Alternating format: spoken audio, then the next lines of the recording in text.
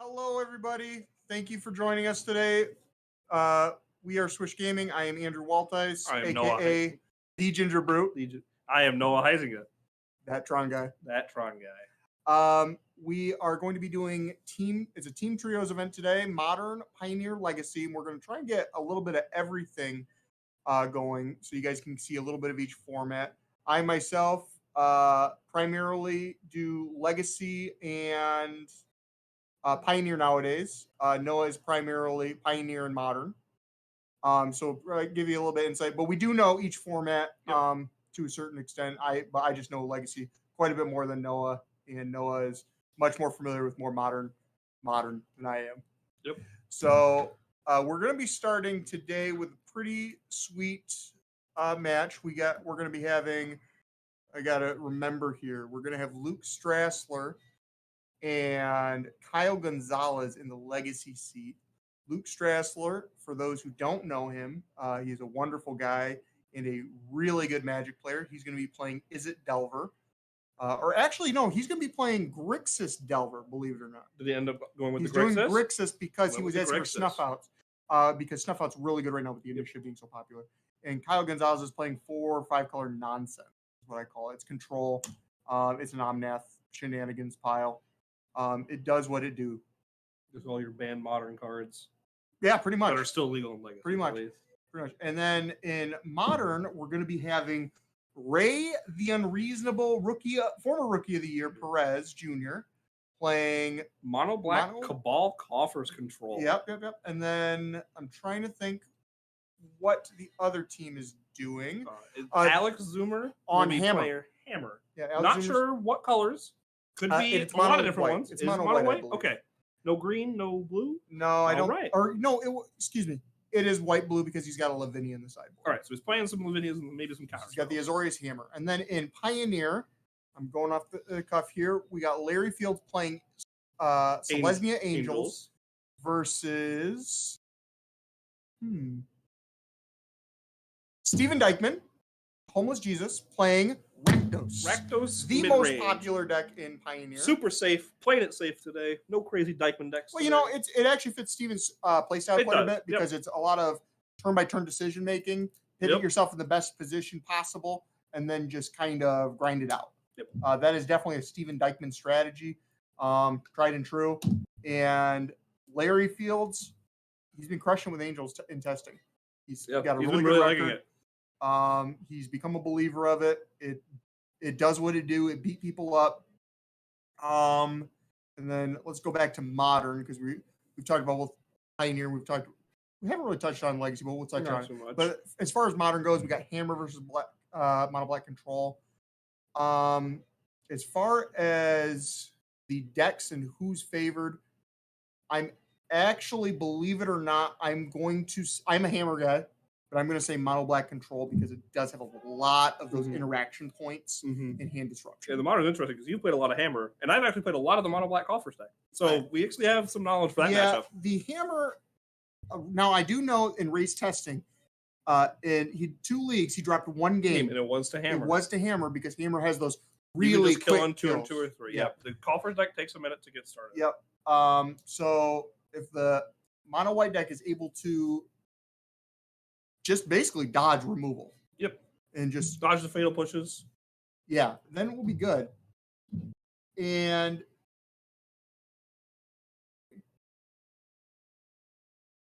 hit the table, I guess. What were you talking about? Excuse me. Yeah, they got dodge removal. And as far as the Mono Black deck, it just kind of has to hit its pieces really quickly. It's got to hit the removal for the stuff. Hand disruption is really good. Yep. Take the Hammer stuff out of the equation. The Equipper, perhaps, because contrary to a lot of popular belief, Hammer is known as an aggro deck in Modern. It's a combo deck. It's a combo deck. It is a combo aggro deck. You need to find piece A and piece B. Yeah, if you do not have piece A, B, and C, the deck does not function. So we're going to have to definitely... The Hammer player is going to have a little bit of a rough time with all this removal and hand disruption. But really, once the Cabal Coffers in general gets rolling, it's this Mono Black deck has a lot of ways to gain advantage, a lot of to draw cards. And another big thing for the matchup, the Mono Black Coffers deck has 4 copies of Karn the Great Creator. Oh, that's true. Can be quite good against hammer sometimes. with the pure steel paladin. If you're relying on pure steel to equip, it's quite good. Yep. And it can stop other things too. Stop drums. So as far as if we're talking matchup base, I think I'm going to say that Pioneer's a 50-50. I think that as far as modern goes, I really am going to say that I think the Mono Black Control is the deck that I'm putting my money on to win. I don't know about, what do you think? I think Mono Black is slightly favored because of all the removal and the hand disruption and the 4 Chrono Great Creators. And what do you think about Pioneer? Pioneer, I think the Angels Rakdos matchup was pretty 50-50, if not slightly favored for Angels, just because Collected Company is one hell of a magic card against a deck turn 1 for 1U. Yeah, and we didn't touch on that. The Coco aspect of that deck can really overload the removal, the 1-for-1 aspect of the Rakdos deck. But post sideboard, I know Steven's packing a lot of powerful board wipe effect. Well, they're saying this is not Ray's team. Oh, so we did not tell. We apologize, everybody. I guess we were told that this is we're told the wrong teams. We'll get some confirmation, but we do know that Steven Dykman's team is in the feature match area at the very least, with red black mid range, blue white hammer, and blue red Delver. We'll probably get Ray's team on in a little bit. I'm sure that they're probably going to be one of the top contenders for today. Do we have confirmation on who's going to be the second team? It is Kyle Gonzalez's team of Kyle Gonzalez on Legacy, Trevor Dalton in one of the formats, and then Matt Scott as their third player. I'm not sure what any of them are playing at the moment. Okay, so Kyle Gonzalez on the 5 color. I think we just got a couple teams mixed up in our heads a little bit. I think we did too. But Kyle Gonzalez definitely is on that 4 or 5 color nonsense in Legacy. So it sounds like for that team, I'm not sure who's in what seat, but they're playing 5 color control in Legacy, Elementals in Modern, and is it Phoenix in Pioneer? Okay, well, I'm going to tell you right now. If I know that team, Kyle Gonzalez is in Legacy. Who are the players again? Trevor Dalton, Kyle Gonzalez. Trevor Dalton is going to be on the Elementals. Yeah, that makes sense. And then Matt Scott will be on. Is it Phoenix? Is what we presume. Okay, so now we'll talk about these matches. I believe Steven Dykman does have the red-black matchup. I really do think that Phoenix can grind through the red-black quite efficiently. They can. It depends on how many Misery Shades Dykman is playing. And we would assume through our team testing, I think we were up to 4. It's 3 or 4, yeah. But what's Modern's Elementals? That can be pretty rough for Hammer. I'm gonna say through my play testing, it's not that bad, but you gotta 4 Solitudes. You're gonna be Theories is pretty brutal. You gotta work fast. Yep. This isn't I can wait till turn 4 or 5 to kind of set things up. Not really grind them out with Ursa Saga match. It's for those who've played against me on when I've played Hammer, I'm a very safe Hammer player. I like to assemble a lot of things, a lot of pieces. I like layers of protection.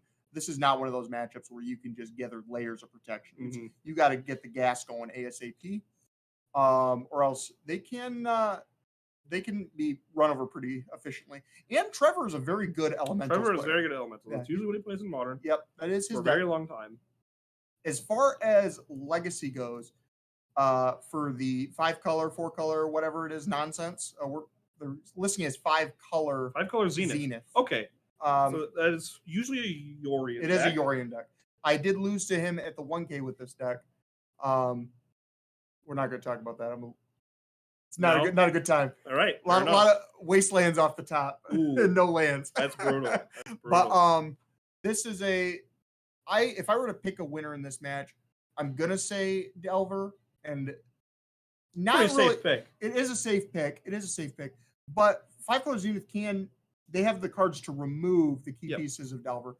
But I'm only picking it because Luke Strassler, I've played him many times over the years. I know how good of a player he is. I know how good he is with Delver. Yeah. And I think Luke primarily plays Legacy. That is what he plays the most. Yep. And Kyle plays a little bit of everything, but Luke Strassler, he's one of those guys, just like me. Whenever they announce some way to play Legacy, we're there. Yep. We got to play. And he's a great Delver player.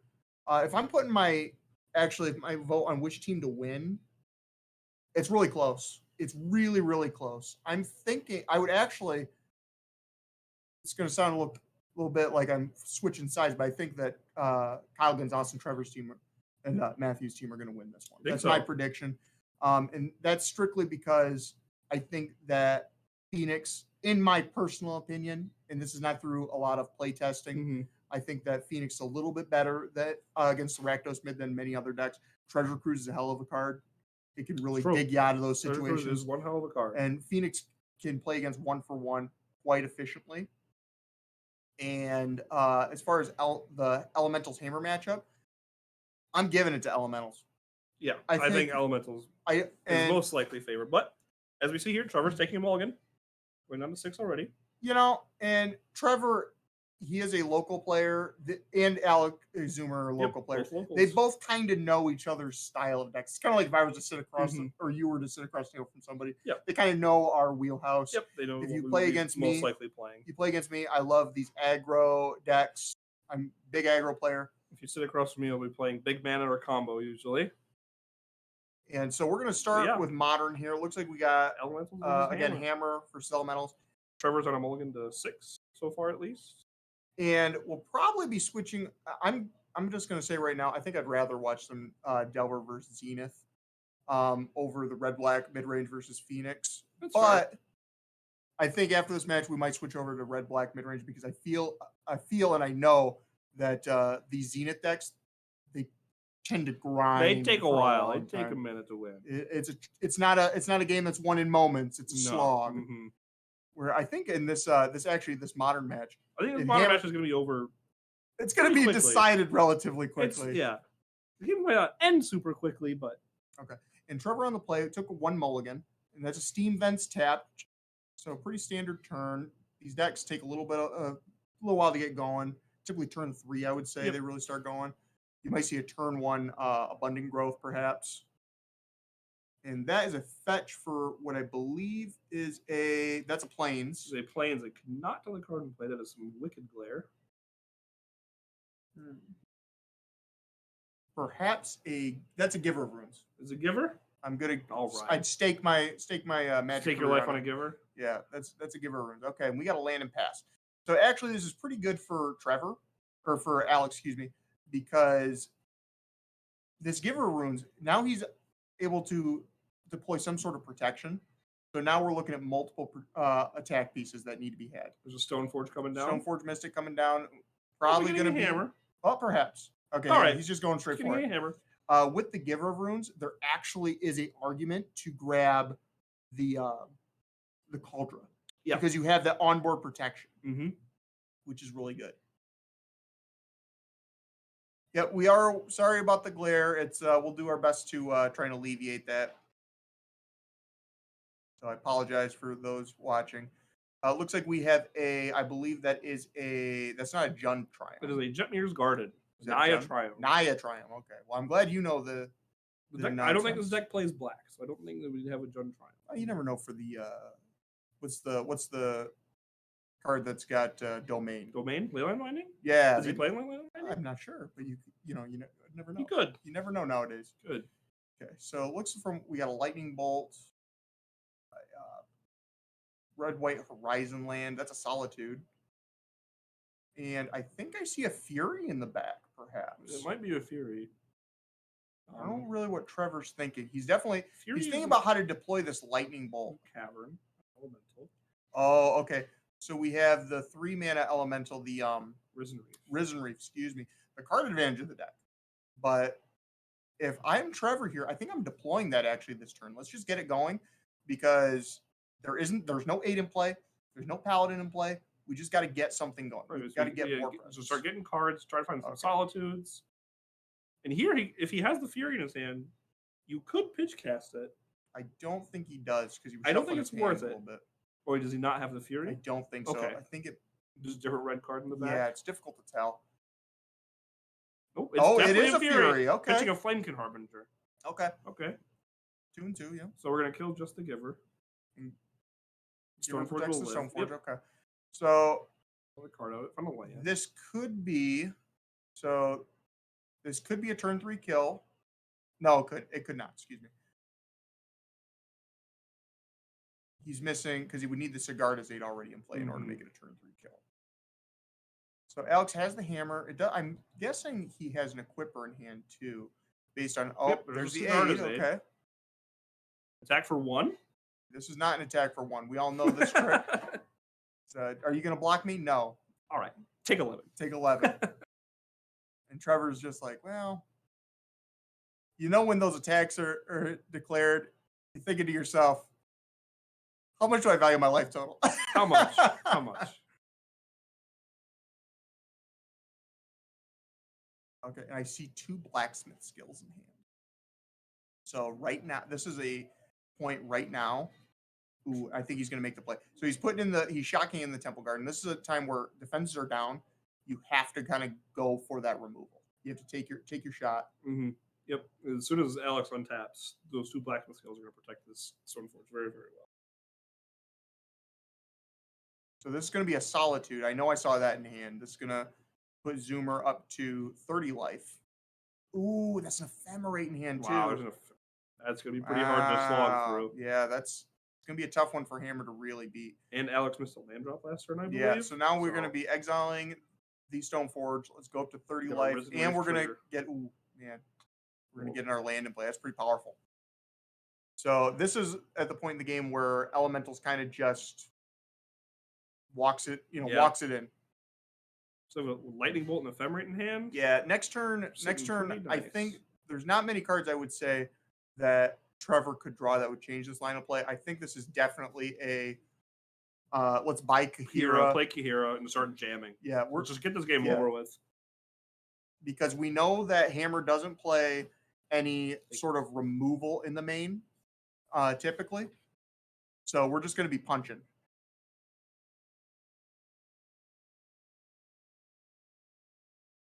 Or he might, you know what? I'm going to challenge that, though. I think he's just going to buy the Kahira here and hold up the removal, because we have the 8 in play.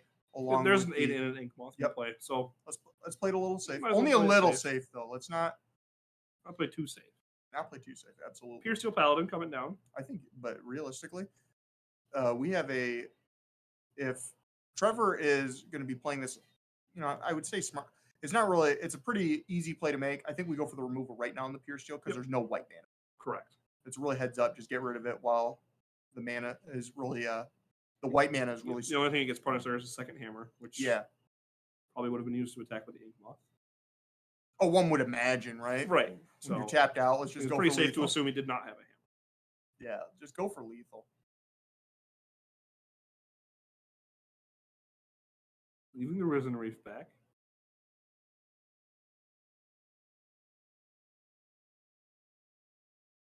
Okay, and this is going to put Trevor back to 8. Just, and again, buying the Kahira. So going to 8 is actually, Trevor's still in a lot of trouble. This deck, the magic number is you want to be at 12. Yep. Okay. What do we got here? I think I see another Pure Steel. Maybe another Stoneforge? Nice. Okay. Stoneforge mistake. These are the pieces that you need to get going. I think actually obviously you're going to go for the hammer, but there's arguments to finding other equipment. I'm not sure. Let's pull up the deck list for the hammer. Let's see what kind of tools we have to work with. Can we grab? We got a Shadow Spear, a Nettle Cyst, a Cauldron Complete, and the 4 hammers. None of the cheeky stuff that I like to see. The Nettle Cyst isn't super stock. That's more and more it's becoming a stock. Yeah, more and more it's becoming stock. I'm one of those players, as you know, I kind of innovated on the Swiftfoot Boots tech back in the day. This is before Modern Horizons, of course, but I do like to have some toolbox. Right. Yeah. No, it's good to have a toolbox. And if you have that, if this was a Stoneforge go get something like Swiftfoot Boots, we're in a pretty good position once we get another land and a creature in play. But as it stands right now, this Ephemerate is just going to. This Ephemerate is going to run the table. Exile your creature. Yep. Trigger. I'm going to put either a card in my hand or into play. Another Cavern Souls in hand. Awesome. Okay. So now he's going to go to his draw step. So really just cleaning a land off the top, which is pretty good. Yep. I didn't see what he drew. I saw Hallowed Fountain, but one unknown to me in hand. Oh, it's the Kahira. It's the Kahira, right? Yeah. It's the Kahira. We'll play the Kahira. Now we're attacking for 6. Going Alex down to 19, and he'll be at 11. Again, not quite there. But worthy of mention is that Trevor's defenses are down. Yep. So Alex doesn't know this, but that card in hand obviously doesn't do any good. So, but it doesn't matter what if your left total is, you still lose the 10 He does impact. have the hammer. So he can actually, if he draws the land, he can, or he doesn't even need a land. He has no land. If he has land, he has protection to go with it. Gonna attack. We're gonna go to blockers, no blocks, and then we're gonna hammer for 11. Okay. Game 2. Yep. Very good. Awesome. I think actually I think there might have been a little bit of a misstep by Trevor in that one. I don't think he was supposed to really lose that one with the ephemerate. He did fire off that ephemerate pretty early. Well, no, if you remember, the ephemerate was initially used for just value. Right, yeah. It should have been used in this kind of matchup. You just need protection. You just need to not die out of nowhere like he just did. Okay, now we're going over to Legacy. And this is... excuse me, we're Pioneer. They were in the middle of a game. Absolutely. Oh, a classic. They're on, it looks like turn 3, because Steven Dykeman takes forever to play. Brotherhood's End here. Brotherhood's End. Here, so this might be a post-board game. I would assume this is a post-board game with a Brotherhood's End. Well, I know a lot of these red-black decks are actually meaning Bankbuster these days. Yes, yep. The Brotherhood's End, though, is definitely key that it's a sideboard card. Bankbuster's just been slowly getting played more and more as people figure out that 2 mana for a 4/4 vehicle that draws 3 cards and does some other things too. It's pretty good. It's just a lot of stuff to do on 1 card for 2 mana. Just overall very good. And one of my favorite cards out of the red-black deck. One of the best cards in the matchup too. Just really one of the all-stars of Pioneer, let's be honest. Really is a staple. Graveyard Trespasser. Card's really really annoying to get rid of. Yeah. Really annoying. Its presence on the field is always just very powerful. Pieces. This is huge. We need a big hit. Treasure Cruise is a big hit. Oh, nice. Second piece is Treasure Cruise. Second piece is Treasure Cruise. Okay. Other than Milling Phoenixes, I don't know if that could get much better for red-black matchup. You know, though, it's a good thing he didn't mill those Phoenixes because he doesn't have a way to capitalize. Cards, yeah. So in hand we have keeping them pretty close to the vest. So we know cruise pieces, obviously. Yep, get rid of the pieces. Can't really see the rest of the hand. What do we got, Steven? Maybe I saw a Power Word Kill in his hand? Steven and Larry are big on those cards. Power Word Kill is very good right now. It's very good until you run into Angels, and it looks pretty embarrassing. The one match, but it's not good, yeah. Literally one match. Yep, but that's okay. Angels isn't too terrible. And we have arguably one of the most powerful cards in Pioneer as well, in Bloodtide Harvester. This red-black deck is just, every time you see it, it's just...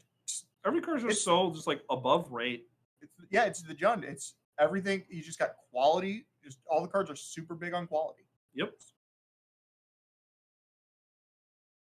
We got other pieces here. An Opt and another Treasure. Okay, so this actually isn't. This one was a lot worse. While we're not getting any acceleration really on Matthew's side, we are getting a large amount of card quantity as far as cheap spells to cast. Mm-hmm.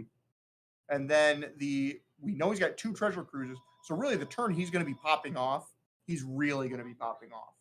We could cast a cruise right now if we really wanted to.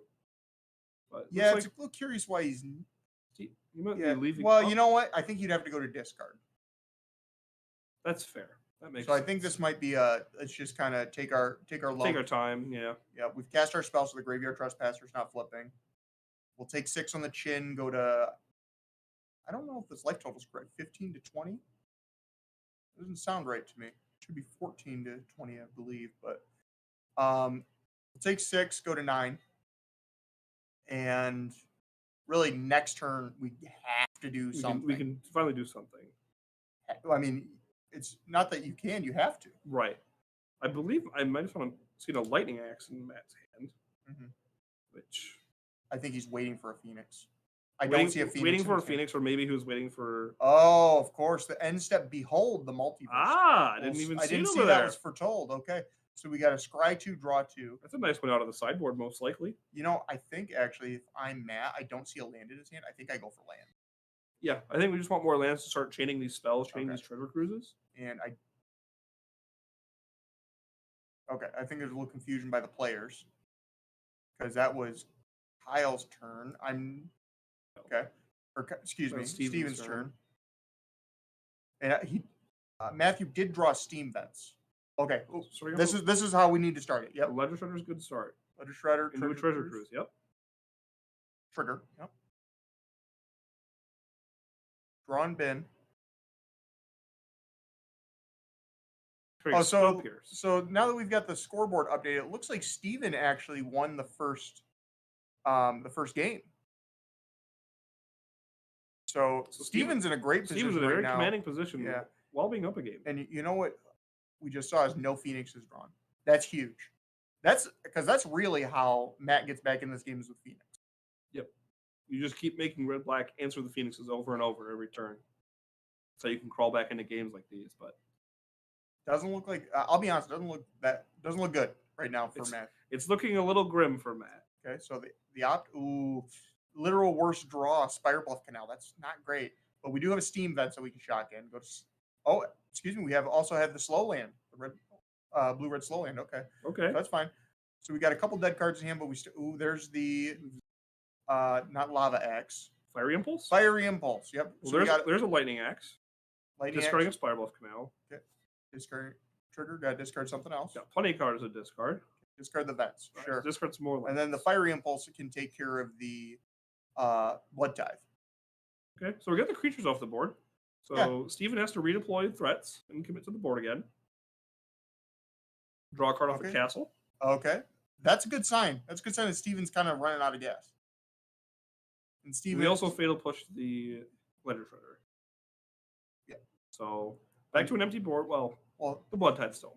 Quote unquote. And quote unquote empty. Yeah. We can assume at some point. You and I both know that this Blood Tithe is not long. It's not long for this one. Or we might be going for seeing if Steven activates the Hive, and then just go for the That's Hive. a much better target for the Fiery Impulse. Hive is a very nice. Steven, what are we thinking? Think about what we want for lunch, probably. It's taking so long. Okay. There's that Fiery Impulse. Okay. And Steven's a pretty conservative player. You can kind of smell that there's a removal spell in your future. You know what I mean? Yeah, he passed the turn with 6 mana. Yeah, with like 4 or 5 cards in hand. I can assume that. We can assume there's a removal spell. Yeah. So let's not just waste our Hive. Let's use our mana efficiently. Pieces, okay. This is huge. Consider, not bad. 2 considers isn't bad. A Burn Down the House. Now, I'm not familiar with that card. So Burn Down the House is 3 red for a sorcery that you can choose one, deal 5 to each creature and each planeswalker, or make 3 devils that 1/1 devils that when they die they deal 1 damage to any target. So it's usually used as a board wipe. But I would believe that, yeah. But you can also make devils as blockers, which wouldn't make as much sense if we're just board wiping. All right. Well, I assume it's in here for the board wipe because it does clean up Shieldred. It cleans up everything from a red black. Matt did find I found another Lava Axe.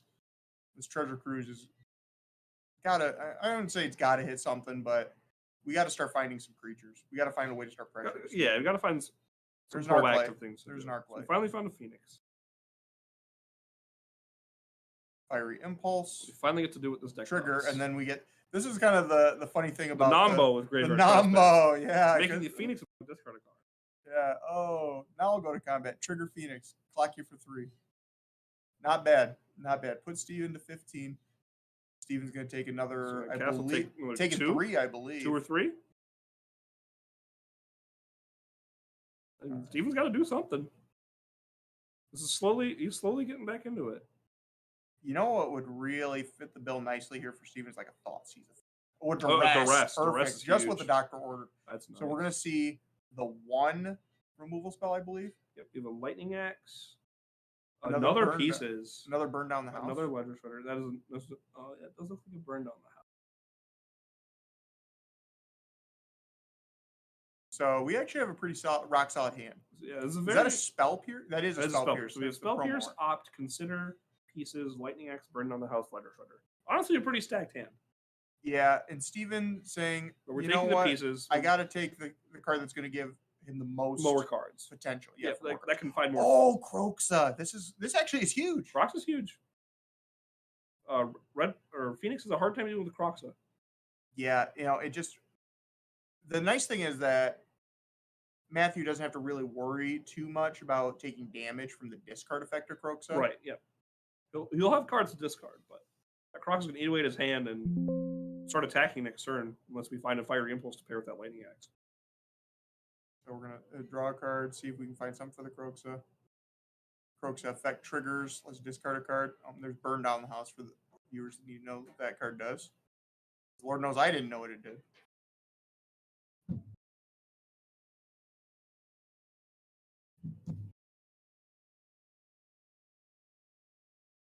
Okay, and then we have a Den of the Bugbear, one of my favorite lands in Pioneer by a wide margin. Really powerful card. And then we saw another Phoenix off the top.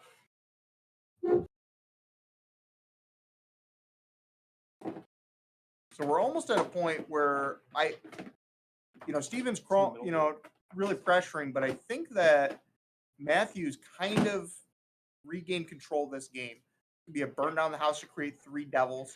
Got a trigger from the Ledger Shredder. We're going to discard the Phoenix. Or maybe not.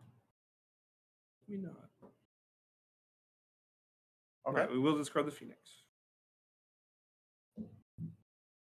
And that is spell count 1.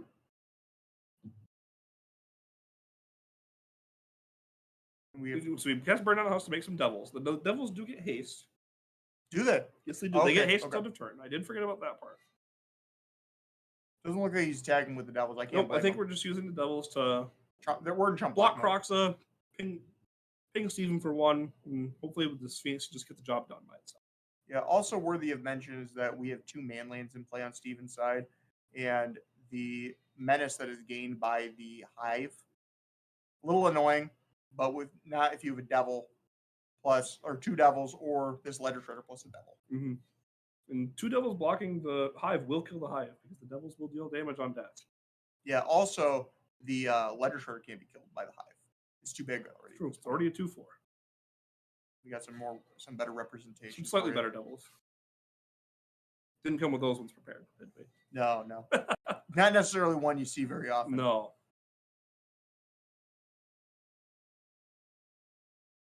Now, I really think Steven's kind of where we thought Steven was in a pretty commanding Steven looked pretty ahead for a while. Yeah, those pieces of the puzzle, it's basically a draw 5 in a lot of ways. Because the cards you're binning are essentially they're essentially cards that you just don't need. Or you're just putting them in there. Yeah, just more mana for Cruise. Or more of it could be a draw 2 plus Dark Writ. Seems okay. I'd cast that card pretty frequently if I could. Yeah, really. But it looks like Steven's firing up the Hive here, getting in there. Lightning. So we're using the Lightning Axe. Yep. We probably targeted. I actually think that's going after the Kroxa. Kroxa, yeah, that makes sense to block the Kroxa. We can go 1 Devil on the Kroxa, and maybe 2 on the Hive. Yeah. Okay. That seems really reasonable. I do think that I'm a little confused by the choice in blocking with 2 Devils on the Hive opposed to the Ledger Shredder. Because the Ledger Shredder being a 2/4 wouldn't die. Maybe he's worried about a stomp from Steven? Perhaps. That's potential. Perhaps. Just playing a little bit more cautious. Like, why risk your position, I suppose? Then we got to kill both creatures in play, deal a couple points to Steven. Steven's picking up the cards because that Hall of Storm Giants is just going to kill him. Yep. Okay. And as soon as Matt grabs the Hall, Steven sees the writing on the wall. Well, that just shows how close this matchup really is. It was actually back and forth for most of that game. Yeah, and remember before the match started, I was saying that the blue-red Phoenix deck, I was thinking that it might be favored in this position because it can get out of those positions where the red-black deck is 1-for-1ing, but then Phoenix just casts like a couple pieces and a treasure cruise, and then just pull way ahead on cards. Yep. Now we're going back to Modern here, and we have my boy the Ginger Brute in play. Card that I truly love. A couple constructs in play. One with the Shadow Spear. So this is an attack for 1, 2, 3, 4, 5, 9, 10, and I'm not sure if the Ginger Brute is unblockable. I'm assuming not. No, it looks like maybe we use the 2 mana to equip the Shadow Spear this That's turn. That's what I think. Trevor has a couple Risen Reefs, a couple Harbingers, and a token from something. Yeah, I'm not sure in his deck what would make a 1 token. Take a look at that, see if there's...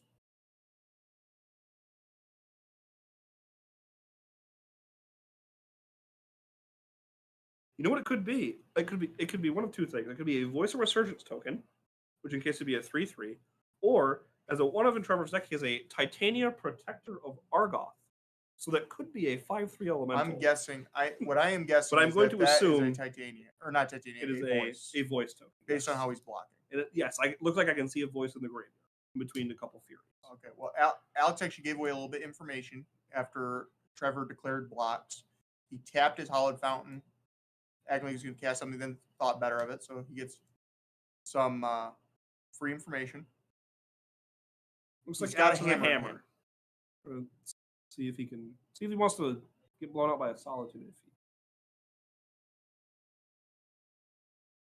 Trevor taking a look.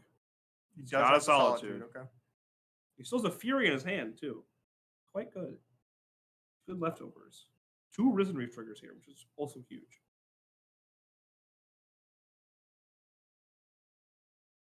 Worthy of mention is that this elemental still, or the construct still, is going to kill the voice token and the Harbinger. So we're going to get a pretty clean board. Yep. The clean board with 2 Risen Reefs in play. I'd like to be no! I think that Trevor did his effect in response to the casting of Hammer, not on the ETB. No. That would be a critical mistake. If he did a response to the Hammer, he can just... I mean, it hadn't triggered yet. Yeah, so we're going to have a conversation. I guess we're going to have a conversation with the judge to kind of clear this up.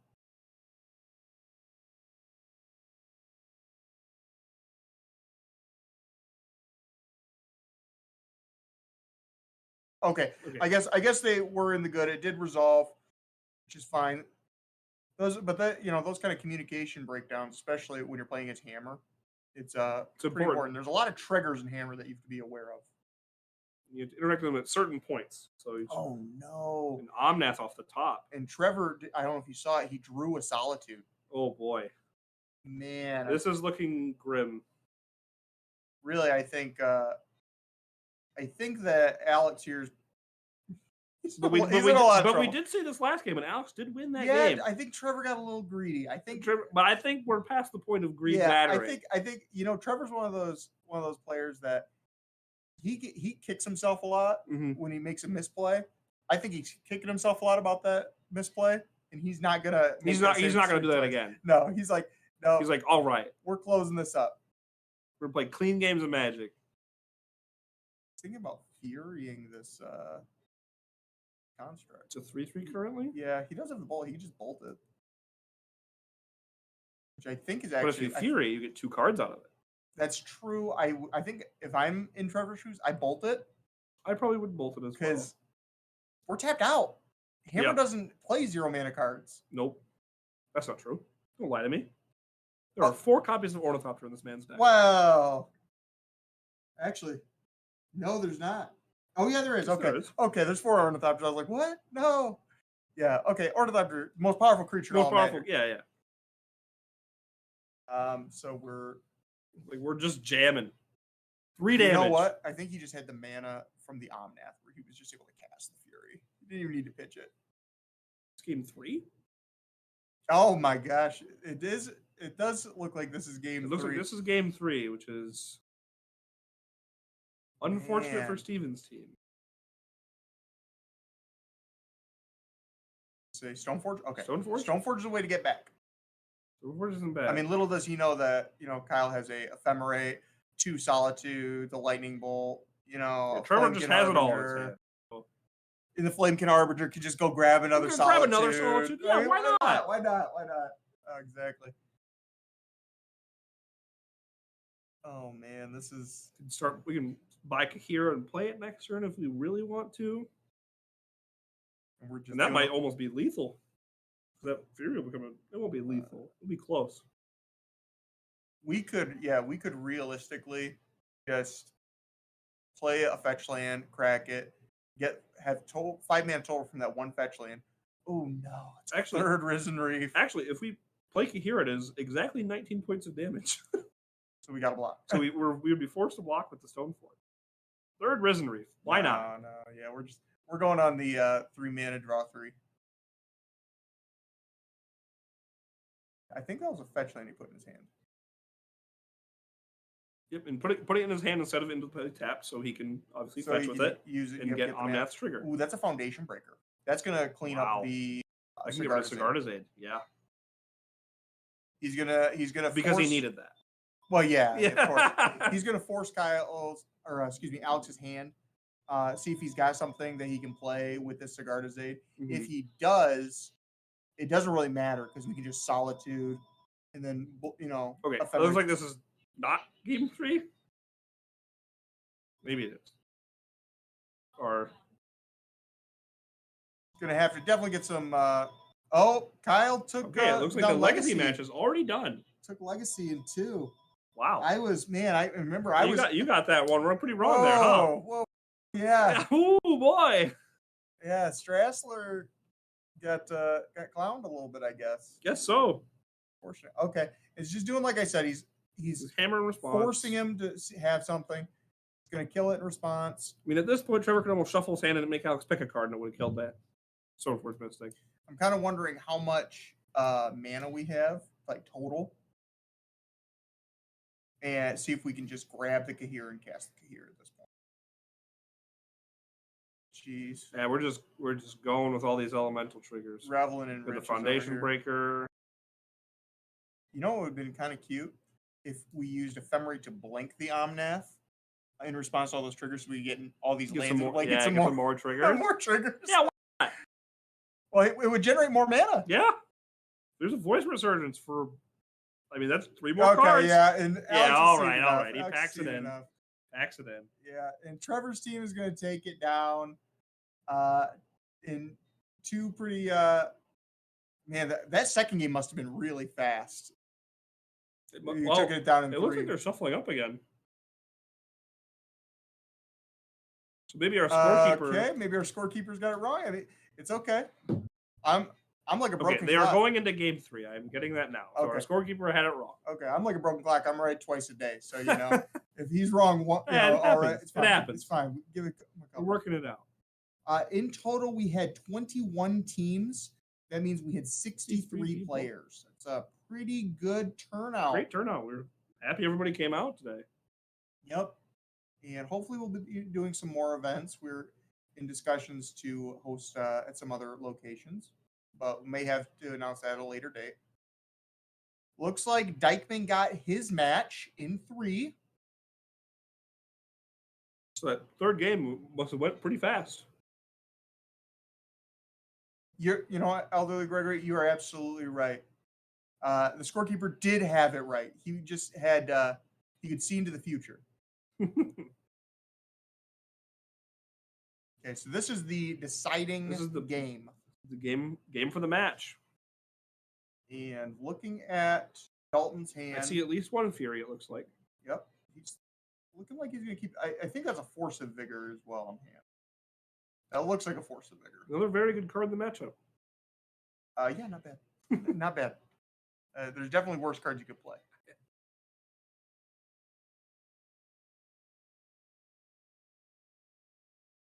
Looks like both players are keeping from what it looks like. Both players on 7? All right. Yep. Both players are going to do what their decks do. Play a full hand of Magic. Turn off. 18 Springleaf Drum. Ornithopter. Classic. Sigarda's Aid. That's quite powerful. I don't like that play, though. No?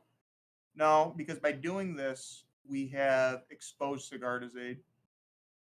I mean, but I guess he has the Force of Vigor. I mean, if you're going for a really quick kill, this is how you're going to do it. A turn 2 kill, this would be it, where you can just go land, hammer. Yep, but that loses to a Force of Vigor. Loses to a lot of things. Yeah. But, I mean, at the same time, the longer this match goes, the more that the more time Trevor gets, which then means the more time he's able to gain those pieces to gain the incremental advantage. Yep. Force of Vigor. What are his targets? Drum is okay. So if we have a blacksmith skill, we can save the Sigarda's Aid. Interesting. Okay. No, we don't. Nope.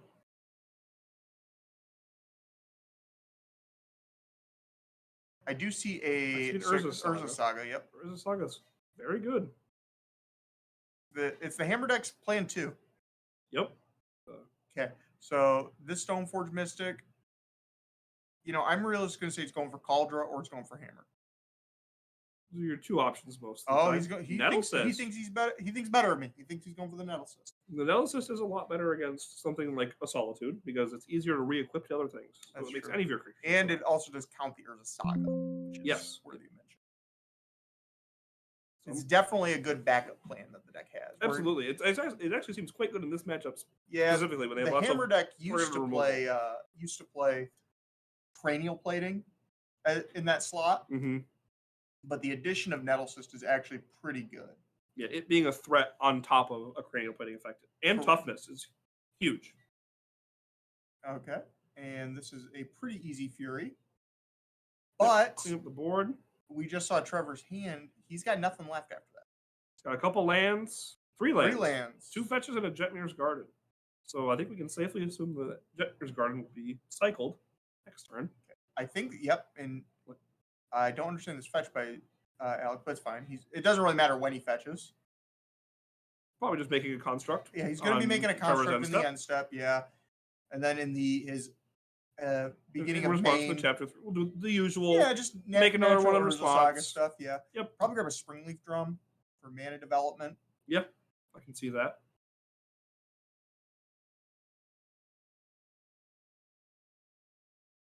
Or maybe he's thinking of casting the Nettle Cyst right now. I don't think so. I wouldn't. I think his teammates are. I think Luke's telling him, no. Just wait, my friend. Just wait. Patience. Construct. Wait. And Trevor should not. Yeah, it looks like he's just going for. I hope he doesn't go for a Triumph. Shouldn't go for a Triumph. No, I want to keep Triumphs in my deck right now. Cycling. Yeah, I'd like to cycle them. Yeah, nice. Grab the breeding pool. Nice. Good. Trevor's in a position where he just needs anything. Arisen Reef, obviously, very, very good here. I think that was a Fury. It's a Fury. Fury's all right. It's okay. It's good to have. We don't have a red card. He can buy the Kahira this turn. We can buy Kahira or cycle the Jetmir's Garden. Those are our 2 options. Yeah, because if we buy the Kahira, it doesn't really do us any good because we can't pitch cast it to Fury. Yep, so we're just gonna. He's on the cycle plan. Yep, we're just gonna cycle, try to find a red card. And I think or that's Arisen Reef. I think that's appropriate. Oh man, that construct I gave to Zoom. That was one of my classic constructs. I got second at regionals with those bad boys. Okay, that was an Ornithopter. Ornithopter drawn. I'd never mistake an Ornithopter. Chapter 3 on the stack. Make another construct. Fetch and response.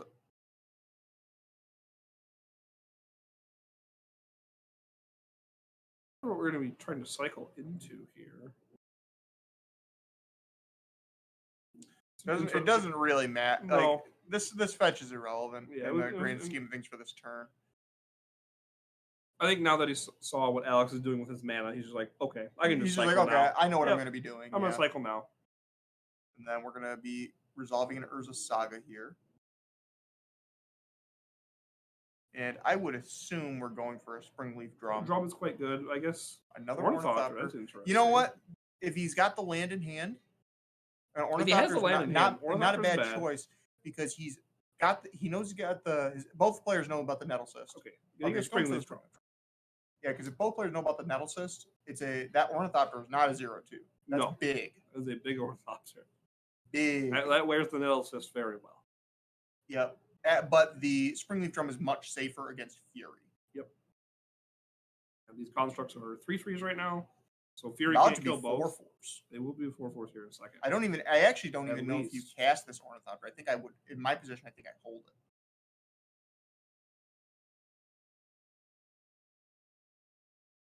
because we have no use for the mana this turn. All right. Cycling. What did we draw? We drew another land. Oh no, that's not what the doctor ordered. That's a bolt. A lightning bolt's good. That is...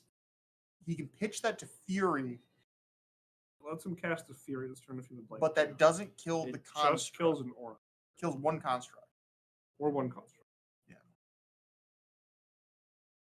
Which buys him time. Time is what he needs. Time is what he needs. Not too much time, really. I believe I see another Sigarda's Aid. Okay, so that's a Sigarda's. That Sigarda's Aid represents. That's very good. No, that's a blacksmith skill. Is it blacksmith that's skill? A blacksmith skill. So, okay, we're buying Kahira. This blacksmith skill really could blow out. We could do some work here. If he goes for the Fury, get rid of one construct. Yeah, that's game over. Lock it up. Yeah, it's pretty bad. Trevor's thinking about it. Yeah, Trevor's a good player. He knows his back's against the wall. He kept a hand, and that's the cost of all these pitch spells in Modern. Just passes. These pitch spells, they eat a lot of your resources, and then you kind of, if you cast 2 or 3 of them, you're kind of out of the game. You're out of resources. Oh yeah. And Trevor's just really feeling that right now. Yeah. Because that Voice of Resurgence, you know what that is to me? A couple blockers. That's a good blocker. That's a couple good blockers. Good blocker. Alex fetching for land 3, so access to 4 mana now. So we know we can put. That's a Shadow Spear in hand. It looks like it might have been a Shadow Spear. Looks like we're just gonna put the Nettlecyst. I agree with this play. I definitely agree with this play. Yep. Use the Ornithopter. It's not going to be attacking. Leave up both mana. Represents Spell Pierce and Blacksmith Skill. And Blacksmith Skill. Yep. Super safe. So this is 1, 2, 3, 4, 5. So this is representing 10 damage. If he has anything else, it can represent 12, which would be lethal. Yep. But in my position, I think you just attack for 10, put him to 2. Oh, absolutely. And just you got. I mean, he has to answer the board. 3 lethal. 3 lethal threats. And Fury can't kill anything. It can kill the Ornithopter. Don't talk about killing Ornithopter. That's heresy. That is heresy. You don't kill Ornithopter. Ornithopter kills you. He's the Ornibopper.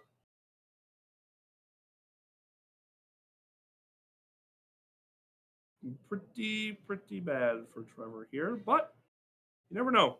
You don't. You really don't. Especially in Modern. Because really, he could go for the bolt on the Ornithopter and then rips if he goes for it, gets a land. He has the other land, so he can just cast Fury, kill another construct, and then he's got a blocker. Right. But he's still dead. Little does he know about the Blacksmith skill, which puts a wrench in all those plans. Well, but the card's really good. Yeah, it's quite good. But from Trevor's perspective, he's not in a good spot. He's at 1. Well, because he can't fetch. Yeah, there's no way to get an untapped source. His other land in hand is a fetch, I believe. Yeah, this deck takes a lot of damage off of its land. Does not as triumphs, fetches, and shocks, and a couple basics. Okay, so what do we got? We got he has 3 basics in his deck, and one of them is in play. No, that's not good. So the fetch land's out of the question. Fetch lands are dead. Shock lands are dead. So we Triumphs can cast. So with our mana, I'm trying to think how we can cast this. Our mana actually doesn't allow us to cast Kahira and hold up. Well, we can hold up Bolt. But that's not good enough. That's game. So Trevor just packs it in. Yep. And Steven's team takes it. Nice. Good games by everybody. Really good games. I'm a little disappointed we didn't get to see some Legacy. Because actually, Kyle Gonzalez's deck, the 5-color deck, is pretty cool. It's a sweet deck. It's pretty cool. It's pretty sweet. Pretty cool. And it's really, I'm one of those people, I don't really like watching Delver, but at the same time, when you watch a really good Delver player. Watching a good Delver player is very interesting. Because because they're thinking 4 turns ahead. Oh, they're way ahead. You're thinking, what kills me next turn? Yeah. So, very good matches overall. Very clean Magic. Yep. So, I believe we have 5 rounds of Swiss today. Yep. Or maybe, is it 4? 5? It should be 5. I think it's 5 rounds. It should be Swiss. 5. So, we're going to have, and it's a cut to top 4. So, being X1 does not actually, I believe it doesn't eliminate them entirely. It should not eliminate them. They can still make it. Absolutely. At 4-1. You can win it out. Going X2, and I haven't ran the numbers, but I believe you're just out at that point. Most likely. I would assume. But hopefully we'll get to see Kyle and Trevor. Hopefully we get to see them Matthew, again. of course. I'd love to see them again. Yeah. And next time, we'll hopefully get some legacy. Yeah, absolutely. Because we can't be sitting and watching Pioneer all day. That's we're gonna see a lot of red black if we do that. God, so boring. Or God forbid we see some mono green. Everyone hating on Delver in Legacy, like, oh, it's the best deck. You only ever see Delver. When you watch Pioneer, all you ever see is red black. Like, that's fair. That's fair. Pioneer enthusiasts, stop coming out as Legacy enthusiasts like that, okay? Let us play. We let you play, let us play. It's always a way to beat them, as seen by Kyle beating here. Yep. But actually, before we go on break, why don't we talk about team format in general? Sure. We didn't really touch on that because I'm a really big fan. I know you're a really big fan. Team events are great. We've teamed many times. Absolutely. What do you feel about team events? How do you feel about them? I think team events are awesome. Okay. Team events, you get to show up, grab two of your favorite friends you like to play Magic with, and just have a fun day playing Magic together. Now, from a competitive aspect, because you play a lot of competitive events just like I do, when you're in a team event, how do you think that you interact with your teammates quite a bit, or do you kind of rely on them to kind of know what they're doing? It obviously depends on what decks they're playing. If I know the other formats and the decks they're playing, I can help them a little bit with decision making. But most of the time, I usually just kind of let them do their own thing. Unless they need help and come to me for help, then I will help them. Yeah, I'm kind of that way myself too. I kind of like to just kind of get in the zone, play. But I'm one of those people that, hey, I'm on that pivot point. Mm-hmm. I got two decisions. Let's talk it out real quick. Yep. That's really what team events are. That to me is the most fun. You get to hang out with your friends. Yeah. And win or lose, you're having a good time. Yeah, absolutely. And how I play team events is very similar to you. I kind of just do my own thing. Yep. But at the same time, it's nice to have that, not necessarily that person that's going to reassure you that your line's correct, but kind of walk you through the other possibilities. Walk you through the other possibilities. Or, like you said, reassuring you that your line is correct. Yeah. So for those who haven't played in a Team Trios event, I highly recommend you get the chance to. There's many different Team Trio styles. There's, obviously, we're playing Pioneer, Modern, Legacy. There's standard Pioneer, Modern events. There's pretty much any three formats. Unified Modern. I wouldn't recommend that too much, but it is there. That's a whole nother beast. Yeah, when you play Unified, it's definitely a lot trickier. We've done plenty of those, and if you ever sit across there from me, I'm just playing, artifacts. Just know that. Okay, we will be going on a quick ad break, and we'll be back, like I said, around 1:25-ish. So please, if you're sticking around, just hold tight for a little bit. We'll be right back. And if you haven't, you can subscribe to us or send us a follow. Like I said, we are going to be trying to do these a little bit more regularly. And I love Paper Magic. I know Noah here loves Paper Magic. We have a good time, and we love to bring content to you guys. So please give us a follow, subscribe if you want to, and we'll see you in a little bit. We'll see you back. Before things get started, but let's just talk about the decks that we have available, which we have Ray's, Larry's, and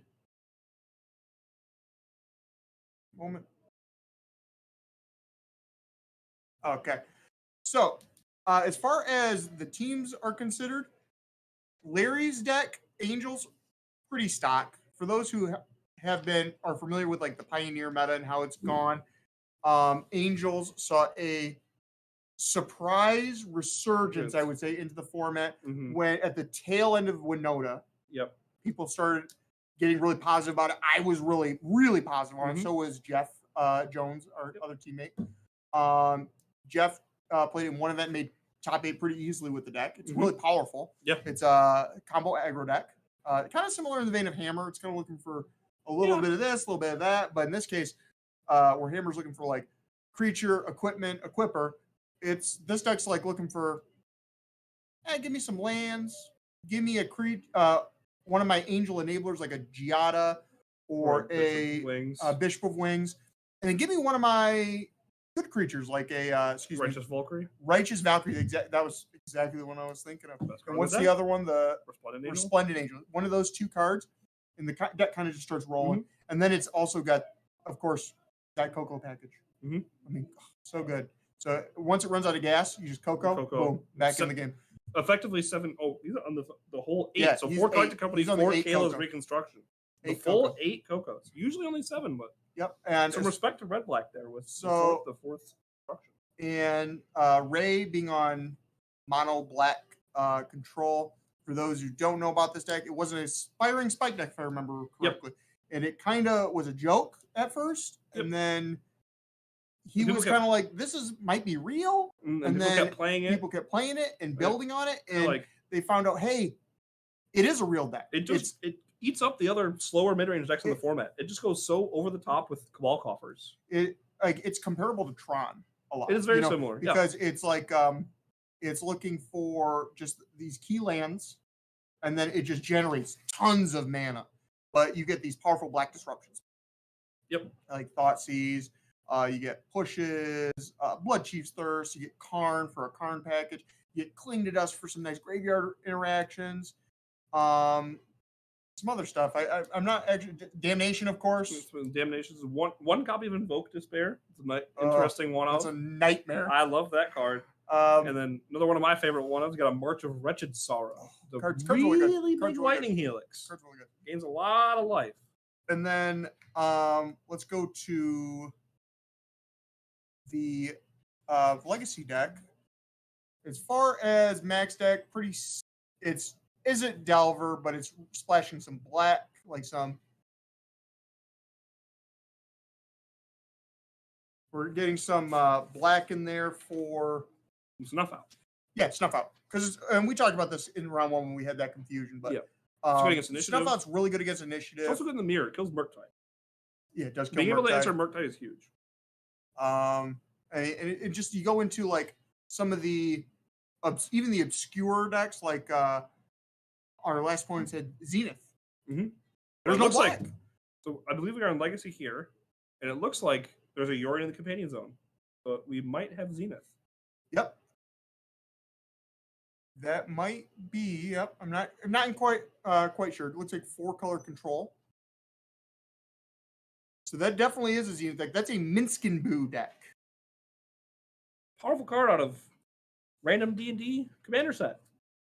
Well, that's the great thing about Legacy. We didn't really touch on that as a format, but all the Legacy used to be one of those formats that before I started playing it, we'd say like, oh, it never changes. It's always new cards Delver, and main standard sets didn't really change Legacy that much because they weren't powerful. No, it was just but as far as how card design went, it has increased the power level so substantially that these newer cards are being pushed in. Mm-hmm.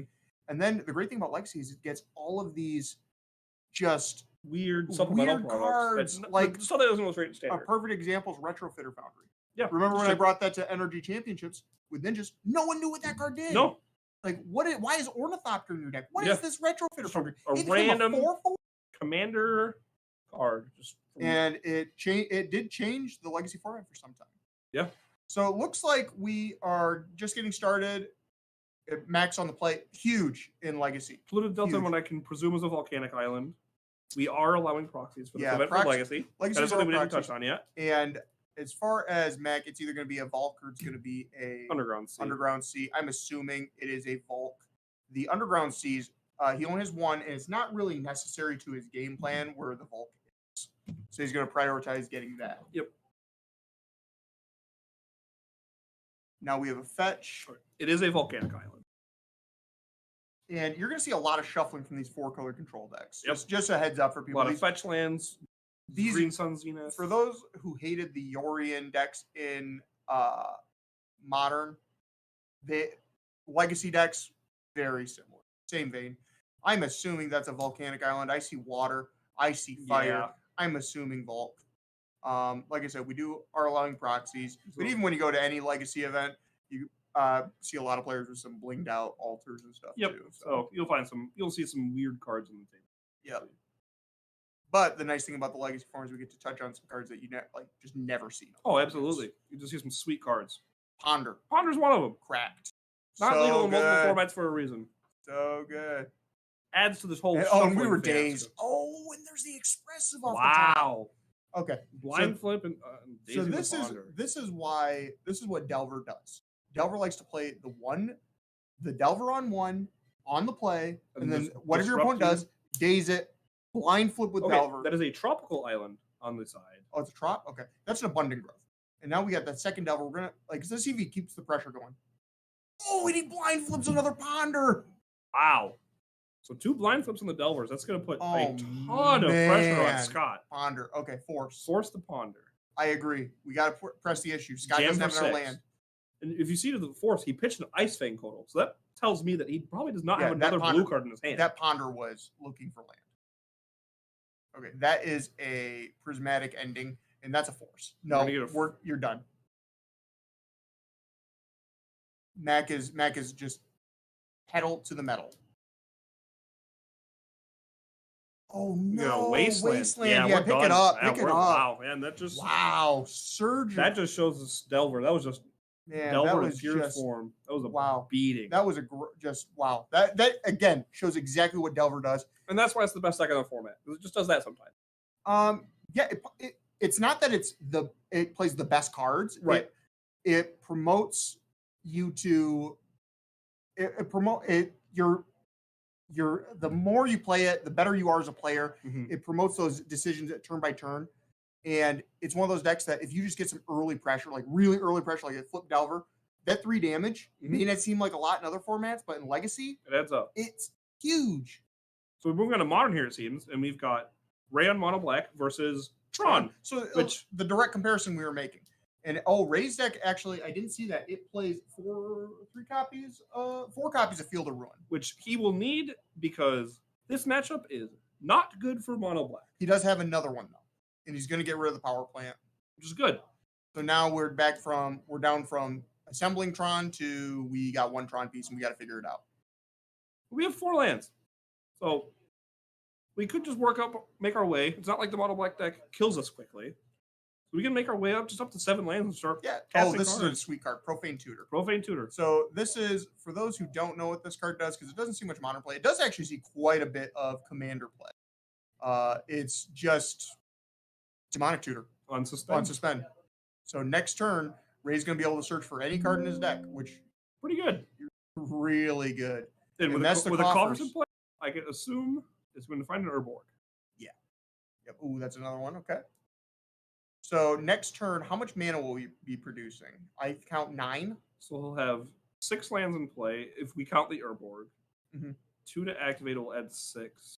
Yeah, so he'll have 9 mana next turn. Oh, but Warping Whale on the Profane Tutor. That is a banger. We on Team Switch are quite familiar with Warping Whale. We're big fans. Noah, that's kind of your... It's kind of my thing. It's kind of your thing. I am kind of the Tron guy, so... Yeah, Warping Whale is a beating. And I believe we just played a Walking Ballista for 3. Yeah. Which isn't amazing in the matchup, but map. It applies pressure. This finds Tron. Let's get 1 more piece. We do not have Tron. We have 2 mines in play. Oh, that's in the mine? Yep. I get confused by the art sometimes. He is using the Tower Mine. A little scummy. If I do say so myself. I don't do it. I don't use it personally, but I don't fault him for using it. So this will be interesting to see what Ray gets. Because actually... The Urborg, it's Golos is what he's thinking. I love Golos. I think I saw in his hand was the Cascading Cataracts. We already have the Cataracts. So instead of just getting the Urborg, we can Golos to go get the Urborg. Oh, no. He decided to go for the father. The Karn father. Karn. Praise be unto him. Especially when Tron's not up like this. Karn against Tron, shutting down all the cycling artifacts and the expedition maps. It's very good. Oh, it's huge. And if you can see, I think I saw an expedition map in Ryan's hand.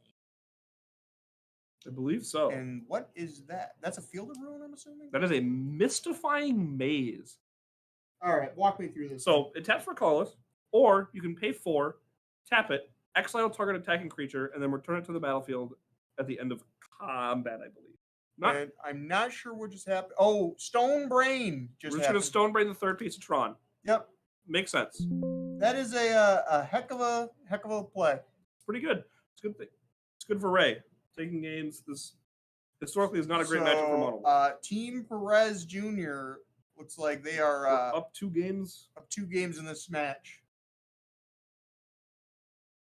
So maybe we can switch over to Pioneer Super Reg. Maybe get a little bit of everything if they're not if they're already playing Pioneer. Nope, we're going back to Legacy. Back to Legacy. Okay. Oh, and that's a Dragon Race channeler. And it looks like we didn't have a card to remove it in the end step. Or maybe we were just, or what you could have been doing is you could have been playing around the days. True, you could have been. He did get blown out by game 1. I will say, you got to remove Dragon Rage Channeler. You do have to remove the Dragon's Rage. It's going to accrue too much advantage. For those who think that it's not that big of a deal, like in Modern, it's annoying. In Legacy, it's game breaking. Mm-hmm. It's really, like I was talking about, where 3 damage in chunks is not that much in other formats. In Legacy, it's a lot. And card selection is really good. I'm assuming that's a Tundra. That's a beautiful, either Proxy Tundra or Altered Tundra, whatever it may be. These all look like proxies done by the same person. Artist. Yeah, they look great. Okay, and this is probably, I'm assuming, Swords of Plowshares. That is a Swords of Plowshares. That's from the Warhammer 40K. Warhammer 40K. It's really of course, really sure. sick. Yeah, no, I believe it. I've never seen that art before. Oh, but and we were talking about Legacy. A lot of Legacy players like to bling their decks out. Mm-hmm. Warhammer decks, their foils in the Warhammer decks are sick.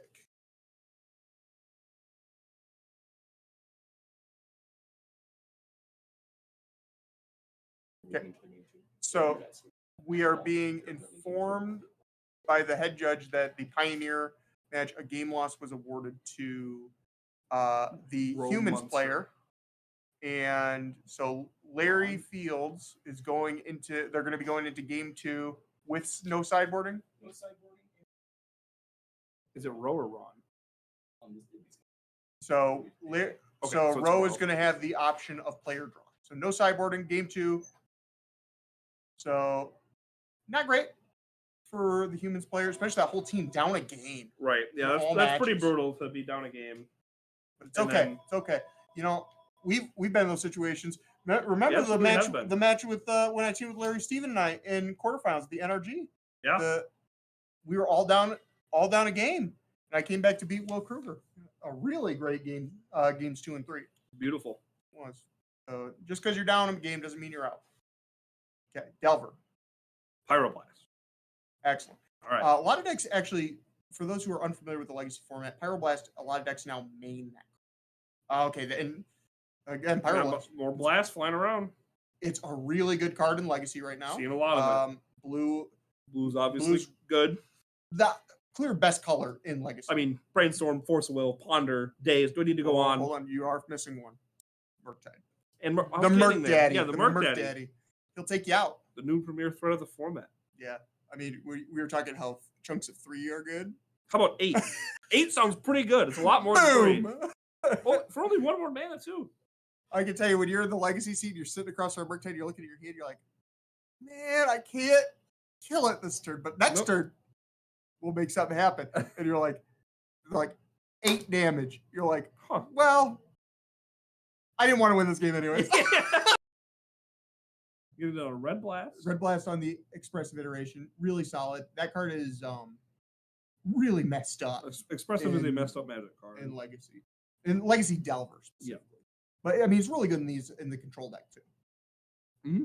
But Delver's one of those. I would say it's the optimal deck for the expressive iteration, just because the threats are really cheap and they're really powerful, and it can also find all the protection with it, or the cantrips. This looks like a Ponder. It was a pretty quick shuffle on the Ponder, so Mac not finding what he wanted. Mac's playing his $13,000 Ponder. I doubt he would. I doubt he would. Well, he did make a top 8 of Eternal Weekend in Legacy. He did. So he could be. I offered him $3.50 for it. I was the whole $3.50. I was the high bidder for a whole 3 hours. Wow. He did take you up on it. I wonder why. Surprising. I can't figure it out. Surprising. I can't figure it out. So it looks like we are now back in Scott's turn. Scott's tapping for 3. Buying the Orion.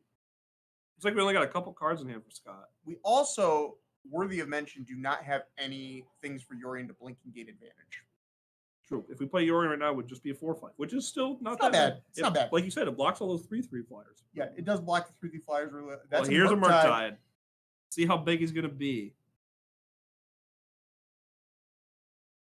Okay, 7/7. Okay. So you know what? I'm not a mathematician, but I think it's a little bit bigger than 4/5. Slightly. It's can With Scott at 18, that's a 3-turn clock. Yeah, it's pretty quick. Pretty Quick. fast. Remember I was saying I don't have somebody to kill it right now, so I guess I'm taking 8. Yep. He doesn't have an answer. You can't do that for that long. If he doesn't have an answer, I guess I didn't want to win the game. But this card in particular is a huge reason that Pyroblast has seen a tremendous. Looks like a prismatic ending in Scott. So unless you can find 2 more colors in the game of Magic the Gathering, excuse me, 3 more, right? Oh, 7 man. You're right. So unless you can find 2 more colors, that Murktide gonna be pretty hard to prismatic ending. Oh no, it's an 8 drop. No, because it is a 5 drop. Jeez, it's a 3/3 base. It's so good. Come on, it's a 3/3 base. You know what? I'm the painter. I'm just the filthy painter player that plays 7-8 copies of Pyroblast effects. Mystic Sanctuary here to put the expressive back on top. Yeah. That's disgusting. Yeah. And trigger the Murktide. And triggering the Murktide because it does that for some reason.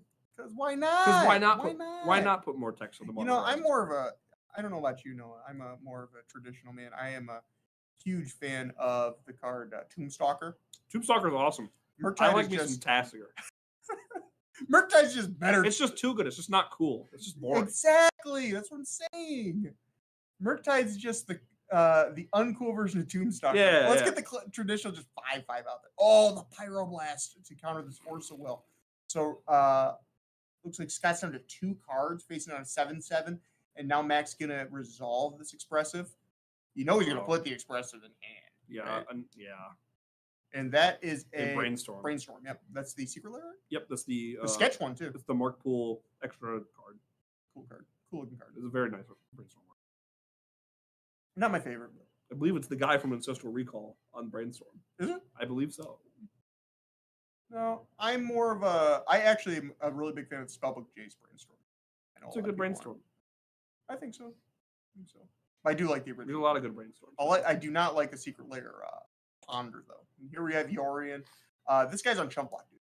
5 mana 4/5 is a lot worse rate than Mac 2 mana 8/8. Mac's not worried about this. No, Mac's just gonna turn it sideways. Turn the 8/8 sideways. It's not like he loses this race. First gonna express. I mean, Scott has to block this turn because if he doesn't block, he just dies to a lightning bolt. You know this is how I feel about with these. You play all these cards, these expressive iterations and stuff. You know, some people like Mac just like move cards around the table. Yeah, just move them around the table. Let's see some more cards and then move them around the table. Wasteland. You take out a land here. Take out the. This is really heads up. What he's saying is you got to fetch right now. You got to make a decision right now. He just lets it go and blocks with the Yorion.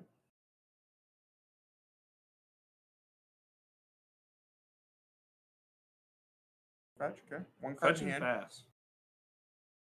Well. Okay, so that's another Wasteland. Is he going to have to fetch again? Yeah, he is. Let's it go. That's 8. Go to 2. Go to 2. On a Brainstorm. I'm not a fan of this. Kind of have to, though. No, what I'm not a fan of is the end step Brainstorm. I think this is in the main phase, I believe. No, it's in the end step. Well, it didn't resolve. Didn't matter. So we're done with this. Mac was just like, we're not. Yeah, that was in his main phase. Mac, I said he was a really good Delver player. He showed it there. That was a very clean 2-0, very quick. Yeah. And just where Luke Strasser was saying that's a bad matchup. Mm-hmm.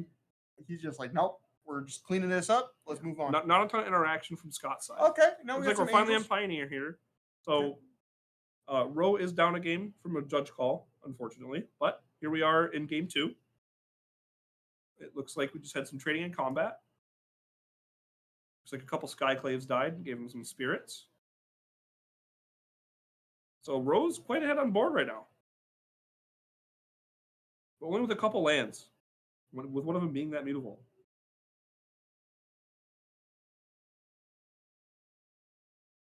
Yeah, and Roe does these lands.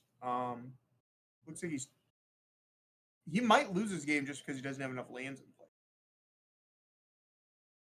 play. Larry can only play 1 card a turn as of now, right? But his cards are just on rate. Better. On rate, they are a lot better than mono whites. Mono white humans cards. If you notice the life totals, these are the ones from Legacy. But I can see from Larry's. I think Larry is at 3, while Rose at 20 based on his life pad, or it could be a 5. He's at 5. But we have Resplendent Angel in play. It does not take long for the Angels deck. It takes one collector company to turn this game on its head. Yeah, I've had an Angels player down to like 6. Yeah, and they'll go back to 30. And they will just gain 16 life off of one collector company. They hit a couple of them. Like, it's Righteous Valkyrie. This deck can gain so much life out of absolutely nowhere. Let's not forget about the fact that did Ray get a second one? I saw a little blip show up on Tron got the mono black control. All right, they're going to game 3. What if you're the humans player, what are you thinking here? I'm not sure. So we have this 2/2. You did find a land. We did find a land. So Adeline here isn't awful. Well, she's not great because the 3/3. Let's see. Okay, so there is an Adeline. Adeline's okay. The token she makes, I don't think it's worth attacking here. So if we do, we put him to 3. I think. Man, it's tough. It is tough. I think you do attack. I think those are spirits. Attack with both the spirits. I think it depends. Also depends on what's does Adeline is Adeline's attack. My only question is, does it trigger? I thought it triggered whenever something attacks. Yeah, it's whenever anything attacks. You make a 1/1. So you make the human. Yeah. Yep. Okay. So we're probably block the 2/2. Yep. Block the 2/2. Take 2. Now this is interesting. You know what? If I was in Larry's position, I would block the human. One less creature that can get through with Brave the Elements. Yep. It's also a human. Yeah. For $1. Yep. That's it. They get so much synergies based on creature type. But so maybe Larry values that 1 point of life right now more than he is at 3. He was he's at 3 now. He's now at 3. I don't. There actually is a big difference between being at 3 and being at 2. Larry has to do something here. Like right now, he can block the Adeline, but that Mutavault presents lethal. Yeah, let's see. Even without the Mutavault, it's lethal because of the Adeline. No, it would be without the Mutavault, you'd be at 2. No, because he has the 2 1/1s in play, and then the extra 1/1 from Adeline attacking. So he'll block Adeline. You're right. 2 humans and the spirit. You're right. No, when you're right, you're right. But I can see I believe I saw a collected company and a Skyclave apparition in Larry's hand. So I think Larry's just thinking of what to do. I think you Skyclave the Adeline. Yep, just get the guaranteed removal in the Adeline. Yep, that makes sense. Makes a lot of sense. I agree. Now you just got a couple 1/1s for 2 Larry's 3/3 and 2/2, and it's for now at least it's gonna be pretty hard to break through this board. What do we got going on? Okay, so it's humans player. I think I saw Brave the Elements in hand. Brave is good, but it's just awkward because 2 of our 3 attackers that we could have are not white. Correct. Yeah. Correct. So Brave won't get the Mutavault or and here's the problem: the fact that Larry played the Skyclave and took out the Adeline. Now there's no good attacks. Right. Yeah. There's actually no good attacks. You got 1/1s, both can be blocked. Yep. Without a Thalia's Lieutenant, there are no good attacks here. And if I'm sitting in Rose's seat, I'm going to be really frustrated because honestly, that Resplendent Angel, 1 more land. I believe Resplendent Angel's ability is 5. I think it's 6. I believe it's 3 triple white. Regardless, there's a lot of cards that can just gain Larry life. And if Larry gains 4 life, it's over. Right, 5 life. Correct. Yes, 5 life. And 3 white. Okay, well, so yeah. I don't know my angels nearly as well. To be fair, mine are in simplified Chinese. It's fair. I don't read simplified Chinese. They were cheap though. Larry does have a Nixos. Yes, we got 4. So with 1 land, he can activate the Resplendent Angel because he has 4 devotion in play. Yeah. So I mean, and I feel like if that Resplendent Angel starts getting activated, I think it's 5 damage. It's 5 damage. It has life. It gets lifelink too. Yep. So he's going to go back to 8 and then it will trigger, make a 4/4. So I think once this Resplendent Angel starts activating and connecting, it's going to be very hard. Okay, this is an extraction special getting the Thalia's Lieutenant. That's pretty good. That's a really good play. That's a good start. It's very good. Unfortunately for Roe here, Larry is not obligated to. That'll say one. So Larry is not obligated to block this 2/2. So like if you know what I mean? So like he can just take 2, go to 1. This is not a lethal. Yep. He's not presenting a lethal threat this turn. So Larry's kind of he's all set to go to his next turn.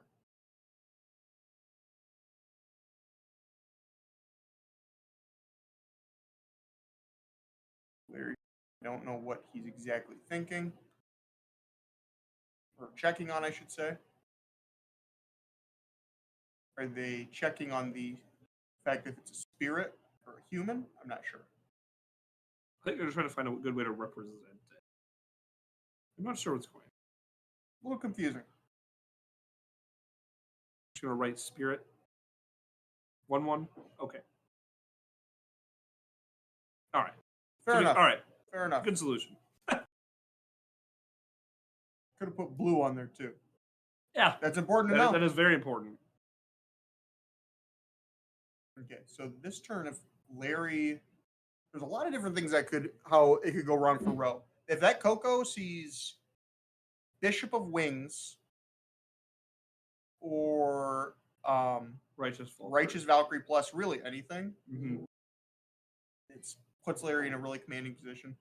Or double Righteous. Oh my goodness. Double Righteous or Bishop Righteous. That's land, I believe. So that puts him at 6 mana. Land is activate Resplendent Angel. Or play any of your 2 drops and then Coco. True. A lot of different things that can go wrong. 4 mana, yeah. So adding 4. 5. Floating a white mana, maybe? Yeah. And I'm assuming that's a forest. Looks like a green-white duel. The slow land. It's probably an Innistrad. It looks like double feature showcase. Big fan. Can't really understand what they are in coverage, but they look a lot better in person. So they're very pretty. They look so sharp. And I can't tell. That's a bishop. I can tell you that's a bishop. Nope, that's a Righteous Valkyrie. It's bishop or Righteous Valkyrie. It's one or the other. Way to narrow it down. Well, I'm at a 50-50 shot at this. Oh, it might be both. No, it's a Giada. That's definitely a Righteous Valkyrie. Giada Righteous Valkyrie. Yep, Giada. And the land. And that's a youthful Valkyrie to follow up. So now we get the Righteous Valkyrie triggers. No, Giada. There's 3 other angels in play. It comes in with 3 counters, triggering the Righteous Valkyrie. Gain 6. And he gained 2 off the Righteous previous. Yeah. Wow. That's huge. That's huge. He's at 11. Yeah, now we get to attack with this Resplendent Angel, and it's going to trigger in the end step and gain 4 more life. I hate to say it, I think this one's in the books. And that's not a 4/4. That's true. It's an 8/8. It is an 8/8. I forget that Giada just puts counters on tokens too. Yeah. So now he's at 19. Yep. We've reset the game. Yep. I believe this game is. I think Ro might almost be dead in the air next turn. I don't think it's close. I think it's just. I don't even think it's close. I think it's just over. I think either way, this game is probably just over because we have 8. We play realistically any angel, and we hit the threshold. We have 16 power and flying right now. Yeah. No, we have 18. If we hit any angel, because there's so many angels in play, we'll hit the threshold for the Righteous Valkyrie, and we'll anthem the board. Well, Larry just put Ro down to 17, and I believe we have 18 power flyers in play. Well, but when we can gain more life, why wouldn't you? Why not? Why wouldn't you? Why stop now? Might as well want to get that Righteous Valkyrie buff. Yeah, I'm one of those players. I'm like, well, I just needed to make sure. Yeah. Gotta make sure the game's over. Had to make sure. And they're just talking it out. I think Ryan and Ro are talking, saying, I think it's over. I'm trying to figure out how they can get out of this one. You know what the real problem is because of the game loss that Ro got, he was not able to sideboard. Which is wrong. In this, I'm not saying it's a bad matchup, but it's not a great matchup. It's not great. This matchup is not. You can't sure it up. Tough. But Larry is figure it out. I've played enough times with Larry. He is surveying the board, thinking because his opponent has big cards. He's thinking, "How did I miss?" Yeah, he's like, "Hold on, did I miss something? Am I about to lose this game?" What can we see? What can we see? Are you going to lose to like a mass pump spell plus a Brave the Elements? Is that what he's thinking? Like, You never know. Even if we had Thalia's Lieutenant plus Pump Spell, we're still not even coming close. No. 14 life with only 2 creatures that can attack with a Brave. It's not going to do it. And Adeline trigger. Missing a trigger on that. So we're going to Distraction Specialist to get some lifelink. Yeah. Block with a 4/6. Seems pretty safe. It's you got to be frustrated if you're sitting in row C because it's like, what went wrong? Yeah, it looks like we missed a couple land drops early on. Yep, and Larry, I think if I remember, he had triple Skyclave Apparition. Mm-hmm. Yeah, Skyclave is very good in the matchup. Obviously, Angel's creatures just outsize mono white so quickly. And they fly. Like we're talking, it's the snowball effect. Yeah, this whole deck is really snowballs quite quickly. As soon as Angel stabilizes, they're just that is a bishop. I assume bishop. If we play bishop, and then if this is any angel. That is the other Coco. That is Kayla's Reconstruction. So those are the top 7. I'm not sure exactly what X was for here. Oh, X is probably a lot because of the Nixos activation.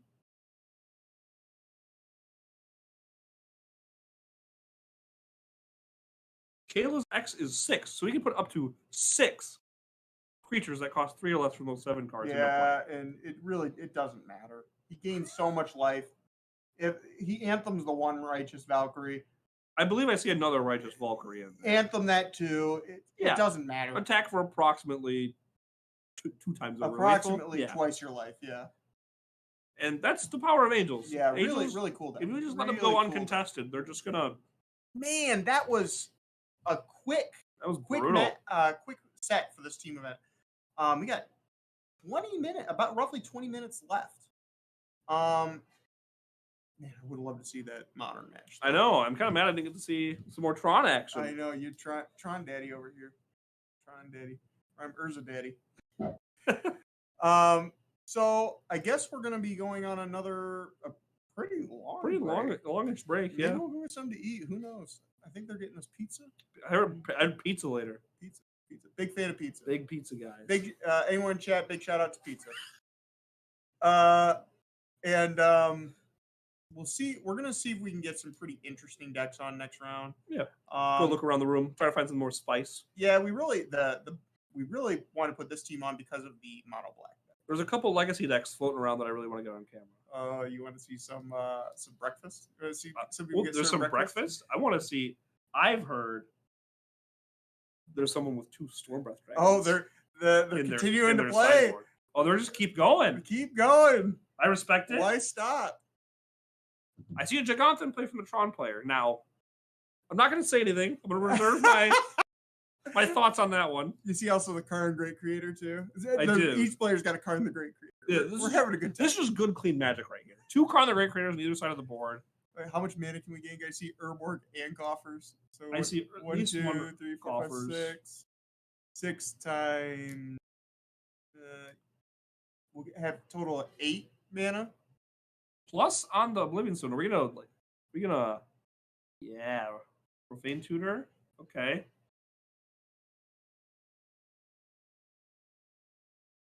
Another KGC in hand. I see a couple of Dalthief Woodwalkers in the graveyard in exile. There's a small chance that Karn on Ray's side is not his Karn. There's a chance. It's possible. Chance. Actually, I think it's in a different. No, it's not. It's in the same color sleeve. It's his. It is his. Okay. But this match is not over yet. We have Tron. That's an Ugin. Now, most of the things in play are colorless. Yeah, the funny thing is it doesn't really do. But Ugin just upticking and threatening to ultimate in a few turns kill the Karn. Is good. Kill the Karn. Yeah, or just kill the Karn, kill the Ballista. I'm a little confused on this. He's plussing on his Oblivion Stone. He could kill the Treasure Vault. He could just kill the Treasure Vault. I thought he would. Ray's Karn already plus the Oblivion. It did. So it actually can't do that because it's non-creature, right? I believe so, yeah. Oh, he animated the Ensnaring Bridge. And shot the Ensnaring Bridge with the Ugin. That's pretty hits. So now the Oblivion Stone can attack. So now plussing the card on the Oblivion Stone does not look anywhere near as good. Because now the card gets attacked down. Can't do anything about it. And now things aren't looking great for Ray here. What could Ray get? Because he's going to be demonic tutoring next turn. He could be. He can demonic tutor. He will have 6 swamps in play. So he'll have 9 mana. Or he'll have 8 mana because the treasure vault will not make. Oh, excuse me. The die was incorrect. It was supposed to be. Looks like he has another card in hand, so we're gonna. It's another card. We're gonna reset the stony silence effects, so the Oblivion Stone will not be able to blow up. Which I'm not sure. I'm not sure how relevant Ryan that would is. want to right now anyway. Well, we could grab a. We need a Pithy Needle. How much mana do we have in total? We have 7 swamps, meaning we get 5 mana, and then have 8 mana is what I'm counting. No, We'll have 10 mana. We'll have 10 mana. 10 Yep. mana. The treasure vault cannot be used. So we could invoke Despair. Invoke Despair, it hits the Giganta and the Karn most likely. But then that would. It just leaves the Ugin in play. I'm not sure how many ways Ray has to remove Interesting Planeswalker game. outside of attacking. Interesting game. Yeah. Oh, wait, no, we can't get Invoke Despair. Excuse me. Why am I saying Invoke Despair? Because it only gets an artifact. Well, you're talking about Karn. Oh, yeah, we have to get something. Oh. I meant for the tutor for next turn. Oh, yeah. But yeah, Karn, this turn, Karn probably just gets. Yeah, let's take a look at Ray's deck. Let's see what he can grab with this Karn. All right. Hold on here. Is this Ray? That is not Ray. That's Larry. That one. Their handwriting is atrocious. It's like I'm deciphering hieroglyphics. So we got the treasure vault. Could get Golos. Golos would be bad. So it looks like I'm assuming that bridge was. We went Karn, go get Wormcoil Engine. We're going to cast Wormcoil Engine. Now, in the creature fight, Wormcoil is quite good. I hear good things. It's not bad. Now we're back with Karn on each side of the board. But now Ray's ahead on board, it looks like. And Ryan, without a lot of cards in hand, it looks like just a star, which can't be used. I do think the next turn we're grabbing Invoke Despair. I think we almost have to. So we're plusing to kill the Karn. So now the Oblivion Stone's up again, which is interesting. Oh, I forgot that was still even a thing. What? Oblivion Stone. Oh, yeah. It's still chilling. It's hanging out. Yeah, now we can actually cycle this star. Basically just letting you do this. This is your jam. It's just fun. They're playing for fun at this point. So Karn's going to downtick. We get here. Crucible of World. Oh, it's a Haywire Mite. Okay. I don't know. Haywire Mite just as a blocker is quite good here. No, interestingly, he could use the Haywire Mite, pop the Wormcoil Engine, get the tokens. Haywire Mite only, one, it exiles. 2, only non-creatures.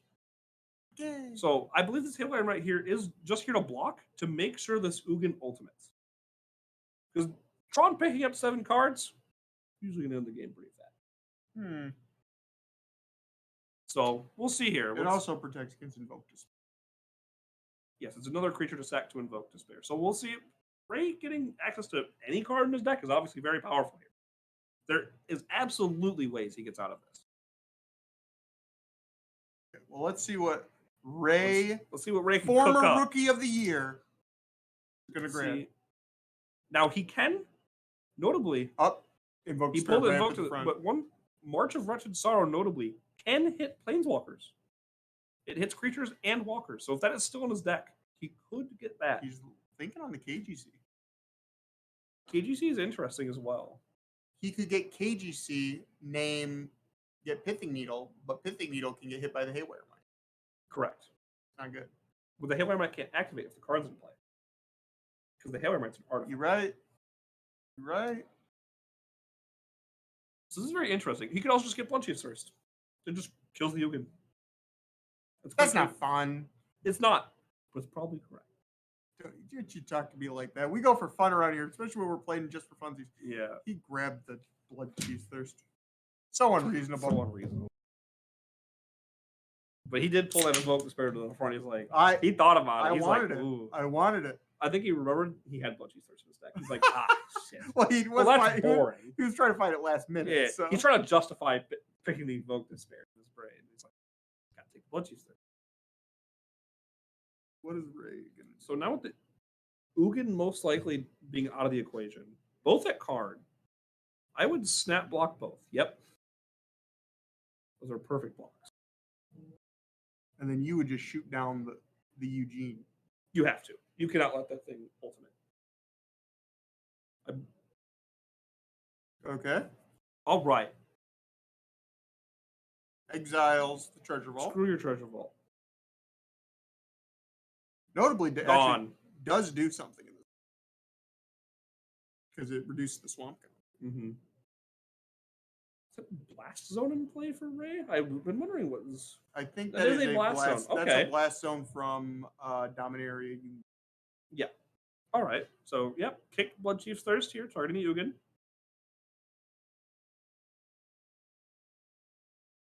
So, all right. Wormcoil's the king of the battlefield yet again. What was that in here? I think that was a walking ballista. Ticking up the blast zone to 4 to blow up the card. That's huge. He's done with this nonsense. Giving it what is it? Immortality counter or something? With a fate counter. You would know that. The old fate counter. Me, I'm not used. I don't give my opponents time to put fate counters on stuff. No, they just got to pop it. No, you know how it is. I love putting them on things. I don't give them enough time. I like putting them on my opponent's lands, just because. You never had done that to me. I haven't. I don't have time against you. Your decks kill me too fast. I don't have time to play around. Are you saying that you don't have time versus Inkmob Nexus on one? Not usually. No, not usually. But a long time since I was able to do that. My opponent plays a Tarmogoyf, though. You got all the time. You got all the time in the world. Even when you're on the draw, you would have time. Yeah. Tarmogoyf. What a magic card. Bring it back. What a goofy boy. Drew another Oblivion Stone, so that cleans up the backside of the Worm Coil, but you don't want to lose. Stirrings definitely could have been a lot better, obviously. Could have found one of our big planeswalkers, or an Ulamog. Ulamog here would be disgusting. Well, we don't talk about that. Not a fan of Ulamog. He needs to quell that hunger of his. Another good one here that I don't believe is in Ryan's deck, but that I'm a fan of. World Breaker would be quite good here. Yeah, you are a fan of that card. No World Breakers. One Cityscape Leveler is the only new interesting card. Well, we popped the Oblivion Stone. So we're going to get 2 worms. We put a fake card on the Gigantha, not the card. That's interesting to give Ray access to artifacts again.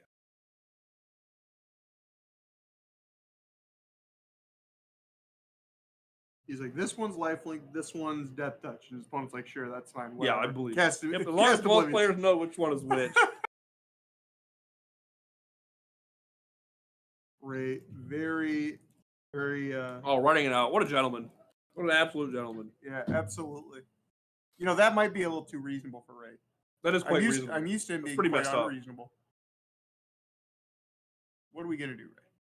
What do we got? I saw a swamp at the end. That's not good. 6. His opponent is at 8. It's right. It's a lot. I have not looked at life totals. His opponent is at 8. That is not good. It's a lot. You know what's lethal here? Invoke Despair. It actually is lethal. I bet you his opponent's thinking about that exact same thing. Okay, so we're going to pop the stone before damage. He doesn't want to go to 2. He's respecting the Invoke Despair. Are you saying that card's pretty good? It's okay. Yeah, it's not bad. It's all right. It's not bad. Ray, what are we doing? Whoa. That's a lot of mana. Whoa!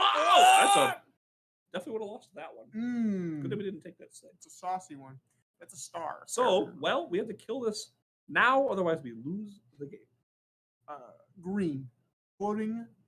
We drew a tower. That is a tower. And we're dead. And Ray said, yep. You got it. Good all match. Right. Good match all around. Mono Black offers taking the match. So. We're a 3-0 sweep. Wow. 3-0 sweep. 3-0 then sweep. they even... They dropped the game. They dropped a game. Ray dropped a game.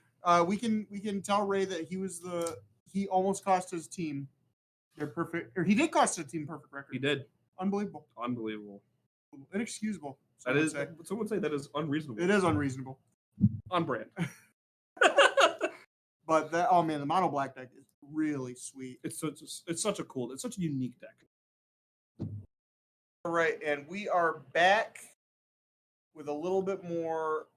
We got some more Mac Raid Larry action on the left side. Yeah, we picked this team of Jay Mead, Bryce Alward, and James Johnston because specifically for Legacy. We want to see Jay playing some cephalid breakfast. Yeah, Jay is going to be serving one of the 3 core meals of your day.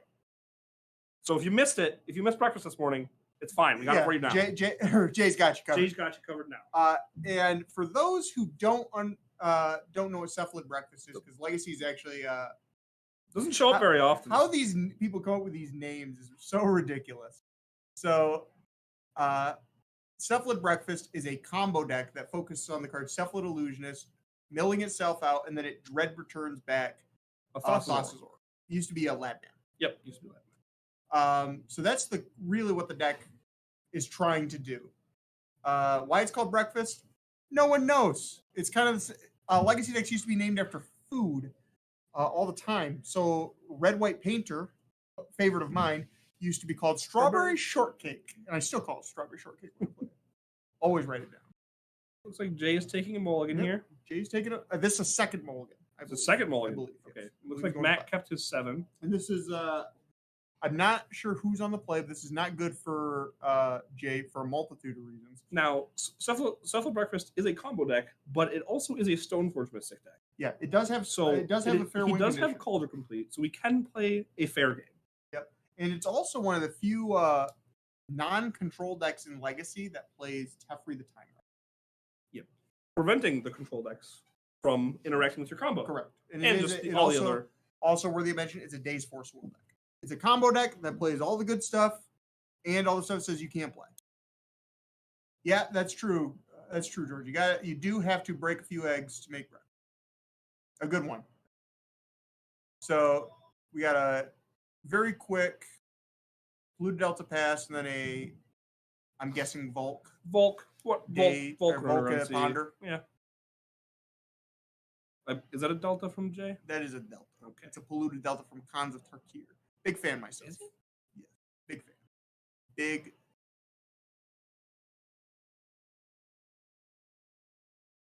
Well, I guess it is the Khans artwork. I couldn't really tell. You got to familiarize yourself with that Khans of Tarkir artwork. No, I'm not really a polluted Delta gamer. Sometimes you are. That's very rare. And then we got a Mishra's Bobble. Let's see what we're dealing with. And hopefully he got some information, some some good information. Yeah.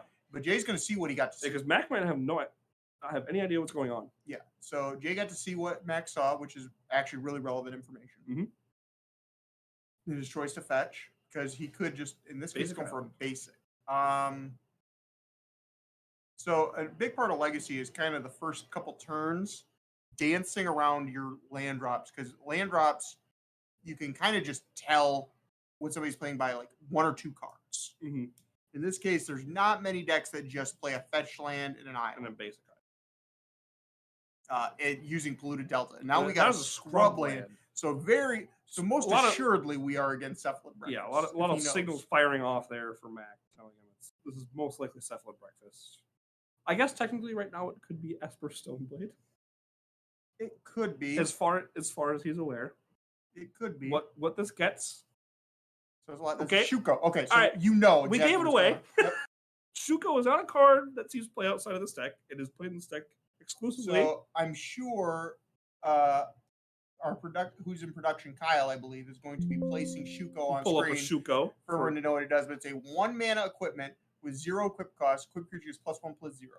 And the reason that's relevant is because when you have Cephalid Illusionist, anytime it's targeted, and equipping is targeting, you mill 3 cards from the top of your deck. And then the whole thing is you mill your Narcomoebas, and then you play your Dread. Yep, so as long as you have 2 creatures in play to move the Shuko back and forth between, you mill yourself out with the illusion. Correct. So let's see what he's got. Worthy of mention, we did not have a removal spell for the Stoneforge Mystic. We're going to try to cast this Shuko. Casting Shuko. Equipping Shuko. That's a little interesting why he would cast the Shuko instead of just sneaking in with the Stoneforge. Sneaking in, yeah, because you're risking it getting Forced. Yeah, maybe, but maybe he already has the Nomads, which is another combo card, just like the Shuko. I did see a Step Through in his hand. And for those who aren't familiar with Step Through, Step Through has Wizard Cycling. So he can pay 2 and discard it from his hand to search for any wizard in his deck. I believe there's another card that has Wizard Cycling. They used to play it. Vidalcan Aether Mage. Yes, that's what. Thank you. Is the creature from Future Sight that has Wizard Cycling. But yeah, Step Through is better. The funny thing about Step Through is I have seen Jay win a match just like casting Step Through, just bouncing this other kid. It can happen. Bouncing 2 blockers kill you can technically happen. It happens sometimes. Here we are, fetch on Underground Sea. See what Jay assembles here. Obviously, he doesn't have too many cards in hand. Let's see. Oh, he's got 3. He's got 4. He's got 4. All right. And I believe Mac has about 6 or 7. That is a Cephalid Illusionist. There's the Illusionist. That is the win condition. So we're going to bolt it now. I believe Jay's got Daze. Picking his island up as cost. Daze. Oh no. Max says it's good. Yep, there's the mill 3 off of the Illusionist from the bolt. Actually, I believe you don't even need to have 2 creatures. You just can so you keep equipping. Oh yeah, you can keep targeting the same creature. So he mills his whole deck, triggers all the Narcomoebas. They're shortcutting, obviously, because it saves time. But technically, it would be done one at a time. So you see here, Jay's playing all his Narcomoebas. I'm going to hit play. You're just separating the cards that actually matter. Jay's being a good sport and showing all the cards matter. And now this could. So you do know what he has in hand because he did not reveal all the Narcomoebas. Right. He only showed 2 Narcomoebas. Daze. He has a Daze. Pay it. Because normally what this deck gets to do after this, it has enough Narcomoebas. It also plays Cabal Therapy. Yes. So you can therapy your opponent if you have enough creatures in play. But only having the 3 creatures, Jay just had to go for it. Yeah. And that's breakfast, everybody. And it worked out. It worked out in his favor. You know, we saw Mac bollywopping people last round. Now we got to see Jay serving breakfast to Mac. Yeah, Jay kind of gave it back at him. Like, here's some of your own medicine. Okay, now we got some sweet Pioneer action. Some Angels versus Red-Black. And this is kind of the only deck that James plays. This is kind of his thing. And another mid-range specialist, some might say. Yeah, I mean, some would say it. I say it's kind of boring, but I'm also the aggro guy. That's right. Pretty boring. I'm not a huge mid-range guy either. It's some people's cup of tea, though. Yo, are you gonna do that infect control in Pioneer? So we're talking about Kyle. You actually put that package in Turbo Fog. Oh no! But that's a whole other conversation. So Larry's got 4. A couple Righteous Valkyries in play. Now those are huge. Yeah, if James does not answer these right now, any Angel that Larry plays is like he's going to gain a lot of life, and if he ever hits that threshold of 27, these Angels will get +4/+4. Yeah, and Larry's saying, how much mana do you want to commit to the Shade? Right. Let's see. I think Larry's okay if he just pumps 4 mana. I'll go to 19. Yeah. What is this? A Shieldred. A Shieldred. Okay. Irrelevant. Yeah, it attacks. It has you go to 17, Larry. All right, so Larry needs a. That's a Coco hit. It's a Coco. Okay, well, all right. Planes. It's like, oh, you didn't have the Thoughtseize? Oh, all right, let's just not whiff here. Besiege you, Planes. Is there a whiff? That might have been a Resplendent Angel at the end. Oh, come on, Larry. Show us something. Oh, that's a Resplendent. I believe that's a Resplendent Angel and a Giada. This is not good for James. It's a Skyclave. Skyclave. Okay, so we're going to take the Shieldred. So we're only going to gain 6, which does not put up to 27, notably. Yep, that's true. So James still not out of this yet. He can. I'm sure. No, the game's pretty much over because at the end step, Resplendent's going to trigger. Angel. But is James playing any main deck?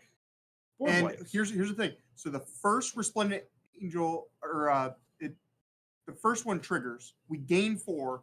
Then we're hitting the threshold. Right. So we'll gain a little bit of extra life. We gain 10 total. Yeah. And James picks them up. Okay. Mono Black Control. Oh, baby. No. What happened? So. Oh, man, this is looking grim for Ray. Looks like we got not a lot 3 Cabal Coffers in play.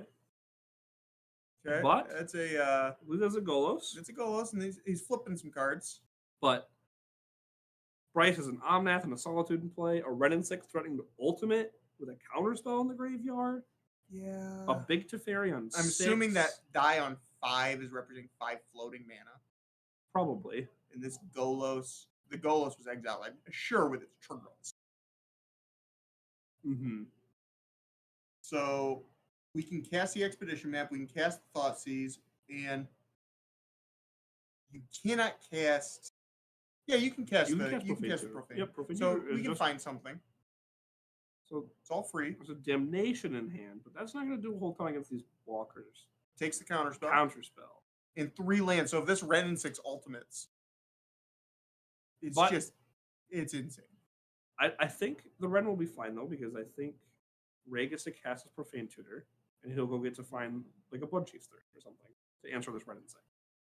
So I think he's safe from the Ren. The question is, can he beat the 2 Teferis? It's tough. It's really tough. Time Raveler is not that big of a deal. It's not. No, it is not. But what worthy of mention is that the map that he casts, if he's going for the Thirst, which I agree with you would be the play, he's not able to crack it. He again pulled that Invoke there straight to the front. Oh. It's good, but it's not as good here. Because it's always tempting. Because Bryce gets to choose what walker he gets to keep. And I assume he would keep the Ren. I'm assuming he would just get rid of Time Raveler. Yes. But get rid of Time Raveler, get rid of Solitude. Yep. Keep this value train rolling. Yeah, you go for the KGC. KGC, you can play that. You can grab. I don't think you can grab enough stuff. I believe he pulled the Black March to the front as well. That's not bad. You can get the Ren down. It knocks it down a peg, but at that point, wouldn't you? I'd rather just get the Blood Chiefs there. Man, this is really tough spot for Ray. This is really rough. Just because all these walkers, and he knows that Bryce doesn't have anything in hand, but all these walkers draw cards. Mm-hmm. While Ren and 6 doesn't, inherently draw cards. It draws lands. It puts lands in your hand. Yeah. So the Ren's not as much of a problem unless there's a Triumph in the graveyard. Then Ren becomes a big problem. Then Ren does draw cards. Absolutely. But Ray's still thinking here. It's a tough spot. Jay's got me thinking I should have got more breakfast this morning. Yeah. Had a pretty hearty breakfast, but could have gone for a little more. Could have gone for a little more bacon. More. Never go wrong with too much bacon. Yeah, could have too much. But could you really? It would take an awful lot of bacon. It would take a lot. Awful lot. He's is that going a cling to dust? That is a cling. It is interesting because you could cling the relevant cards. You can cling the cards out of the graveyard for Ren. And he doesn't really have too much. No, it looks like it's just a counterspell and an expressive iteration.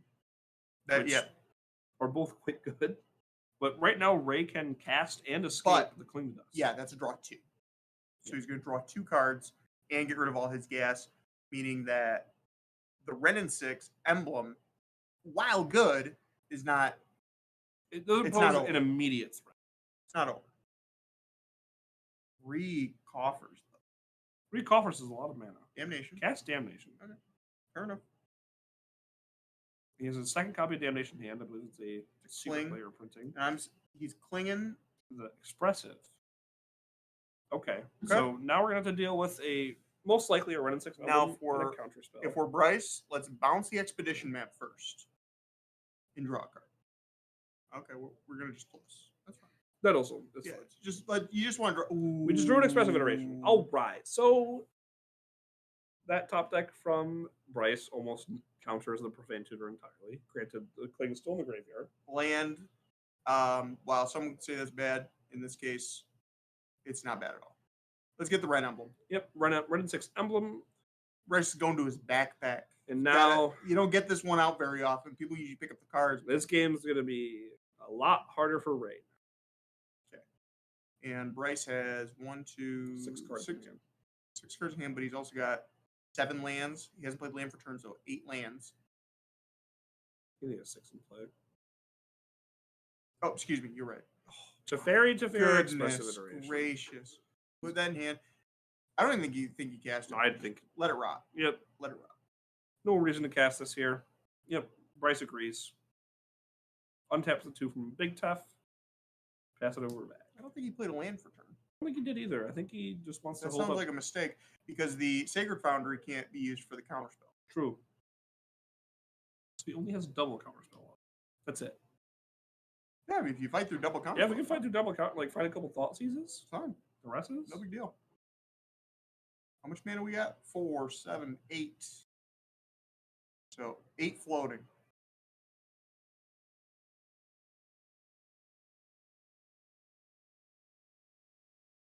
I gotta bring out the D20 for mana floating. That's how you know we're getting serious. Exactly.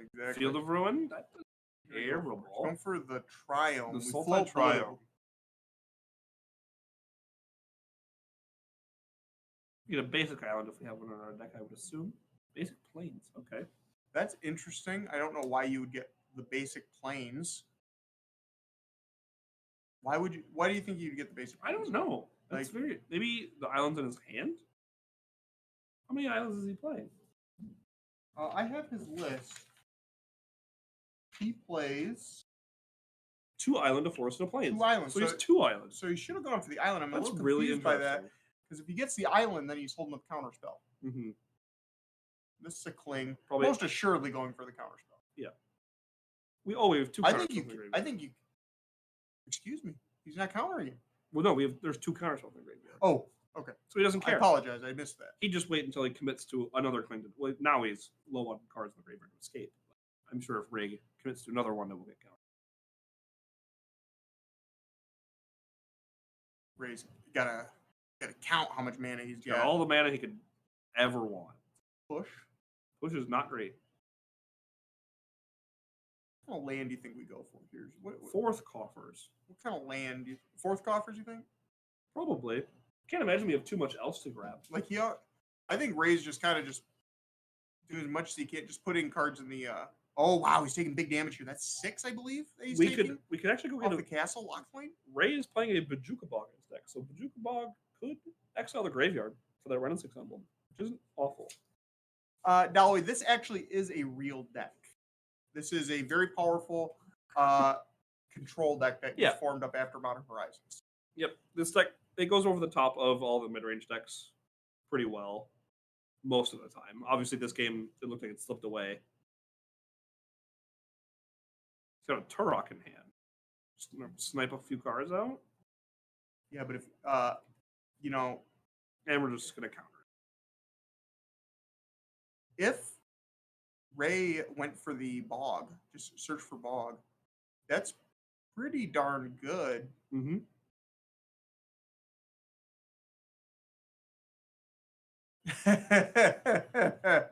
Well, you know, Ray does come up with some pretty wild deck ideas. You usually involve Karn the Great Creator too. He is a fan. He's a fellow. He's a fellow worshiper of the Karn Father.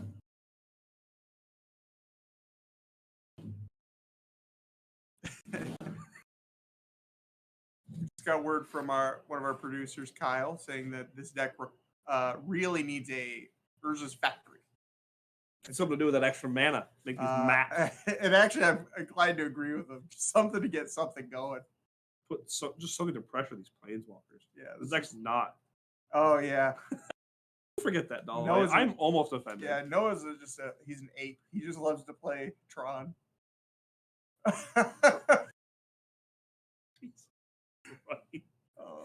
Dalloway, never change. Never change. So then we got a plus for Teferi. We found another Ren and 6. Plus Ren, get a land. So now we'll have near infinite lands for this counter spell. Really, we're kind of. And now this big Teferi is threatening the ultimate, and I think once that starts happening, this Bojuka Bog is about to wreck Bryce's day. This Bojuka Bog is going to be very good. If Ray has follow up to the Bojuka Bog, it's pretty. With the Inquisition in his hand, putting the field for turn, grabbing the Triumph. Triumph, okay. Obviously, I hope we're floating blue. I hope. One could have matched. Okay, there's the other isle. Okay. We ended up in the same spot. Took us a couple extra steps. Took a few extra turns to get here. You know, actually, it's last turn. In response to the casting of the expedition map, I think if I was in Bryce's spot, I would have snap countered that. I don't think Bryce knows that there's a Bojuka Bog. I don't think you can give a deck that focuses on lands a chance to search their toolbox. Inquisition's going to show if Bryce has another counterspell in hand and try to put that. You know, he doesn't really have anything, so he doesn't have a lot. He was really relying on this red emblem. I'm a little confused why Bryce isn't floating mana. Dress down with these lands. Yeah. These lands. So okay, well, he found a counterspell. But now Ray can just take the counterspell and then Bojuka Bog.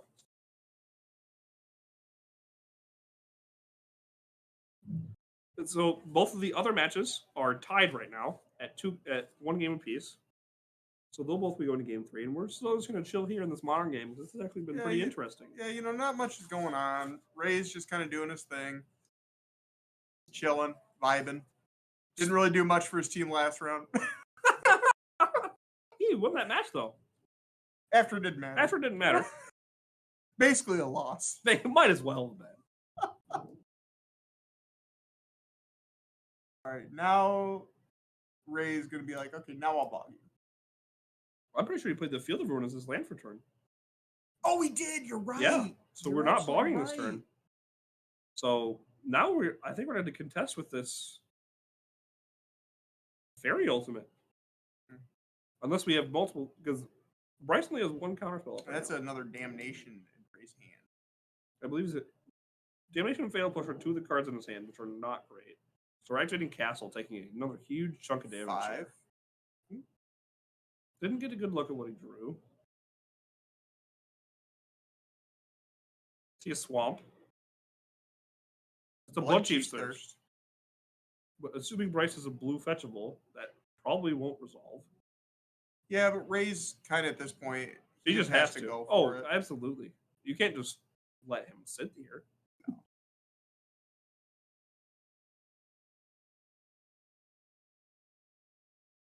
Yeah, I think maybe the Field of Ruin was a little bit misguided. I think I just would have gone for the. Yeah, I'm not quite sure why we Field of Ruin there. Maybe Ray didn't think he had another basic island in his deck. That might be. That could absolutely be what it is. Okay, so we're gonna kick a Bloodchief's Thirst. Whoa! Bryce! Whoa! Letting it go. Whoa. I mean, okay. I guess we don't have a blue fetchable. I can't imagine. He has a Hallowed Fountain. Maybe it's in the graveyard that we do. I don't know. I'm not sure what just happened. That feels like the Hollow Fight could be in his hand. That's true. There is a chance that he can't fetch with Scalding Tarn. You know what this comes down to? Not floating a blue. It does. That blue is quite important. You could use the floating blue in the plains for the dress down. Okay. Ray would have been actually out of this game. Ray finding another Urborg. Really, I think you're just that's deck thing. Yeah, because we found all of our utility. We have our castle. We found our bog. Now, if this gets a blue source, I'm going to lose my mind. Very. Oh my gosh. Right. Okay. What are we doing here? Just throwing away Teferis, I guess is what we're doing. Well, I'm confused. I don't get it either. That Teferi ultimates, the game's over. I agree. What? Maybe Bryce has another one. He does have it back. No, he actually does have one in his hand. We'll just take it back. But I don't know. He's still in a good spot though. He is, but now his opponent has a chance to bog him. Right. But that's just Ray just gets the one bog and then it's done. If Bryce can reload in the graveyard, why are we playing the Triome when we could just cycle it? So here I assume this is a 5-mana Teferi. Yeah, it has to be. Yep. Redeploying it, make Ray find another answer.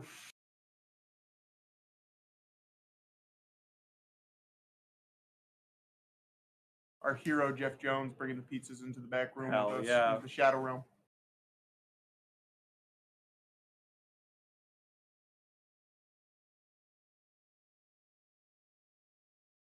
So here's the Bojuka Bog hitting Bryce's graveyard. Gone. All right.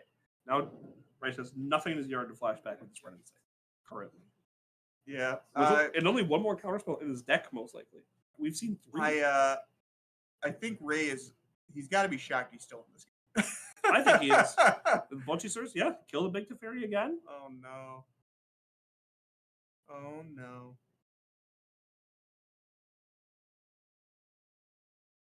Now Ray is at 6. So we're gonna cling. We're gonna cling to draw a card.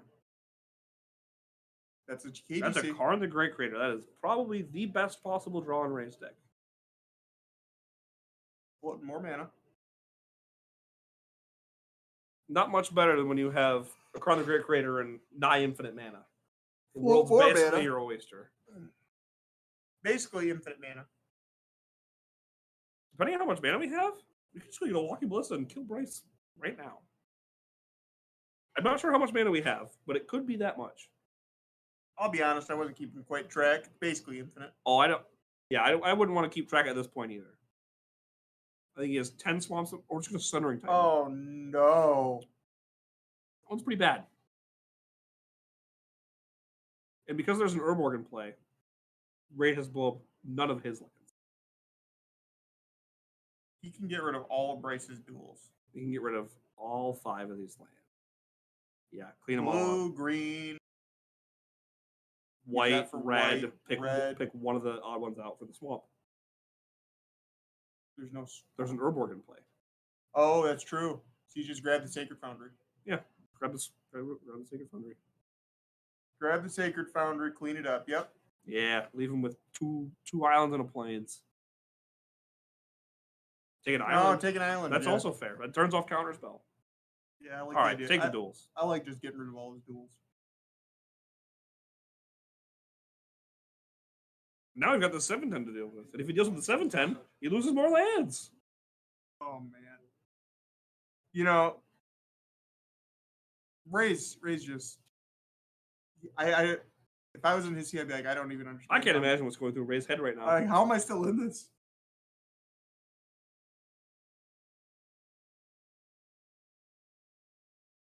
Beseiju who endures.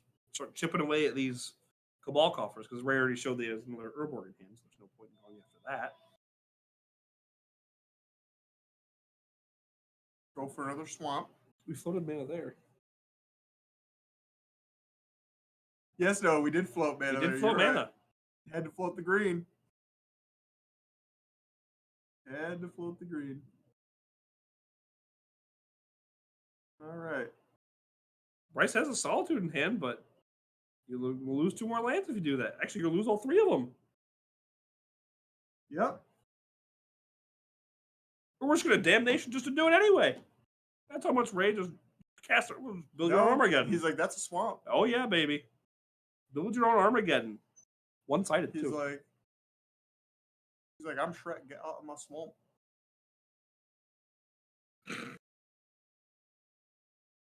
Get out of my swamp, Bryce. So we got, I mean, Ray doesn't have much left. He's got an Urborg, 2 swamps, and a Fatal Push, but now we're at the point where he can just get a liquid metal coating. Yep. He can just start coding in return. This game. Let's see. How are we wrapping this one up quickly? We got a Walking Ballista or Worm Coil Engine. Those are about the things that close out the game, but we can get a liquid metal coating just to really seal this one. Well, he did minus on the. He did minus on the card. Good heads up play there. We're getting to the point where Ray can't keep activating his castle forever. He is at 6.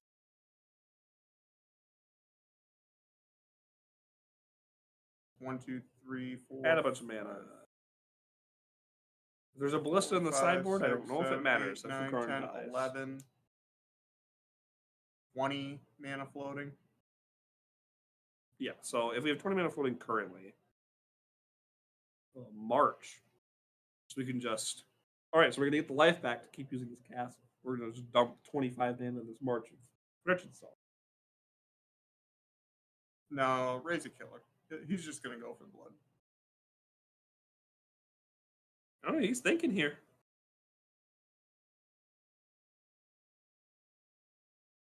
Doesn't play around a ton. 29 mana. So he does... That's enough for a ballista. He actually is 33 mana, so it could be a 16/16 walking ballista. Okay. Yeah, he's just going to use the ballista. Yep. And they're done here. Okay. So that's the end of game 1. You know what, though? I want to know, on Legacy, it has been going on too long, this game 3. That means that Breakfast is in trouble. Let's see some Legacy. Let's go back to Legacy. Oh, yeah. Actually, they seem to be doing okay. Oh, we cast an Archimeva, so we can't. We've been in the trenches. Come on, Jay. Serve some breakfast. All basics in play for Jay. Mac was really looking on hungry. that wasteland. Yeah, that wasteland's looking. Ooh. Well, There he is, the illusionist. As a response, we're going to Pyroblast it. Pyro. Jay does have a Flusterstorm in hand. He also has in hand a copy of Flusterstorm. You said he has a Flusterstorm and a Flusterstorm. Oh, excuse me. Another copy of Cephalid Illusionist. Thank you. It looks like his hand is Illusionist, Flusterstorm, and a Caracas. That would be the third spell. So that would mean that Matt can counter. But I guess he thought wiser. I did not to Flusterstorm the Red Blast. Interesting. You know, he doesn't really need to right now. He, very honestly... I don't know. These are 2-3 power flyers. They're going to start getting in here. Yeah, we're going to 9. 9's not dead. 9 is not dead, but it could be dead next turn. Combo player is just probably waiting it out. See what he can do. That looked like an Oracle. It's not a good draw. You don't usually want to draw that one. Jay gonna lose because he drew the Thassa's Oracle. Caracas. Illusionist. See what Mac's response is. Days. Well, we'll pay with the planes, yeah. Buy us a little time. Jay. Now, Jay, you can't be tapping this island here. You know, Flusterstorm. Oh, Flusterstorm the Days. Just pay for the Days. You can just pay for the Flusterstorm. I mean, it'd be all 3. Well, now if he's another counterspell, he can't. He can just let the Days resolve. We have a card cast there. Not sure what it was. It looked like it was pointed at a Cephalid Illusionist. Probably a snuff out. Oh, I would assume what it was. Well, he could have. If we can look at the core. What is it? Nomad's End core? Yeah. Is it sorcery speed? No. Or we could. Oh, but because he drew the Thassa's Oracle. Jay could mill himself to a point where he can win just with the Oracle.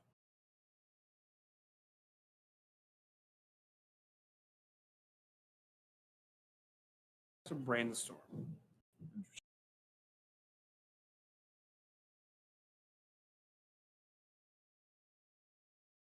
Not sure what Jay's looking. I mean, obviously another illusionist, but that Oracle being in hand. Yes, this tournament does allow proxy for legacy exclusive. Jay extends the hand, so it's like Max takes this match as well. I feel like there were some missteps in that game. I feel so. There might have been as well. But Max the winner of that match. Yep. So Team Larry Matt up another match. He sent his breakfast back. It was not good enough. Game 3 over on Angels versus Red Black. Larry's got a Bishop of Wings and a Shaper Sanctuary out of the sideboard in play. Very good against red black's 1-for-1 removal. Yep. Looks like James is getting aggressive here. We got a Bone Crusher, a Den, and a token from what I assume to be a Skyclave. Obvious block on the Den. Yeah, probably a Skyclave. I was gonna say it could be a Goblin, but it could be a Goblin. Got a Goblin.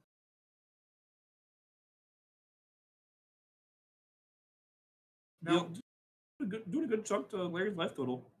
Yeah, that would be what 1, 2, 6. It depends how big I can't tell how big Spirit is, but as we know, Angels can just go right back up. Righteous Valkyrie. That Bishop will trigger and gain 4 life.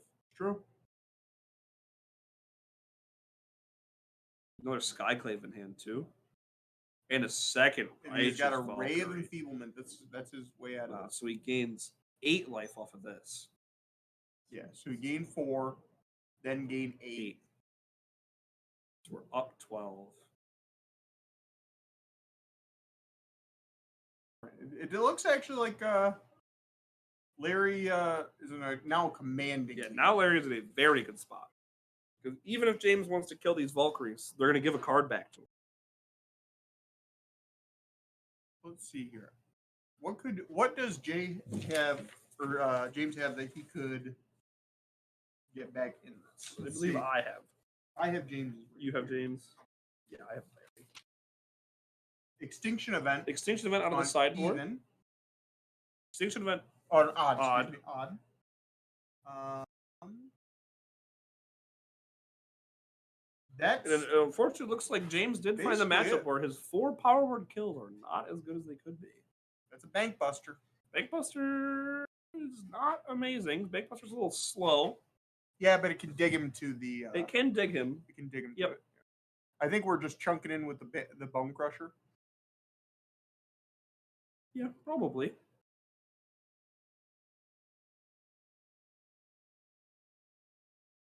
It's 4 damage, puts him to 11, which means that he would have to. If he plays an Angel with that has toughness of 3, he'd gain 10 life. He would gain 10 life, which would put him to 21. Yeah, not enough. So he needs a couple Angels to get to that magic 27. But you know what would do it? Resplendent Angel. Yes. Yeah. In the end step, he'd get to that threshold. Correct. He would get to the threshold. Really, when you have 2 Righteous Valkyries out, once you hit that threshold, you've pretty much locked the game. Yeah. As long as your creatures stay in play and don't get hit with like an extinction event out of James. +4/+4. Attacking with the Spirit as well. Oh, it must be a 4. It looks like it's a 4/4 Spirit. I see a shield. There's a shielder. That must have been one. Put him to 7.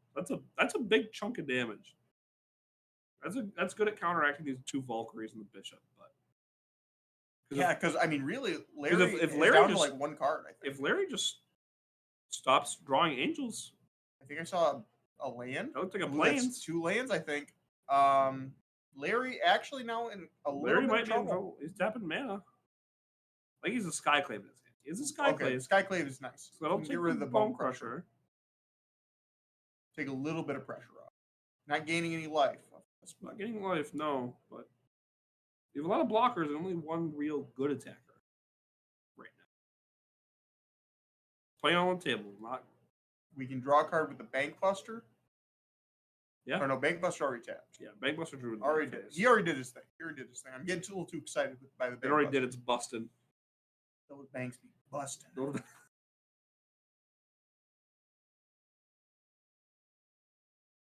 Tapping some mana. For 1 red.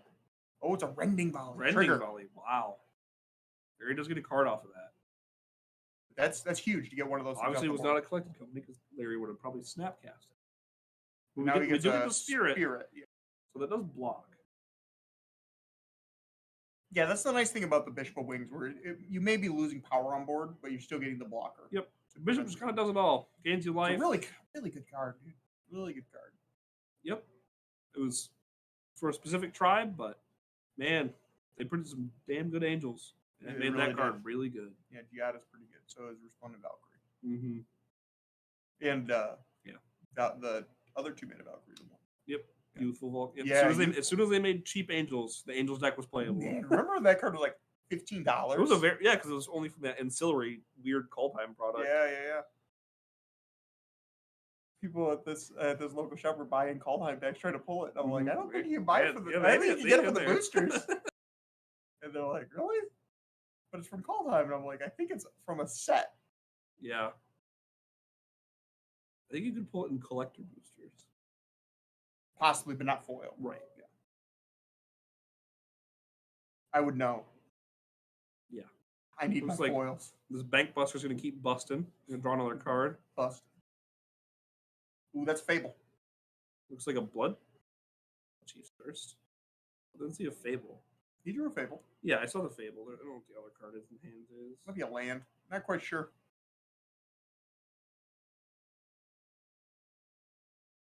That is a Thirst. It is a Blood Chief's first. Okay. Are those on the sideboard? Yep, there's one on the sideboard. He could kill. I think if I'm James, I think I just have to say, look, this. I think you have to kill the Valkyrie. I think so too. Or Escaping Croxa. Discard the card he drew.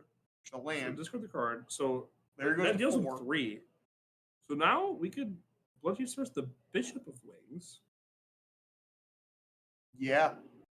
Well, first let's attack with our 4/4. Sure. Spirit, right? See what he does. And the thing is, he can't block with he can't risk blocking with the Skyclave.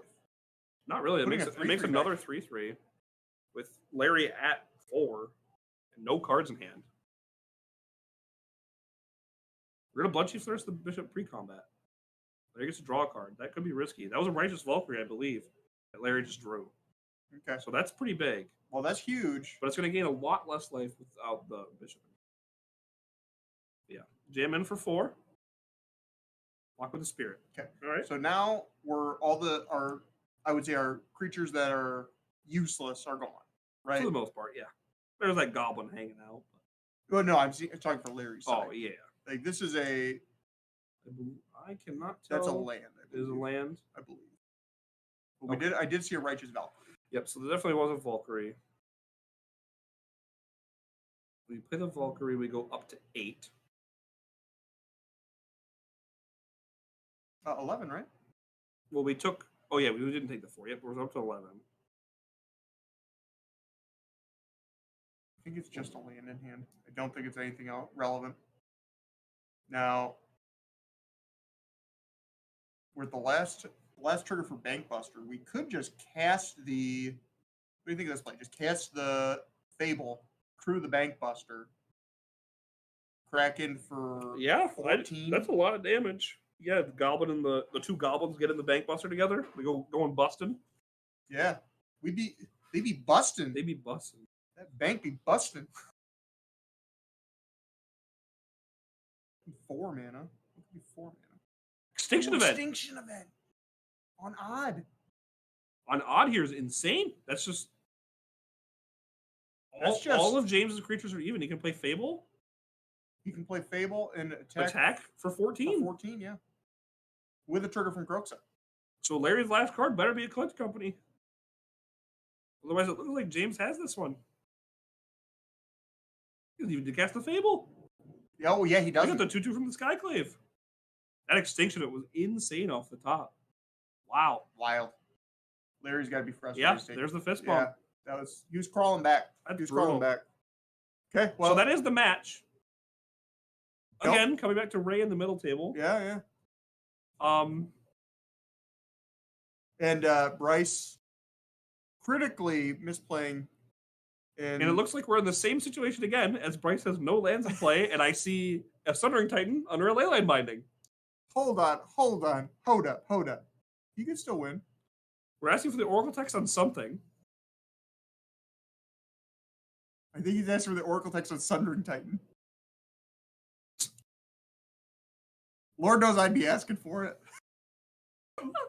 It does what? This looks, once again, not great for Bryce. Or at the... It gets rid of 5 of my... What? Bryce has a Teferi Time It's Rambler. it's like the Texas cryptic commands when you what? when you play against It new does people what? at locals. It does all these things. It does what? I'd love a Texas Sundering Titan. That'd be funny. That'd be awesome. That would be. What does this card do? Oh yeah, when it leaves too. When it dies? No, leave. ETB. They're like, oh, ETB. Yeah, okay, yeah, I get it. One a lot of mana. One of the rare cards that has leaves the battlefield trigger. Yeah, take it to Blast Zone or to activate it. I don't know. Not like Bryce is doing anything. He just has Teferi plussing, which we don't care about. Into 6. Up to 6. We want Sundering Titan back to start attacking. Oh no! I didn't think about that. Or we can just leave the Blast Zone on 6 and look at Bryce and say, you know what? I've been in Bryce's situation where you just have nothing. You're on camera and you're just like, maybe I respect it. Yeah. I respect this. I don't know. Playing it out. There comes to a point where it's just like, respect. You got to respect your time. All right, now we have a clock in place. So this game's pretty over. Man. Yeah. That's a good one, too. The Dothy Void Mark, because we start going to discard. All his cards are just going right to except for the Dothy. Mm-hmm. Mm-hmm. Oh, Sure. Yeah. Sure. We're going to grab the liquid metal coating. We just grab the ballista and kill next turn. Ray's like, oh, excuse me, I put it on 2. My mistake. My mistake. I can use it twice. Oh, jeez. Brutal. Sundering Titan is very good against... Sundering Titan right now in Modern is incredibly good. Very incredible. Very good. good. Yep. Because remember how I was telling you that Modern could really use like Wasteland because these mana bases are so greedy. Yep. And they're very greedy. Sundering Titan just punishes. Sundering Titan's just 4 Wastelands. Yeah. 5 if you have Urborg. Hey, 5 if you have Urborg. Or a Yalthamaya. Oh, baby, yeah. Oh, an 8/8 An 8/8 Ballista. Yeah, that'll just be lethal next turn. Oh, hold on. You can have Hold on. Solitude right he drew now. the Flooded Strand. All right. Sends the hand. All right. Okay. Clean. Once again. Wow. Sundering Titan. Wow. Just wow. So what a match, though. Again, round win to Team Larry. We saw some really cool games there, though. Like the game 1 with Mac and Jay was really sweet. Yeah, that was sweet. You got to see what breakfast did. Ray, Mono Black Control. Yeah. And the Angels and Red Black mid range matchup. That's a good matchup. That's a fun one to watch. As we thought, it looked pretty coin flip. It looked pretty 50-50. Yeah, I think once the Angels, once they hit that point where they're just past the 1-for-1 stage, and they can just start getting incremental value, they just the red black. Yep. I really think the red black deck, quite honestly, in Pioneer is a little too popular. It's not as good as you think so as people think it is. Yeah. I really think mono green should be seeing a little bit more play. But yeah, there's not a lot of green. Not a lot anymore. But we're going to be going on break. There's pizza right in front of me, and I can't eat it while I'm talking to y'all. So the round's almost over too. So yeah, we'll shouldn't be gone too long. Yeah, absolutely. We'll be back with round 4. We'll find some good games. Try to find some sweet magic to show y'all. We'll be right back. We're back. So this time around, Noah picked out the deck of choice. I got to pick out some breakfast and some other cool stuff. And unfortunately, we've had to see a couple teams a couple times. But I mean, that's what happens when you start looking at the top tables, I guess. Yeah. But we have the deck of choice that Noah wanted to see was Legacy Applejacks. And I'll let Noah explain. Green red mid range. It's a red green veteran explorer, bunch of basics. Ramp deck, plays Orcish Lumberjack. Seldom seen staple, adds a lot of mana, 1-drop. So you're gonna see a lot of 4s and 5s on turn 2, a lot of big spells being slung around. Some Minsk and Boo action. And I know I hyped up Luke Strassler last time, and he got Bollywop. We're going to do it again. We're doing it again. Strassler, I believe in you. We're going all in again on Strassler. You're the champ, baby. You're the champ, baby. This is 100% Strassler's game. Don't even care, even though Luke's deck is pretty sick, to be honest. I mean, it's just Delver. Or Luke Bishop. Oh, it's just they're both Lukes. I didn't even realize that. Strassler, Bishop and Strassler. The reason that Noah or this whole deck came to the forefront was a favorite card of mine in Bishop's sideboard. It's playing some Stormbreath Two Dragon. in copies Legacy. of Stormbreath Dragon in Legacy. For those Also unawaited initiative players. Pretty sweet. It's a deck, like a kind of a mid-range aggro deck that gets to play Carpet of Flowers. Yeah, it's sweet. There's also 4 copies of Greater Gargadon in this. Oh, good lord! As another way to sacrifice your Veteran Explorer. Who needs Cabal Therapy? I have a 9/7 with Suspend 10. You know what I'm saying? Greater Gargadon is pretty sick. It is pretty cool. It's a pretty cool. You can attack through a Murktide. Depends. 1 Murktide. You know when the second one comes down, pick up the cards. Yeah, we're not beating the 8/8 and the 13/13. Yeah. Unless does he have mainboard red elemental blasts? Some reds, pyros. Doesn't look like it. It's like our only. You got to decipher that text right there. Could not tell you what that card says. Greater Gargadon. Nope, this one.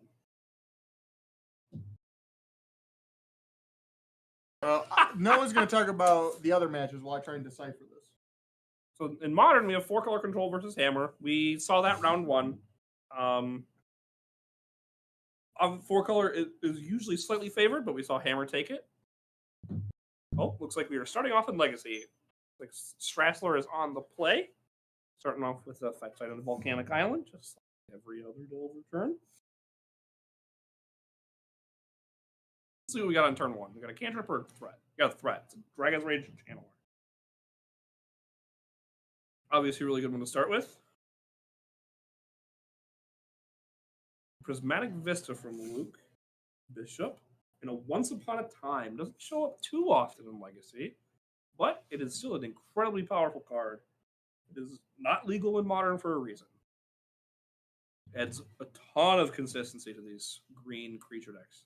I believe he took a Titania Protector of Argoth, which is a Titania? Oh yeah. Oh yeah. I believe there are 4 in the deck. It is a house against some of these blue mid-range decks that if you could, because this deck does play a couple Cavernous Souls, if you could sneak a Titania in through a cavern. I can't decipher what that card is. Yeah, so we got a mystery card in Luke's deck list because his handwriting is so bad. Yep. So we'll see if we find Thank that you, one. Luke. There's Appreciate an Orcish Lumberjack, and that, I believe, is sacrifice a forest to add 3 mana in any combination of red and green to your mana. You might need to look that one up for me, Noah. I'm sure Kyle can throw it up on screen as well for all the folks at home, because Orcish Lumberjack doesn't see that much play. There, that's the new one, but we'll take it. Okay. Yep, sack a forest. Of course I know what it is. Okay. It's a sweet card. It's something, all right. It's sweet. It's Dark Ritual on a dude. Oh, thank you. I appreciate that. Yeah, there we go. That's the good art. Yeah, don't you appreciate all the old art with like the orcs and goblins? They're all doing fun things. They're always just having a blast.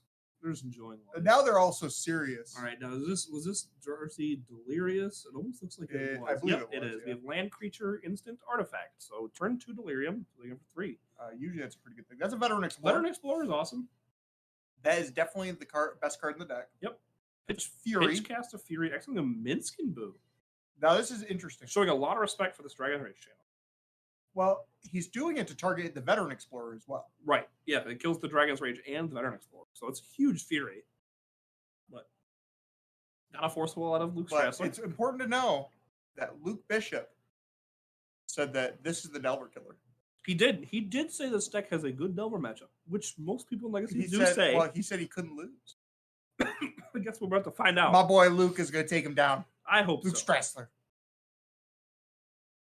Now, if he loses again after me hyping him up, I'm going to be a little embarrassed. Yeah, the old 0-2 on the hype ups. Sheepish, that one. You think as he's sitting there and you already hyped him up once, you think you hyped him up again? He's like, I gotta win. He's putting his whole heart into this one. Yeah, you know he is. All right, now we got 2 Volks. You know what I still haven't seen from these Delver decks that are splashing that Underground Sea? We're not seeing the Underground Sea. We haven't gotten it. They haven't really played matchups where it matters too much. Ooh, Express Federation. You know what I appreciate about Strassler? The old border. The old border of Express Federation.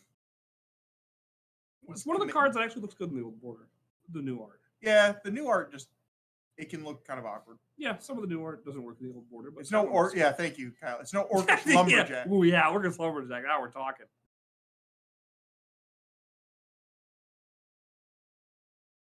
What are we adding to hand? What do we do with our powerful sorcery? Now he hasn't played another land this turn. I thought he fetched. He played the Scalding card, right? Oh, did he? I believe so. I've been too busy hyping him up to notice. That's an underground. That's the underground sea. Maybe we haven't played a land yet. That's his proxied underground sea.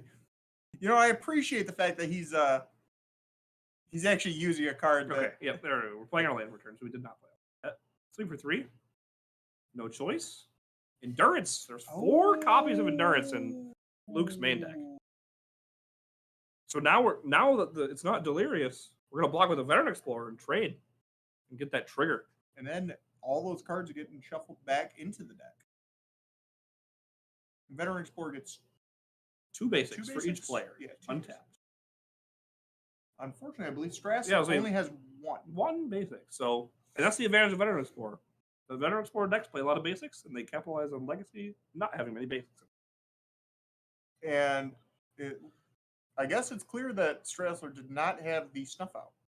No. Or actually, I don't think it would snuff that out. No, you wouldn't. See, the snuff out doesn't save him there. Because no, it doesn't save it. It's kill the Veteran Explorer, feels bad, block the Endurance, or block the Veteran Explorer.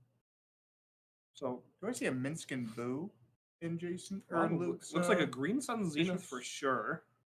No, in Bishop's hand. Exile. Yeah, that's what he exiled the Fury. This deck is wild. I mentioned that.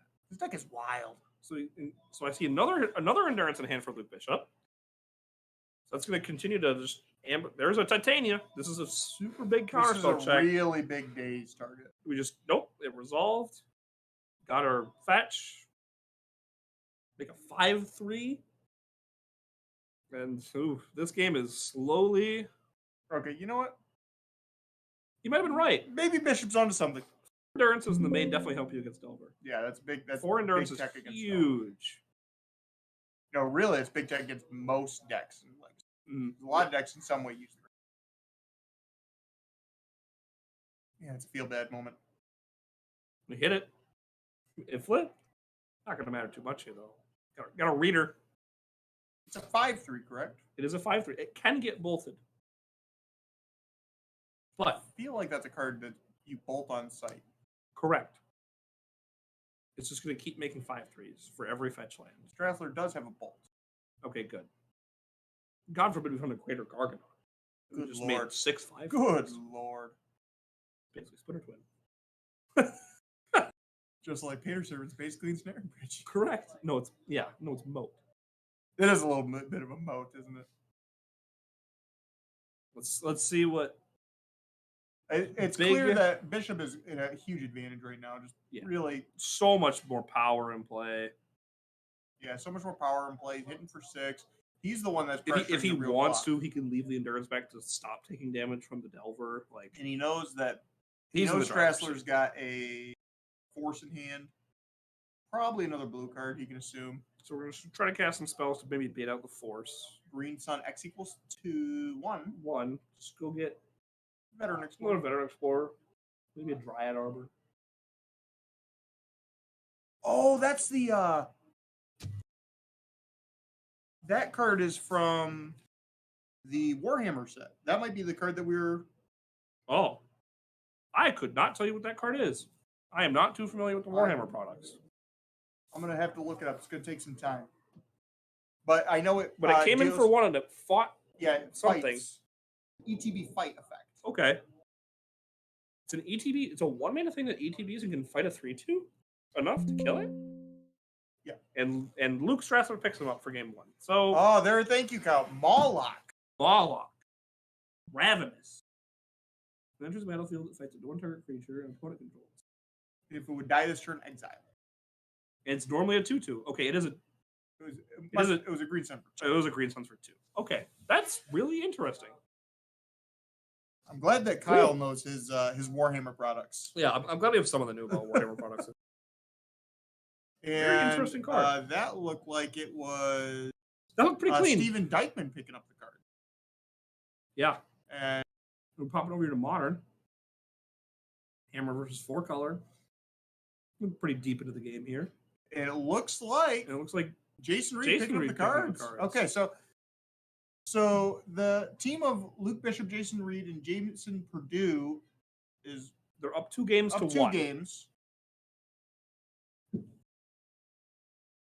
But the fact that Hammer is up a game against Control in game 1 is huge. This happened with when Alex played against Elementals, because 4-color is similar, but probably honestly even easier than Elementals. 4-color Control usually doesn't have 4 Fury, 4 Solitude, Ephemerates, and ways to find all these cards with Flamekin Harbinger.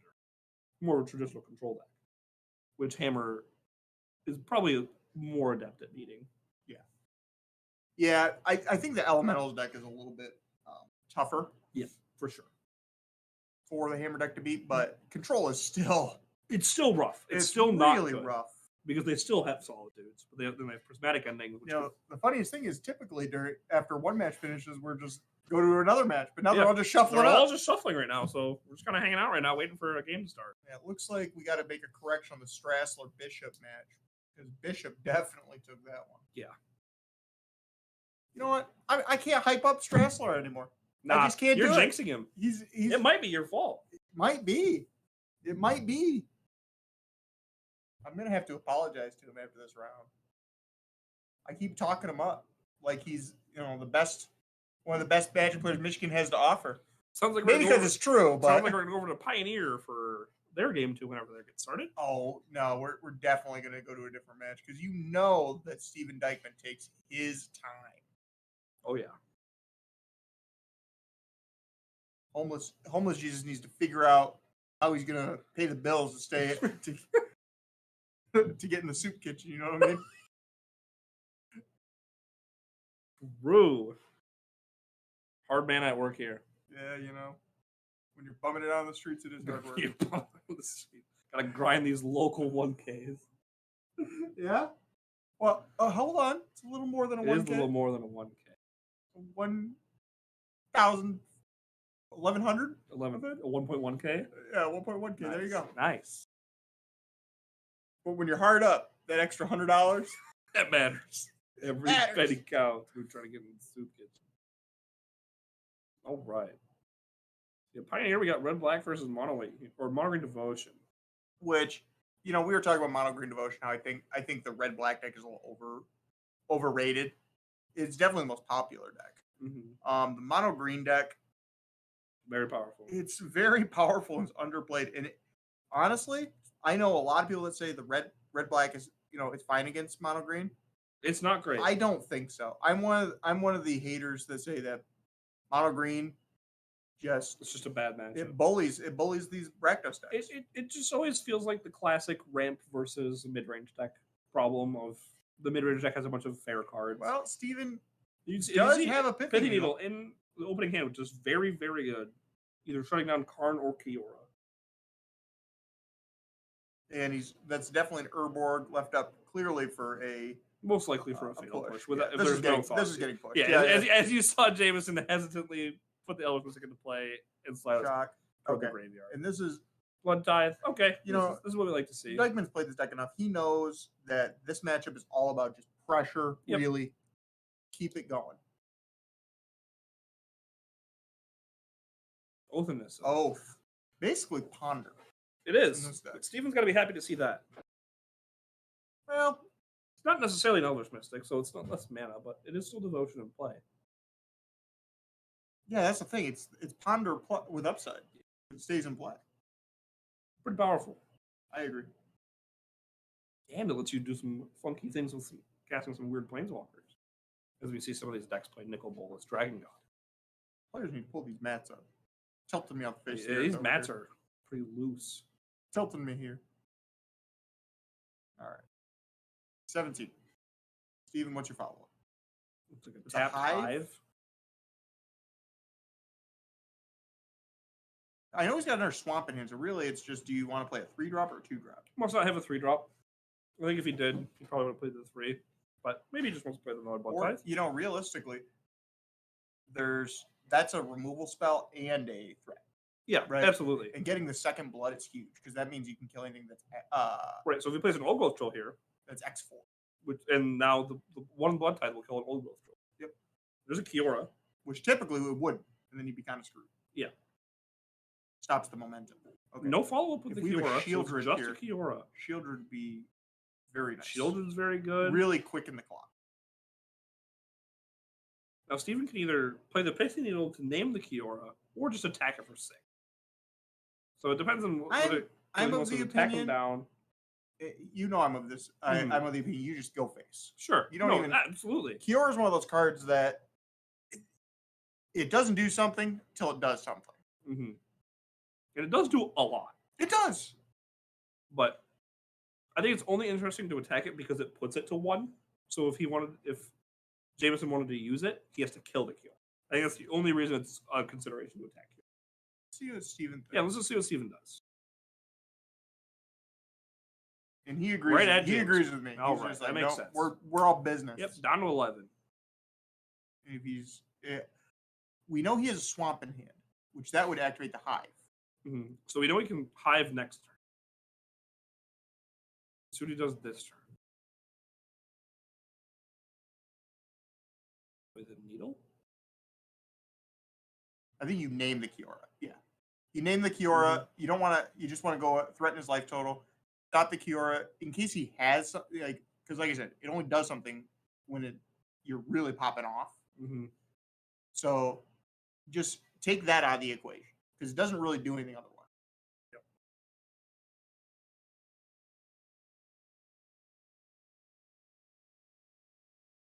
Jameson definitely is in a very tough spot. Yeah, he's has basically 2 green devotion in play, and that's it. The tax man's really taxing his life total. Yeah, he's not taxing spells today, he's taxing life totals. Okay, another land. We knew he had that. Yep. 4 mana. That's KGC mana. Voracious Hydra. That's interesting. Ooh, I like that. I mean, it trades with one of the harvesters. He's got a power word kill. Wow. That's brutal. I mean, that's brutal. That's brutal. Okay. So now, Steven, I really think you activate that. Yep, hive. activate. Oh, yeah. He knows what he wants. 9. Put you to 2. Put you to 2. Now you have to answer all 3 of these threats to your 5 mana, potentially. Cavalier doesn't do it. Kiora doesn't. Yep. All right. Yep. Pretty clean game from Steven there. Wow. Really putting the work. I mean, hey. You know, the biggest problem with green is it's consistent. Yeah. Yeah, Jameson didn't have a super explosive start. If it was really consistent, it would be easily. Now, if he had that elf on one, it would have been a pretty good start. So now we got Hammer. Hammer. You got Pierce Steel. Prismatic Ending. What are we going for? I think we obviously go for the Pierce Steel. Probably. Construct.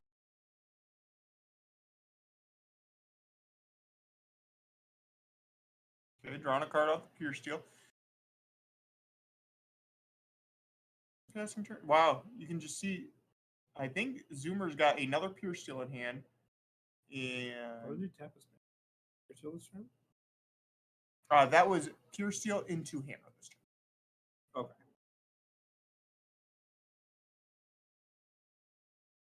Oh man, Jason flexing on people over here. That's a flex. That's the old jelly bean Omnath, huh? Yeah, that's the goober Omnath. Unnecessary flexing out here in the feature match area. Like really, this is just unsportsmanlike conduct at this point. How can you have this full art Omnath and your Leyland bindings are just regular? Come on, it's almost disrespectful.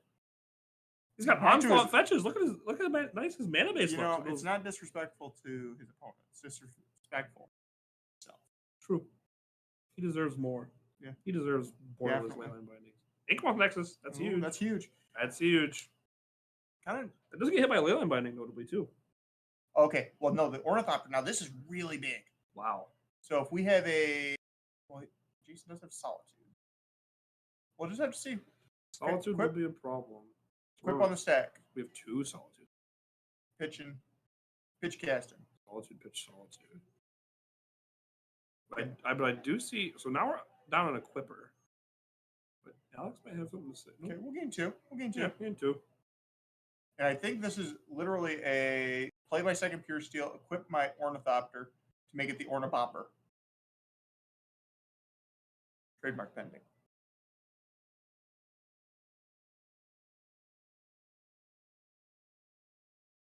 So yeah. Cast second pure steel. Yep. Equip the Ornithopter to the Ornibopper. Ship it back. Ship it back. Yeah. Let's check Zoomer. Do we have Zoomer's deck list? I don't think we do. I don't think. No, we have not gotten. I'm curious to know if he has a Teferi the Time Rattler. Sometimes they do that. Sometimes they don't. I don't believe he does. I know most iterations are off that tech. So one thing I did see in Jason's hand is a dress down. So that's really good against the Ink Moth next.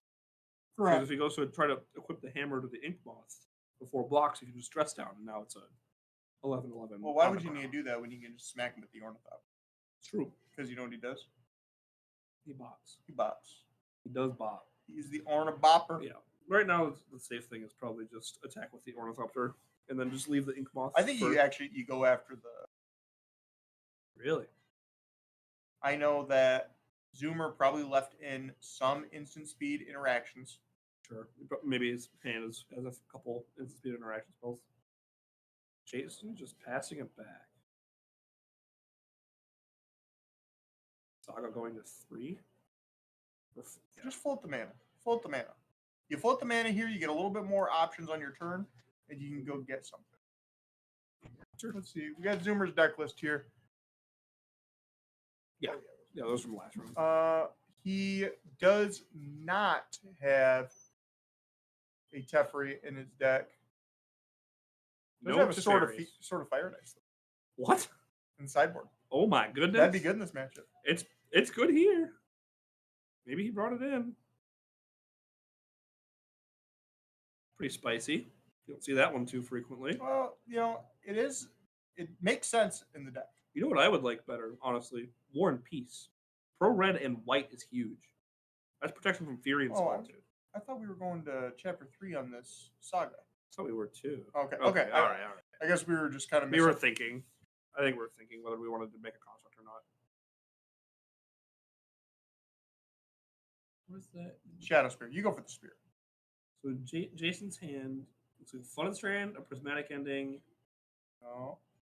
I can't tell what the third card is. I like where his head's at. He's got the dress down. Dress down's already in play. So you put the spear down. You put the spear down, and then you equip it to the Ornibopper. Spear's so good here. You give the Ornibopper some trample action. You go after that Teferi. But notably, Jason does have instant speed. Very right now. True. So that one will be pretty important. It'll probably hit the hammer. And then he'd actually move to blocks and then Prismatic Ending the hammer. And then the Omnath will just eat through. No, he wouldn't do something that rude. He wouldn't do something that rude. That's ridiculous. I think he would. I think he would. To the most powerful creature in the history of Magic? No way. Name one creature that has a better rate than Ornithopter. Better rate? Yeah. Phyrexian Dreadnought. That costs you mana. Ornithopter doesn't. Checkmate. Yeah, but on rate to 113. The stat to mana. Checkmate.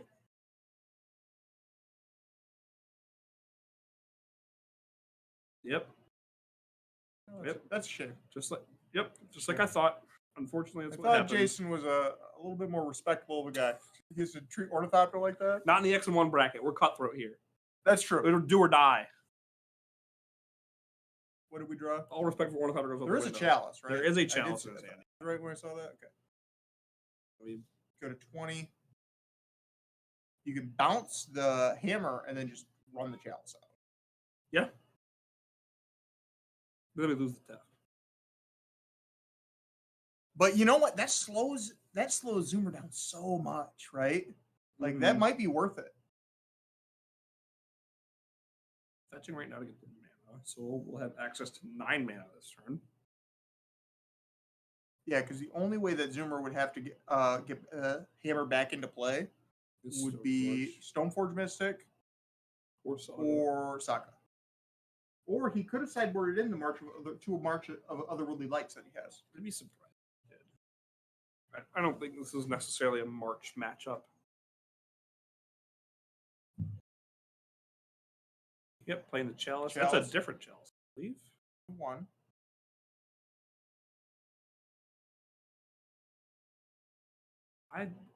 Yep, it isn't. Okay, yeah. Mismatching Chalices. Judge promo Chalice. I prefer the Judge. I prefer the Judge foil myself. There's a Masterpiece. Can't be that. It's pretty pretty.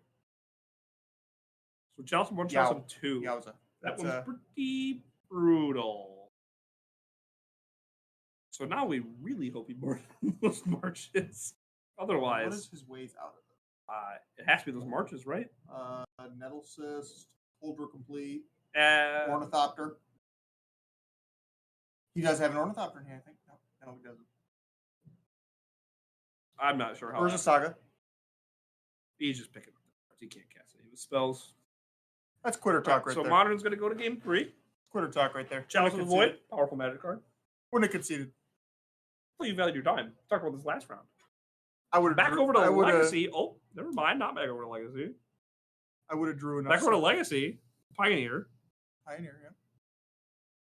It looks like Green's doing some things. That's not good for Steven. Steven looks like he is Steven annoyed. Has a Fable in play and a Bone Crusher in hand. Mono Green has half of their deck in play.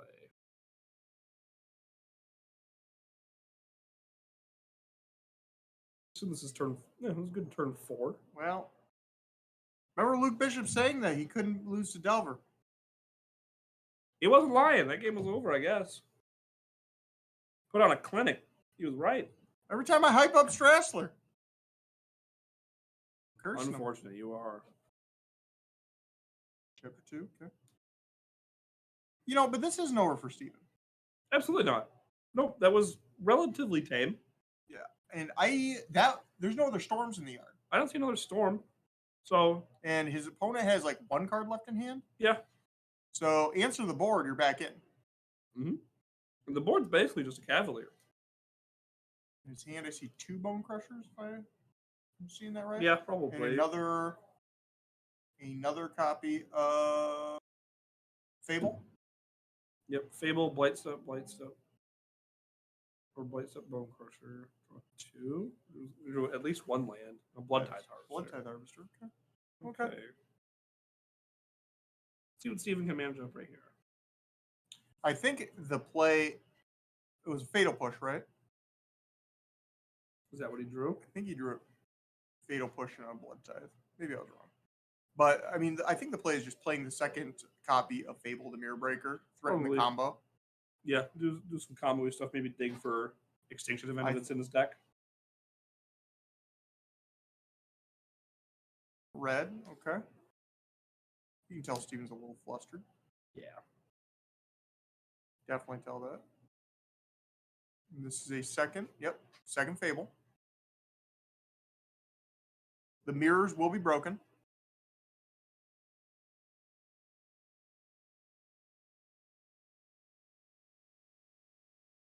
We're just passing turn. Okay. Right. Well, Jameson's got to do something about these reflections. There's going to be a lot of reflections. I think he's realizing that too. That while he does have an immense amount of pressure on board, he's got to do something. He has to. He simply has to. He can't just sit here and pass. Because if Steven has, I mean, once you start making like a bajillion Kiki reflections, like what do you do? Yep. And yes, that's bajillion. A bajillion. Okay, we'd be pondering. 2 basics in a storm. That's huge. That's huge. We're putting a storm to the bottom. That's so good for Steven. Yeah. Jameson probably incredibly frustrated by that. That's like the one card you don't want to see. Yeah, it was not a great storm. Or not great oath. What is the other card in his hand? I didn't see that. I didn't see it either. That's a Wolf of Haven. Bunch of Wolf of Another Cavalier's really good here. We still haven't even activated Nykthos this turn. So if we mill Storm off of this, yeah. Oh, and he did! The last card, too. So unlucky. Can't believe you whiffed. Wow. So now we get to activate Nykthos. For 1, 2, 3, 4, 5, 6, 7, 8. And all 12? the wolf willows. Well, there's 3 wolf willows down there. 9, 10, 11, 12. 1, Yeah, 4, 12. 5, 11. Yeah, 12. So use 10 of it, presumably. Looks like Jameson has another Nykthos in hand. Yep, untap. Untap, make more mana. Make 22. 22. Steven just has to really hope this whiffs. I don't like doing that. Well, I guess he's doing the Nykthos now in case he finds our Nykthos. Right, that's why you do it.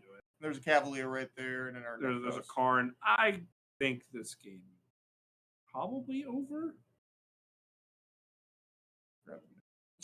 Grab another Nykthos, and then Steven understands. He can just do Chainveil stuff in the game. Yep, he has enough devotion. Unfortunate for Steven that actually, while it didn't look like it was really that close, that if he whiffed on that Cavalier, I think we had some time. We had a game. Yeah, but mono green doing mono green things. Yeah, I mean mono green. A lot of people get frustrated by the deck, but really, it is very inconsistent. Yeah. But it's very, very powerful.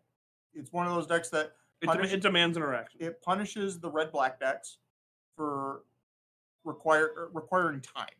Yeah. Yeah. For the red-black side, you can just come off swinging with fatal pushes and thought seizes. Backed up with pressure, like he did in this game too that he won. Yeah, absolutely. Very convincingly. Yeah, I mean, absolutely. I mean, if you have like a situation with, like, I play Boros Heroic, so use Boros Heroic as an example. Mono green can't do anything; it just fumbles, right? Because it demands the Boros deck just puts so much pressure, it demands you to answer. Both decks demand an answer, but the Boros deck is just faster, right, at demanding the answer. So let's go back over to Modern here. This match is again for fun, for funsies, and Zoomer here with actually a really really good board. 2 Esper Sentinels in play. Yeah, now worth noting that there is a Chalice of the Void. Now I think you got to play it. Trigger the Esper Sentinels. Draw 2. Now this is where the 4-color control deck not really having Fury is huge because these Esper Sentinels are going to be a problem. Yep, for sure. Well, granted, this Chalice one is also going to be a problem. So for sure, we'll see how each player works through these turtles on each side. Unfortunate that Zoomer neglected to play his Sigardazade that's in hand. Prior to, of course, the Chalice coming. But arguably, maybe he just he didn't want to expose it to a prismatic ending. And arguably, the Esper Sentinels. Yeah, I think Esper Sentinel makes sense more to get in play, get the value. Yeah. And like you said earlier about hiding the Sigardazade, you don't want to expose it to a random. I'm a big fan of hiding your Sigardazade, but the Chalice of the Void decks, like. Right, and that's the problem, right? It's got Chalice and prismatic. Damned if you do, damned if you don't. Yep. Yeah. Playing a guessing game on which one they have. Okay, well, we do have a lot of answers in Jason's hand. Got a Solitude. I think I saw a can't remember at this point. Oh, blank. Yeah, so Solitude, the Fairy, not the prismatic, that one, the domain one. Leyline Binding. That one. There you go. Binding. The Menace of Legacy. Yes. I mean, that's what Watsy said. Keeps all the decks in check. All the decks in check. Second Pure Steel. Cast these 2-mana cards while we can. And you can get a Pure Steel. Jam. Ooh. Pay the 1. Oh, he's a hot trigger. I'll draw you one get card. 1 card. What are you going to take? You ain't got nothing.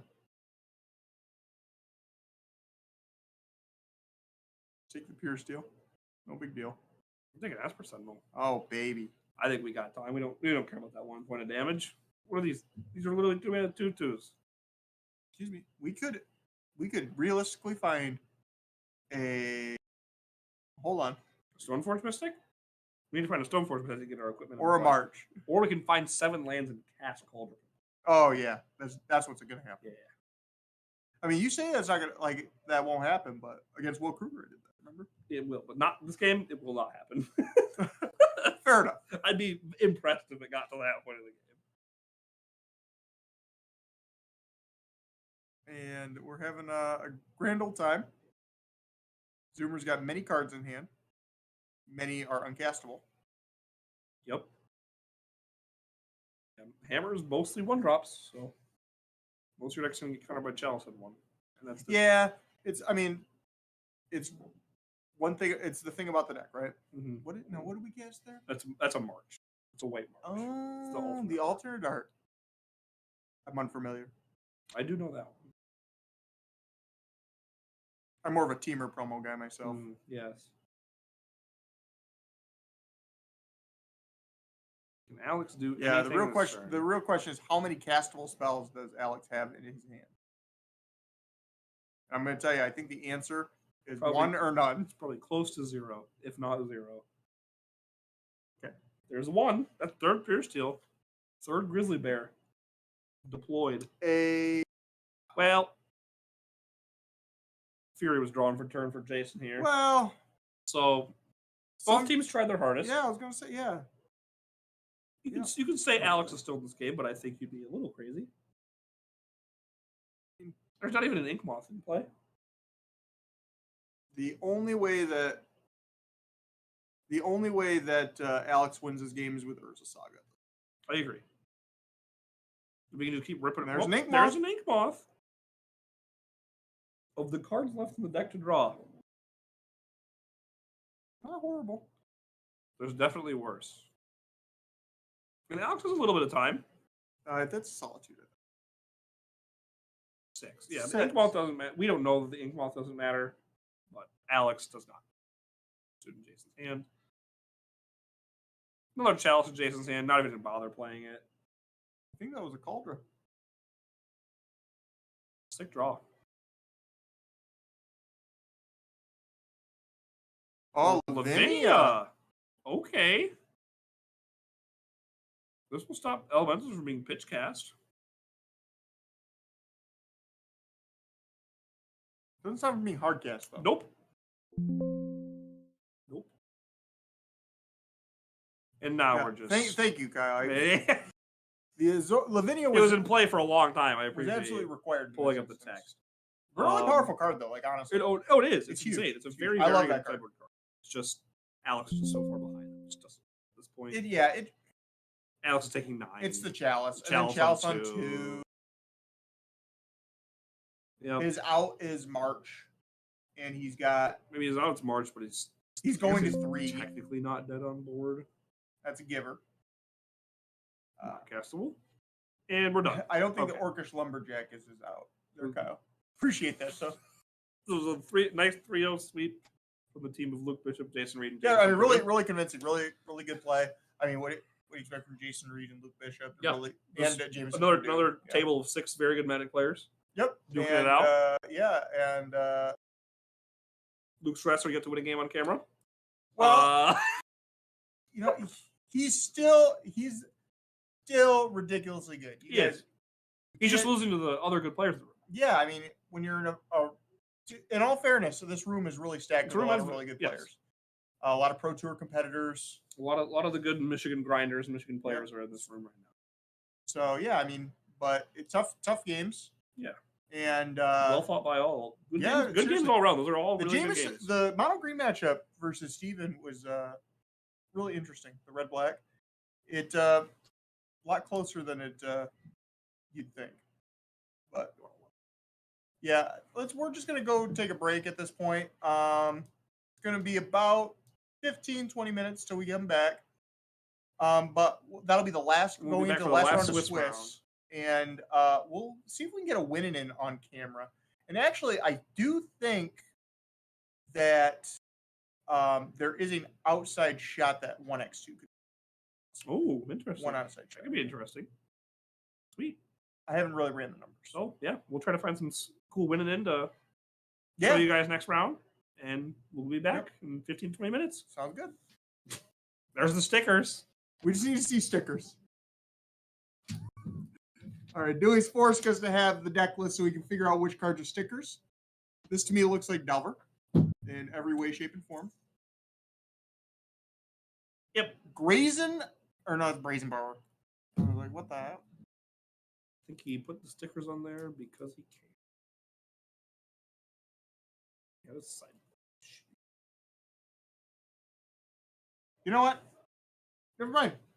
This sucks. All right, Delver versus Goblins. Delver versus Goblins. Those stickers No are purpose. meant to tilt his opponent. One of the best snowboarders in the world. What made you be like, all right, this is But what I want the to do? Team Saga, if the Team Saga player is playing the Breach version, Mills is a lot worse against that because Mills is putting cards in the yard. I'm just upset that I saw stickers on the back on the deck list, and there's no sticker cards. I think he did it to debate you. I think he debated me, and it worked.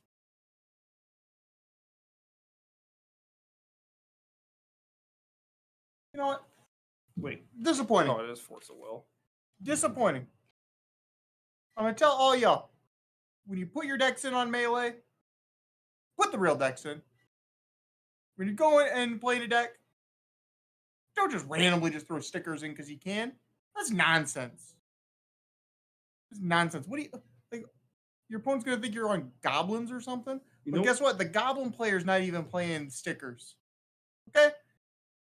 We're not out here. We're not out here playing with Mind Goblin. Yeah, we're not hustling people, okay? That's what Ethan Dunn's doing here with these stickers. Hustling people. Hustling people. And then when he plays Delver Secrets, his opponent's going to go, oh, what sticker cards are you playing? And then, you know what? They're going to be like, all of them are bad. So why bother? True. Well, I respect the sportsmanship and the handshake, okay? But you're still a hustler, Ethan. Hustling over here. I want to see some sweet goblins action here, though. I will say right up front, I think Ethan Dunn's team's going to win. I think they have to, their legacy player or their modern player has to win the match. Reason being is Spirits has a unbelievably good. They got a Badlands into a altered Goblin Lackey. That's a beautiful Goblin Lackey. It is. You know what? I'm telling you, that guy, he's been playing this deck a while. You can tell. Yeah. Goblins players are like modern Jund players, right? They just play the deck that they like. They're like the old Affinity players until the Affinity players lost Moxel. Coming for you, Wizards. I'm still coming for you on that one. It's never happened. It's gone forever. But anyway, still never beat Dave's in the Goblin Lackey. Still never beat the moat in the sideboard. Nope.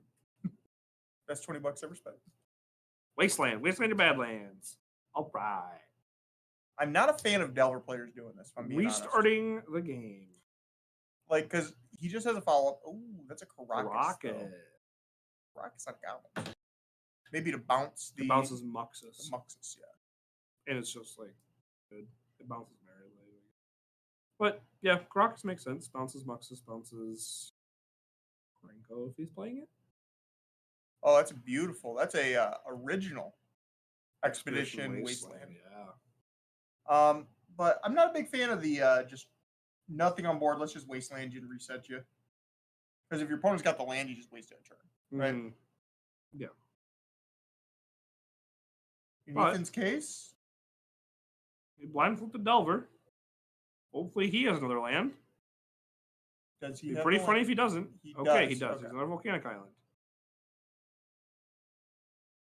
I appreciate some amount of art drawn on that proxy. Oh, yeah. And then we have a foil Scalding Tarn. That looks like it's from Modern Horizons 3. 2. Are we on 3 yet? No. Okay. That's when the modern format collapses in on itself. Oh, that's Lord of the Rings. That comes out later this year. Of course. Yeah, that's a sad Scalding Tarn. But mountain. Gorgeous. Still foil. And that mountain. Infinity Mountain. Those Infinity Mountains. Big fan. Those are good. Big fan. Let's see what we can do. I was giving my hot takes on all these lands. Those Innistrad lands. No go on that one. Is that a Mog? That is a Mog War Marshal. I have not seen that art in that border. Just came out in Dominaria United. or not United, Remastered. I was going to say, I've never seen that before. It's cool. I actually pulled it. one myself. I love the actual goblin being drawn here. It's good. It's good. There's some good art on both player sides right now. I like when players have tokens, the correct tokens for their deck. They're very helpful. I really do like when players bling their tokens out, or bling their decks out in general a little bit. Yeah. That's a Inkling Customs. He paid money to get that done. Yeah, Short Buzz, don't be fooled by the stickers. We were fooled by the stickers. We were bamboozled. It's just Delver. It's just Delver. Ethan's out here hustling his opponent, showing stickers. But to be fair, I will say, he actually took the time to write all the stickers on his deck out. list. Yeah. So, and yeah, Short Buzz, proxies are allowed in this event. We felt that it would be really positive for letting people playing Legacy. Yeah, let people play Legacy. Legacy is a great format. It's just a lot of decks are out of reach. They're just expensive. Because they're just expensive. You want people to come out and play Magic, so yeah. Like realistically, if you want to play lands and play your Tabernacles, sure. Knock yourself out. Oh. Nice. Well, it did not get put to that much good use. It got wasted. It got wasted. Yeah. Sadly. But I'm sure at X1 it got some good use throughout the day. Well, I'm sure. Yeah, I'm sure it's got some good use on the day. It's really nice to see goblins doing well. Yeah, it's sweet in this event. I'd like to see unique decks like this. Thank you, Short Buzz.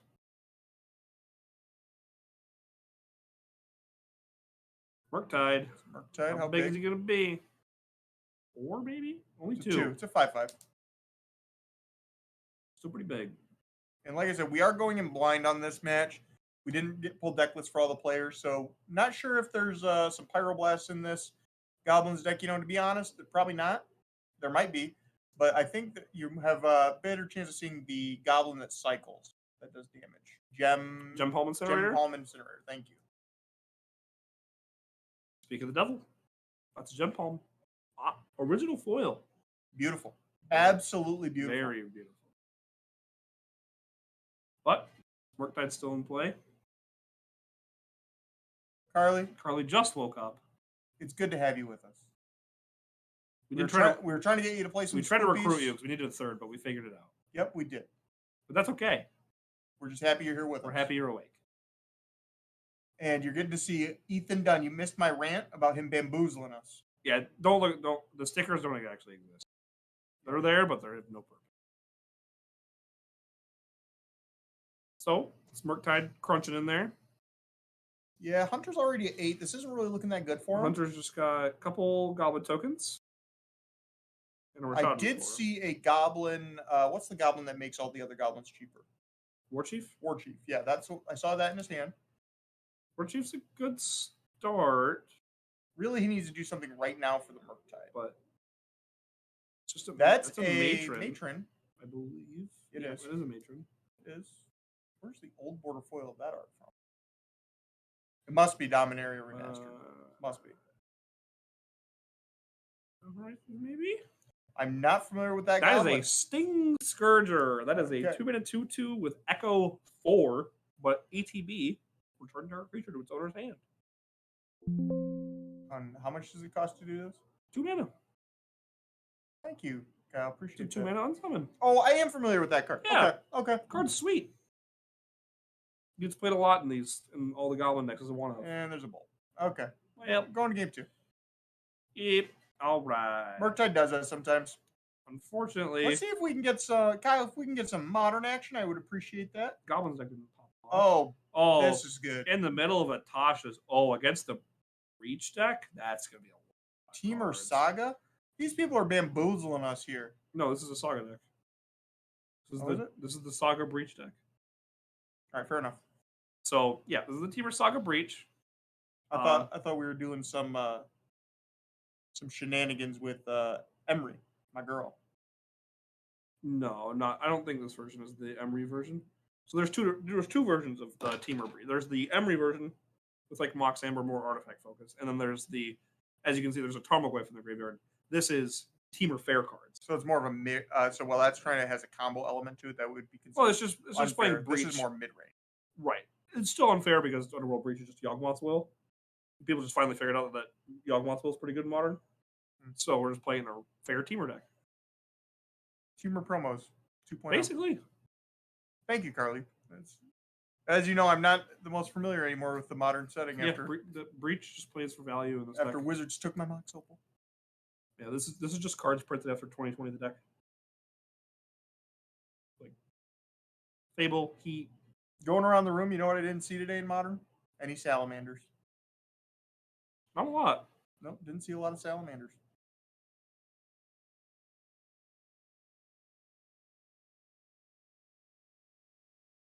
Well, I mean, Short Buzz, they are X1 right now, so that's pretty good. Can't be doing that bad. Doing too bad. Mill's not bad right now either. No, Mill's not terrible right now. And really, he looks like he's has potential to actually win this this game here. Yeah. His opponent's deck is getting real thin. Mm-hmm. Yeah. I think one more Tasha's and more. Tasha's is a real beating against these, because normally I don't even see these decks play Fable. They just play only 1s and 2s, which is crazy against Tasha. That's so many cards. I think we're going to get to a point where Zach here has to see his opponent's deck and count it out. Yeah, I think we're getting close. In Zach's hand, I believe the Fractured Sanity, because I see a white sketch card. Is what I assume that to be. I can't tell what the other one is. Archmage's Charm? Yep, it is an Archmage. It's an old border Archmage's Charm. That is... He's not under a ton of pressure. That black card is the one that gains life with creatures, right? Crypt Incursion? That one? Yeah. So really, I mean, Zach is not in any position where he's threatened with his life total if he has that. Not yet. So there is I believe it's a Dragon Rage Channeler. I call it a Glare. That is a Dragon Rage Channeler. Okay. So we have just a Darcy and a Goblin token for now. Now we could cast the Fractured. Just cast Mill for 14. Yeah. I would ask for a deck count, though. I'm actually of the opinion I might just cycle this. Maybe it's not is it not a Fractured Sanity? It's a sketch, isn't it? Isn't that Fractured Sanity? Well, you said you saw a Crypt Incursion, right? I think so. So it's a Crypt Incursion, not a Fractured Sanity. Can't really tell. There's an Archive Trap and a Ruin Crab. You already played it a land for turn, so that's a little awkward. Yeah, that's why you always wait on your land drops. A little bit of sequencing there, but that's all right. Yeah, and wisely. Just hold on to the crab. Passing. Yep. No reason to put it out there if you're not going to trigger right away. This goes to Chapter 3. Fable will flip.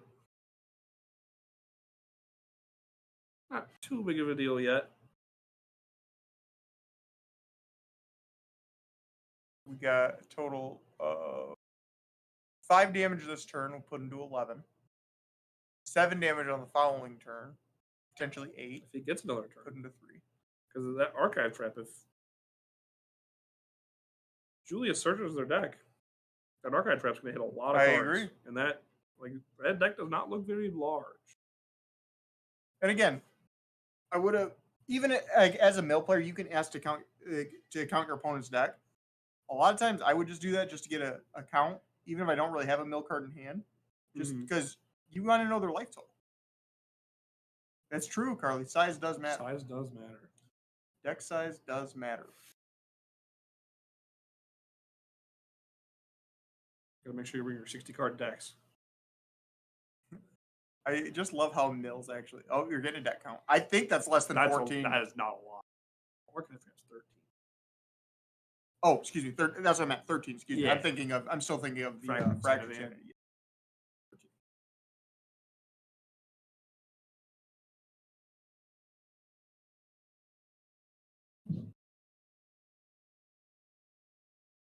Okay, we got confirmation. It's 10 cards left in the library. So Julius is at 10 life, in other words.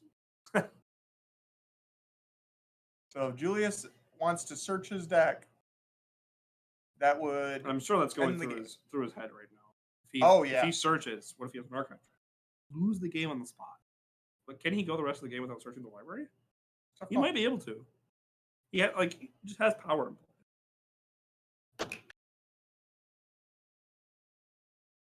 Get him for 5. Okay. Fair enough. 11. Where we go from here is the question. It's like a Tarmogoyf? All right. Okay. That's probably pretty big. That's a threat. So, yep, we're putting that in land back to hand. I don't think I would have done that in the end step. I think I would have drew my card first. So that I could do crab plus land drop plus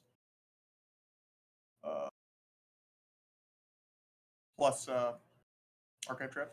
That's fractured sanity. That is for sure. Okay. That does cost triple blue. Trigger. No 3. Heat, Ragavan, Expressive. Well, the heat going to the art is huge. Mm-hmm. And the expressive going to the art is huge. So now we're at 7 cards in deck. We're going to go to 6 on draw step. So if Zach's able to find a fetch land off the top, well, it's over. But really, I think the real expectation should be this crab is. Well, I think this game should be getting over the now. You just cast Fractured Sanity. You could, but you could be walking into a counterspell. Maybe. I think that's what our friend here is worried about.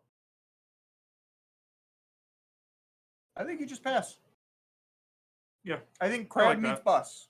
Tarmogoyf is said bus. Card count 6. An indication of how big this Goyf is.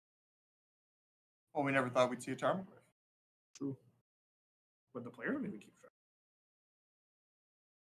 Probably that's a verbal thing. I'm always a big fan of having a dice in play, though, myself. Yeah. I've been... opponents have done that to me where they think I've been had. So depending on how big this Tarmogoyf is... You can make a copy of the Tarmogoyf. You can make a copy of the Tarmogoyf. I think this is a Crypt Incursion. The Crypt Incursion will probably save him.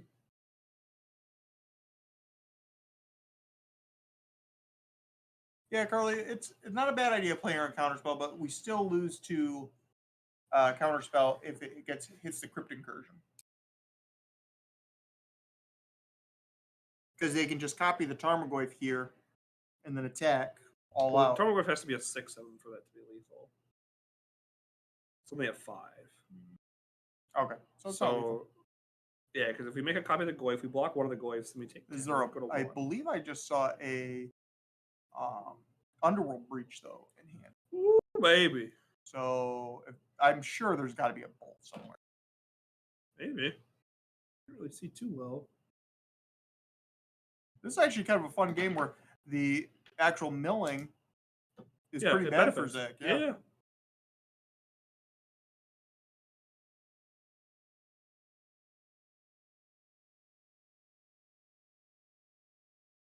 Breach.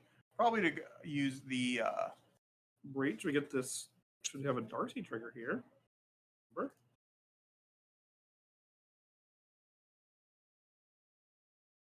Very Crypt Incursion now. Okay. Very smart Crypt Incursion.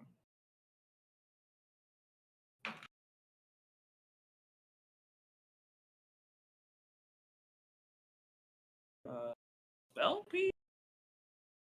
That is a spell piece, yep. That is most definitely a spell piece.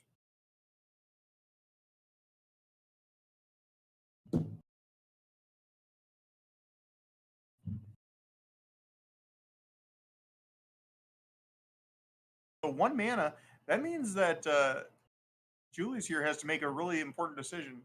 Does he want to copy the Tarmogoyf? Put his opponent to 1? Well, he has 2 treasures in play. Oh, good call. So he still has 3 mana here. He's got 3 mana. He's good. He's good. It's got time. Come on, Julius. Just play a fetch land. Play a fetch land. Yep, we're going to copy the Goyf. Yeah, picking up the Oboro means he couldn't pay for Spell Pierce, so it's pretty important.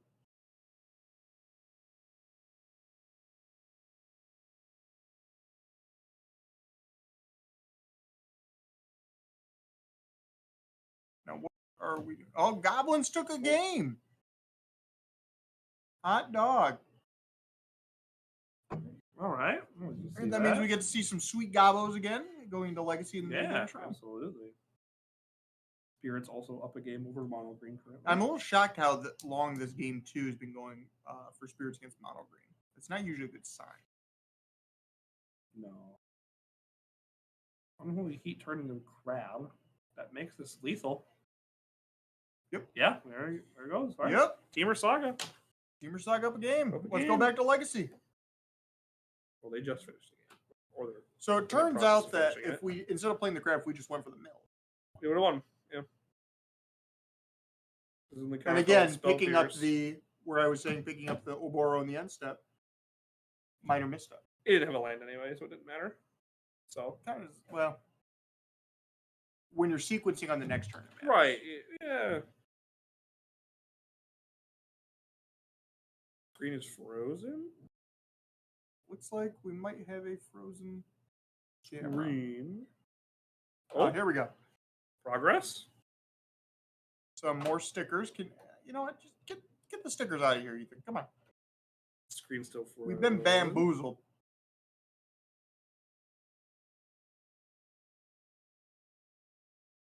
There we go. And we're at Modern. Oh, Legacy. Still frozen. Uh-oh.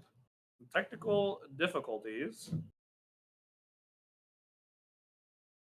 Apparently the Pioneer camera just is not functioning at the moment. That is unfortunate.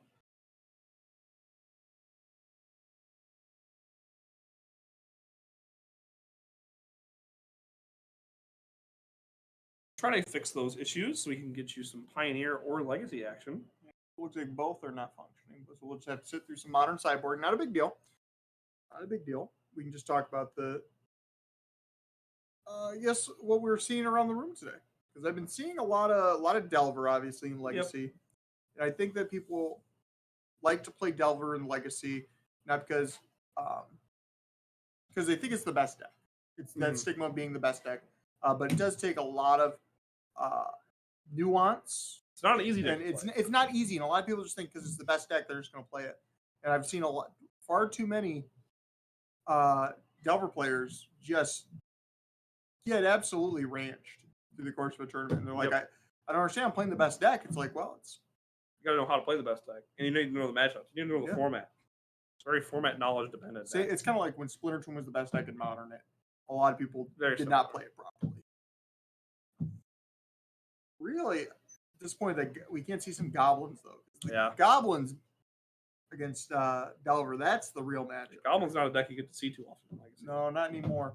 Used to be quite a bit more popular. You know what I didn't see around the room today, though? Painter. No artistes. No artistes today. None in the room. No artistes. I don't think I saw a lot of Reanimator either. Yeah, a little strange. Usually you see a couple of them. Yeah, a couple of people who like their Reanimator. Breakfast is still on the table. Breakfast is still on the table. People might have to eat their breakfast. But I think we're going to be seeing a top 8 top 4, that has quite a bit of Delver. Yep. Which isn't too terribly surprising, unfortunately. So I'm hoping that Zach and Hunter here can, if Josh can beat Spirits, I'll honestly be shocked, but good on him. That would be awesome.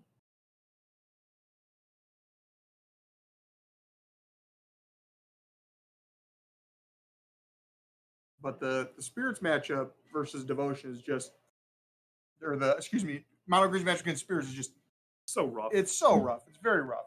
Spirits it's not unwinnable. So ahead on tempo so quickly.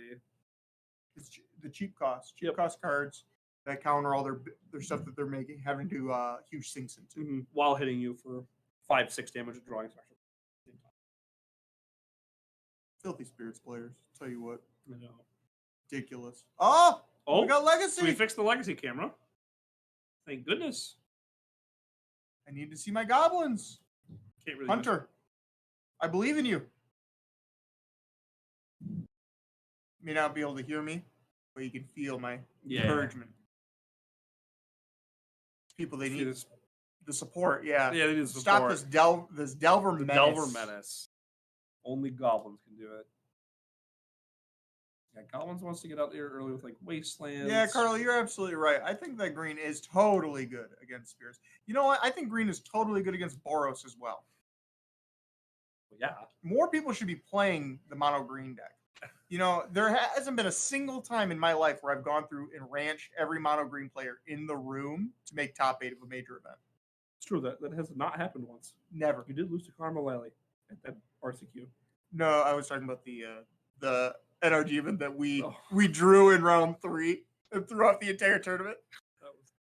We became the menaces. We were agents of chaos. You know, here I am talking to Ethan Dunn, talking about how he's bamboozling us. He's hustling over here. We're the goobers who round 3 ID'd. We were the goobers. We hustled people. They were not happy. All the judging staff thought it was hilarious. It was very funny. And none of the competitors found it amusing. Nope. But I just told him, I said, it's no big deal. You just got to win out. Yeah, just win out. All right. And we start out turn 1 Delver. That typically means very smart on Hunter for not taking the bait. There's a daze in there. Mm-hmm. You know, blind flip? Especially if they're keeping him where they're shocking in a steam vents on turn 1. They might have just kept it as their only land. Especially because we're main facing this brainstorm here. Or maybe we're upkeeping. We have to be up. There's no way we're not. Oh, yeah, I would assume we're upkeeping it, yeah. If we're not, I'm just actually wrong. If my opponent upkeep brainstorms, this Delver doesn't flip, I would extend the hand if I was Hunter. It was like, good game. No instants of sorceries in the top 20 cards, top 12 cards of your deck. You say you conceive you're Ethan Dunn? Yeah. If I was Hunter, I'd be like, all right, good game. You whiffed that hard on your Delver flip. There's no way. But I have to assume this Delver's going to be a 3-2 and start getting the damage. And then with the Delver in play. I had a Delver player in that energy team event in Ohio. Ohio, the team event. Where they brainstormed an upkeep 3 times in a match. Mm-hmm. And before the Delver trigger resolved, I grindstoned him. He's like, oh, I forgot about that. Shit. You think they learn. You would think. Ooh, Goblin. Cavern's huge. Ooh, Cavern is huge. Baby. War Marshal's nice. The War Marshal's just really good because it enables the gem palm. Mm-hmm. And we are going blind on this entire round. But as far as the Goblins, I'm almost certain they would probably have 4 gem palm. In the 75, at least. Not necessarily in the main. Maybe not 4, but 3. You know what I mean? It's a really good card. Mm-hmm. Uncommon removal spells are pretty good. Yeah, Twin Shot Sniper. Don't get me started. Basically, Twin Shot Sniper. Basically, Ensnaring Bridge. Delver can keep getting in here for 3. Yeah. I mean, he's not under a ton of pressure yet. So he can kind of just do his own thing on main phase brainstorm here. Interesting. Post-combat main. Yeah. Maybe just looking for another threat to put it in play, possibly. Maybe sculpting his hand. Typically, you'd see something like his hand in general. If you're doing that, like using your brainstorms like that, I would actually say typically your hand is probably a bit on the subpar. Yeah, Wasteland there hitting the Cavern, very important. Allowing Ethan to counter the Goblins actually now. Now important to note that the land, they still have a land, so we can't just go for like a gem palm and go risk getting hit with a bolt. Yeah, a bolt on it. Stopping this match.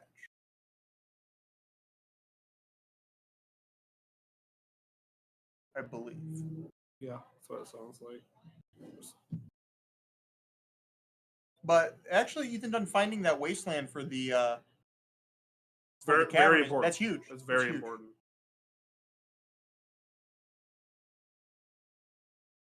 Because Delver has a very difficult time. If the Goblins are just uncounterable, yeah, that's going to be a problem. That's a huge problem. They're a huge card advantage engine. All right, so back in the game, upkeep looks like we're going to use Schadenport. Attacks the mana a little bit. Here's the question: what is he? I'm assuming he's tapping the Steam Vents. Yeah. Could be interesting if he targeted the polluted Delta. Yeah, if his brainstorm was all just a bunch of bad cards. If his hand is actually really good and he put a bunch of good cards on top. Oh, sure. I guess there's not really a reason to put good cards on top, though, is there? Because you're not. Goblins isn't a hand hate deck, so they're not really hiding anything. No. So I have to assume that the cards on top would be not typically they're going to be bad. Very, very more often than not. Just got to kind of feel out the context of the game. Mm-hmm, for sure.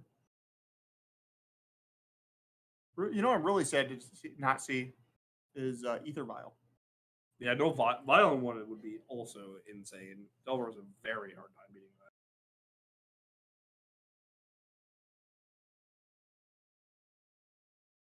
But, I mean, based on the way this game's going, if Hunter just finds an answer to this Delver, it seems like he's in relatively good shape. Yeah, this Delver's just kind of carrying this game right now. So we can find like another Goblin and we have a Jump Ball in our hand. It's pretty good. Not bad. Gotta respect that Hunter here's using those really sick mountains. Yeah. Galaxy. Get in there for 2. Okay, we're just gonna raw Jump Home here. Okay. It's just dead. All right. Fair enough. Delver's gone. Fair enough. And then passing it over. I'm sure there's got to be some elemental blasts in the deck at this point. From the sideboard for the Goblin player. Oh, Hunter now slightly ahead on mana and board state currently. So, I think the big difference with this is that Ethan's clots are much faster. Correct. Yes. Right now, Ethan could just go play like a be a 5/5 flyer. Pretty big. 2-turn clock. Yeah. Right now. Yeah, you actually could, yeah. Yeah, if he has a Murktide. He would tap out to do it. He'd tap out, and the risk is his opponent has, if it has a blast. Yeah, it's bad. Yeah, they untap and red blast it. That'd be really bad. For Ethan. Mm-hmm. So, another land. Touching go to 15. Once. How did he play his land first? Makes me think this is a Murktide region. I'm not sure.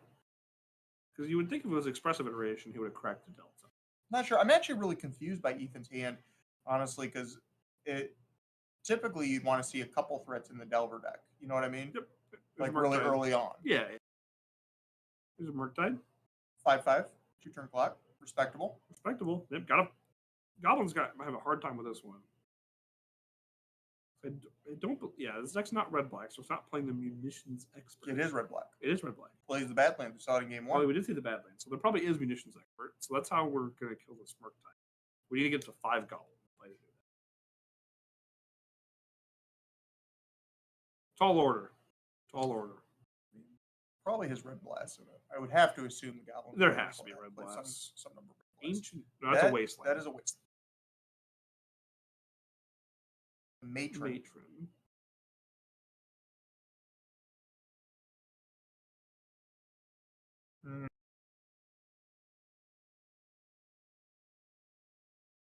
Does Ethan have for this Matron? Hydroblast? Hydroblast has been seeing some play. Wouldn't surprise me. There was one Hydroblast in his sideboard. What this is. Yep, there it is. There it is. Hydroblast. Wow, pretty good here. Pretty good against all the red blasts. Yes, it is. I think you just wasteland now. Yep.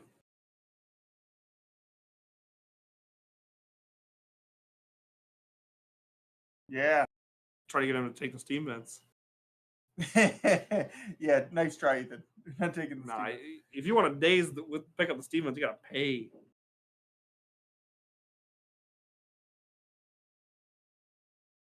Get him for 5. Put you to 5. You know, actually, I'm a little bit.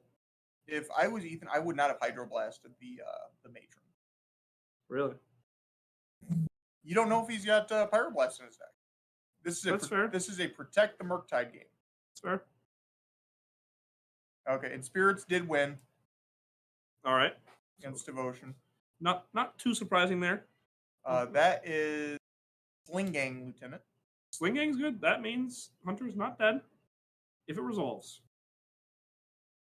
Okay, we're just going to daze it. And that should be the game. All right. Yeah. That's the game in match. All right. Well, good shot from Hunter. I'm a little bit. I really want to see more of the goblins. Didn't get to see a lot of goblins doing goblin things. Yeah. No turn one lackeys into like Muxus on 2 and explode everywhere. But yeah, and I mean, Ethan played it was a solid game. Yeah, I mean, it's just Delver. Yeah, just Delver doing Delver things. He's patient. From the Wasteland for the Cavern. Didn't see the Vial. Didn't see the good cards against Delver from the Goblins deck. Yeah, for sure. And Mill was really sweet to see. This whole team of Hunter, Zach, and Josh, really cool decks. Yeah, absolutely. And they made it this far. And Jason, awesome. I played Jason several times. Or excuse me, I played Josh several times. He's a good guy. Yeah. Jason, excuse me, I played Jason several times. The Spirits player? Yes, he's a nice guy. Yeah, no, he's good, clean decks. Yep, and that's what we come to see. Yeah, absolutely. Like I said, it's expected to see a pretty heavy Delver top 8. Just not to be unexpected, I suppose. But I do know that, or I think that Luke Bishop is in top 4. Yep, I believe they are either in it or playing. Yeah, they got the green red. So the green red mid range deck might be. That'll be making sweet. another appearance, and especially if he's saying that he's got a good Delver matchup. That's pretty sweet. That's pretty sweet. Yeah, I mean, even though his one loss today, so they are X1, I believe. His one loss today is to Delver. Well, you don't win them all. So yeah, you can't beat them all the time. I like to say that I have a good match against Delver, but every Legacy player says that, It's true. And I don't go 100% on it, but if I get not impossible to do that. If I win 60%, I think it's call that a win. Reasonable. So. All right. And welcome back, everybody. Sorry about top that. 4. But here we are with top 4. Got Luke Bishop with his sweet green Applejacks deck. Got all them back, and then on the other side, a team we haven't seen yet. They managed to kind of dodge around, as it looks like. We got Casey on Grixis Delver, probably very similar to what Max Smith has been playing with the snuff outs. Possibly, it might be more traditional though. It also could be more traditional. Without his deck list, I can't confirm. But yeah, it might have some Colgan's. But then calling on Team Rhinos, interesting modern deck that seen kind of fallen off the. Yeah, seen a little downtick recently, but still a very good deck. Absolutely. And then, but the big one, Pioneer, blue-red creativity, a deck that really sweet deck. Larry, our teammate Larry Fields, who we've seen several times today, was really pioneering for a while. Yeah. With red black, very interesting green red combo-ish control deck. Yeah, no, it's really cool. It's powerful. Yes. Very powerful. Blow you out of nowhere. Yep, it does. Just 30 out of nowhere. The 30-30 world spin word. And does have a good, or I wouldn't say good, but a really reasonable green matchup. Yeah, it's not bad. That's why it was so good back then. Yeah. So what are we thinking for? I think they're putting on the green red mid range. Looks like Legacy first. Yeah. And who do you think? What do you got on this one? Well, I mean, we saw Luke earlier pretty handily beat blue-red Delver player. So hopefully, I would assume Grixis is around the same for him. Possibly. I do have. If there's snuff outs, it's definitely snuff out's a big snuff. Yeah, snuff out changes a lot. Definitely kills these big creatures he's playing. I don't think we explained what snuff out does for those who were watching previously. Snuff out is 3 and a black, but it's a free spell if you control a swamp. And pay it 4 destroys, life. And it's a Doomblade. Yeah, and you pay 4 life. Yeah, destroys target non-black creature. It can't be regenerated. Nope. Maybe. Nope, just Doomblade. Okay, just Doomblade. Hell yeah, powerful card. Yeah, it's free. So, I never get hit by it nowadays. I usually name black. Name it black now. Yeah. I've evolved past that. If Carly's still watching, when I loaned her my ninja deck, and there's snuff outs and ninjas. Yeah, and it's been for a long time, and I cast Vader Servant, and she looks at it. She looks at the counter spell in her hand, goes, resolves. She's a snuff out. Yeah, named Black. Black. She's like, oh! Got him. Fun, it was a fun game. Looks like Luke's maybe on a mulligan here. That's what it looks like.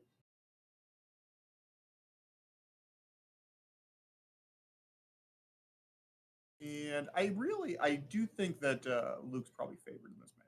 Yeah, I would assume. And on the other side of so we do have confirmation what the other decks are in Legacy. Mac is on Team Larry Fields on Is It Delver and splashing stuff. Yep. And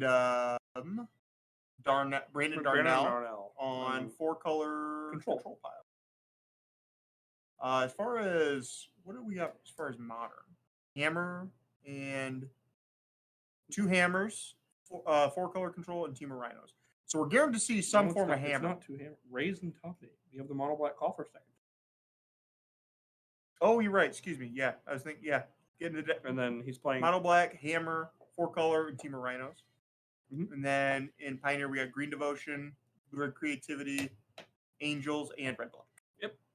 Pretty actually varied. Pretty diverse in all formats. Other than the two. I mean, Greg Delver and Is It Delver, so probably a little different. But once upon a time, only 2 Delver decks.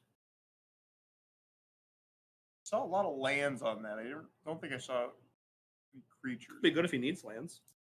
That's the he doesn't. That's the Mollock. Yeah, the Warhammer card. Yeah, Warhammer card. Good card. The Warhammer Kill Delver card. Card's actually really good. Yeah. ETB fight, pretty powerful. ETB fight, like good. Thank you, Mollock. I was pretty close. Mollock, yeah, I was pretty close. Ravenous. I mean, Casey can't play a 1-drop here. Unless he has a Daze. I think if you play a 1-drop here after Luke revealing the Mollock, you absolutely have a Daze or 4. I would be inclined to agree with you. I think that's pretty reasonable, but at the same time, what are we going to just not play the Delver? Maybe. I don't think there's a shot that we don't play it. You know, these Warhammer cards, really interesting cards. There's not many of them that are actually playable. There's some that are legacy playable. There's a few. There's a couple that go into Painter, right? That could. There's a couple cool ones I was debating on with Painter. Defiler is really good. Okay, here we go. This is uncounterable. So we got a Cavern. I'm assuming he named Tyrannid, whatever. Bug. That's what they are. They're bugs.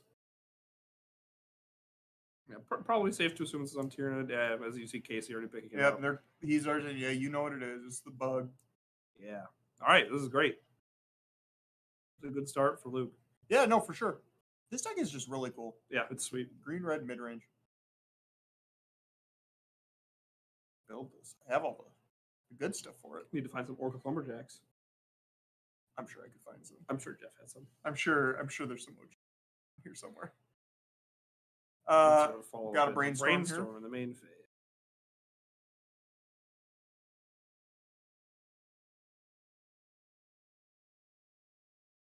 What do we? Let's see. I'm kind of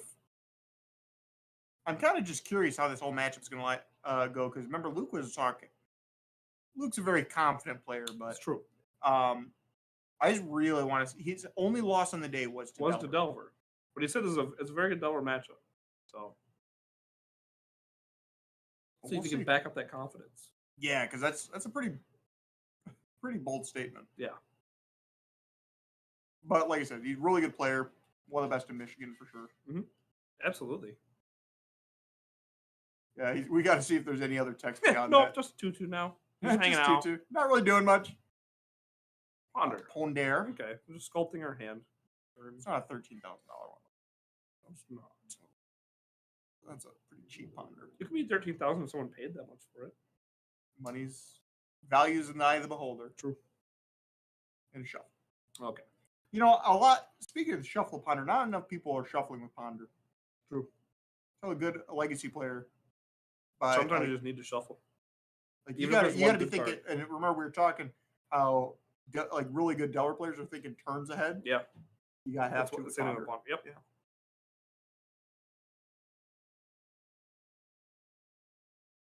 We got to pass to the turn. Just untap here. See what we can do. And 2. We're at 16. What are we thinking after that? I see a mountain in Luke's hand. Yeah. Yeah, there's not enough shuffling. Not enough shuffling going on. Need some more shuffling. Green Suns for 1. Getting a force. Interesting. Probably would have gotten a Veteran Explorer. Well, I have to assume. I'm pretty sure his only targets are Explorer and Dryad Arbor at that point. it seems a little like I don't know. I don't know if I would have forced that. That's it on 1.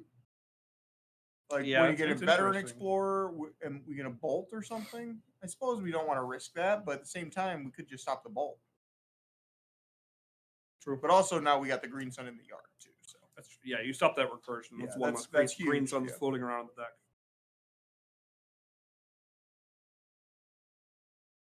So, what are we thinking? Bolt in exile. What do you like to see? In the past back. I will say, of all the legacy players that are in top 8, though, you know, one common theme. You know, we allowed proxies throughout this whole event. People without proxies. The people without proxies are all in top 8 or top 4. Yes, the guy with the signed force will. Oh, they probably play the format quite a bit. Luke does have 2 cards in my binder in his deck, but yeah, but they're Storm Breath Dragons. It's true. Hell yeah, you bet your sweet ass they are. They would have been proxies. Yeah, his only proxies would have been a mythic from Pharaohs.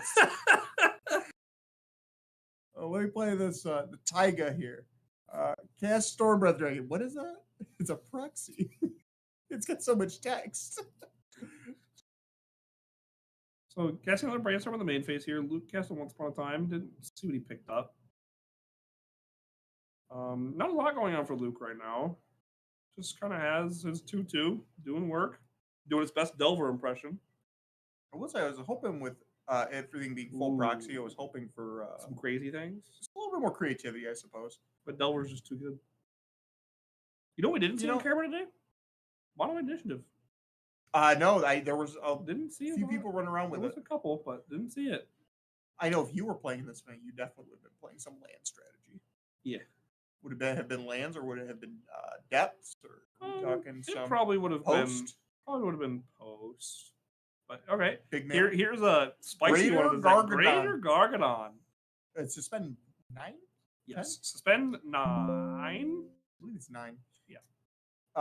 And it suspend 10, and you can sack artifact, creature, land, sack basically everything. So this does a couple things in the deck, right? So this lets you sacrifice your Veteran Explorer on your own terms. Trigger that, get more lands. And with the 4 Titanias in the deck, this lets you instant speed sacrifice all your lands to make a pile of 5/3 to kill your opponent in 1 turn. No, you're right. That Greater Gargadon, no proxy. No, absolutely not. That doesn't look like an original Greater Gargadon though, so Luke and I are gonna have work. I love that bolt. He just had to go through the bulk box and find his Greater Gargadon. Yeah, it's true. It's true. So he'd take what he can get. But the Greater Gargadon allows him to put a lot of utility into his creatures. Bolt went upstairs, it looks like. Yeah, so he should be at 16. Kraken for 7. On 9? 9. If he has another bolt, we'll do it next turn. Another Murktide Regent in hand. Murktide does it. And I'm betting you. If I was a betting man, and I'm not because my Luke's casting it once upon a time, so this probably isn't great. I don't know if his deck has a good answer to Murktide Regent. Veteran Explorer. Didn't find a Veteran Explorer. That's very good. That is basically a ritual. I think I see a Force of Will in Casey's hand. I'd pretty quickly snap off the Force on the Veteran Explorer, unless Casey does, for some reason, misses the Gargadon interaction, which is possible. It's very weird. Yeah, But Casey's a very good player, so I doubt he'd miss that. He's a very good player. Yes. So I'm assuming if this Explorer gets cast, it will most likely get countered, unless Casey just sees that it just doesn't matter anyway. Okay. So we are okay. Just Murktide. He probably said I have the Force. Oh, I think he got a Mystic Sanctuary and put the bolt back on. He's definitely putting the bolt back on top, but he also had Force in hand. So that's going to clean it up pretty quick. Pretty quick game one. Cavern on Tyranid. Thank you. Yeah, thank you. Over to Pioneer, it looks like. And it looks like we are resolving a creativity for X equals, I presume, 2? Yeah, usually it's 2. It usually is 2. Sometimes they go bigger. Sometimes you just have to do it for 1. But it looks like he's not pressured at all. There's 1. Okay, so it was for 2 because obviously we hit the World Spine Worm. It's part 1 of the combo. And there's the other one. 30. Pick up the cards. Okay, and let's go over to Modern. And we're picking up cards in Modern. Okay. All right. There's a Rhino sideways, so I'm assuming that probably that has to be good for the Rhinos. So it looks like all Team Casey up a game. Yep, up a game on the right side of the screen. I'm a big fan of Rhinos. Played, I think now. It was overplayed for a while. Kind of, definitely a little bit more my style mid range. Yeah. Yeah, have all the stuff, but then I think to myself, play some Modern. Yeah, then you have to play Modern. Yeah. You're like, nah. No, you second guess yourself. Modern's good. Modern's okay. Good. Definitely not my cup of tea right now, but I do enjoy the format quite a bit when it's good. But if I'm being honest, I'm not a huge fan of Hammer right now. That's fair. My Trident is still playable, so I'm okay with it. Tron? Yeah, baby. I don't know. You get turned 2 by Hammer, it doesn't look too playable. Yeah, that's why we have the Haywire Mites now. Sometimes we just don't die in 2. You play 4 of them now? I'm going to put 2 in the main, probably. Cards cracked. It's not bad. Gets rid of the Leyline bindings. There we go. Gets rid of the Blood Moons. You're not wrong. Gets rid of the Amulets. That's okay. Okay, it hits a lot of things. It is relevant. It's a good card. It is relevant. Like, it's quite good. But let's see if Team Luke can run it back.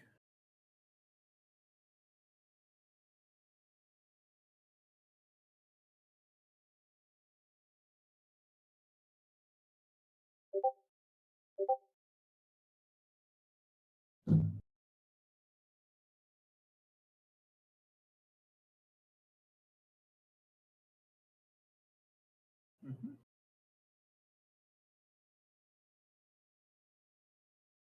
Players sideboarding here. See if we can see if Team Luke can rally back, push some game 3s, make some interesting top 4. I would be lying to you if I didn't tell you that I thought that Luke and Jason's team would be in the finals. You know, I thought so too. So this is a little surprising right now. No, it's a fine if you drop a game. You just can't drop both. True. You just can't drop. That's why we play 3. That's exactly right. That's why we play 3. I will say I am a big fan. The top 4 teams were a team of Casey Ryback, Colin Britton, Brandon Cooper, Luke Bishop, Jason Reed, Jameson Purdue. Then there was Larry Fields. And then there's the team of Larry Fields, Ray Perez Jr., and Max Smith. Yep, Max Smith. And that versus Brandon Darnell, Daniel Wharton, and Merrick Krause. So really stacked top 4. Yep. For those who don't know, Luke Bishop and Jason Reed have both been to the Pro Tour. I think so, yeah. Both used to be part of Team Phoenix, really skilled players. They used to grind the SNG circuit quite a bit. Yeah. I'm not really familiar with Casey Ryback, Colin Britton, and Brandon Cooper. But as far as Brandon Darnell, Merrick Krause, and Daniel Wharton, Energy top 8. Yep, multiple Energy top 8s. They top 8 as a team. Yep. Dan Wharton was in the 2020-2021 Energy Championship. Yep. Played a hell of a year that. He did. Yeah, really crazy. Made finals twice. Yeah. Couldn't close it out, but fine. Also, fun fact: he is the only player to ever compete in the Energy Championships to go to not win a match. Yep. But you know what? He had a bad day. He still made it there. He did. And we weren't there. That's true. So at the end of the day, yeah, he still won. I was like top. I think I was like 24th or something. Top 20 made it. So those online events. Yeah, they didn't count. Didn't count. Not good enough. Yeah, I mean, I was crushing those NRG online. Yeah, events. you were running the tables. They called me Mr. NRG for a little while. And then the team of Larry Fields, Mac, and Ray Perez Jr. Larry Fields and Mac. Larry Fields been to the Pro Tour Phoenix. Mm-hmm. Ray Perez Jr., former Rookie of the Year, been on the Pro Tour many, many times. And Mac also been on the Pro Tour a few times. Many, many times. Very skilled players.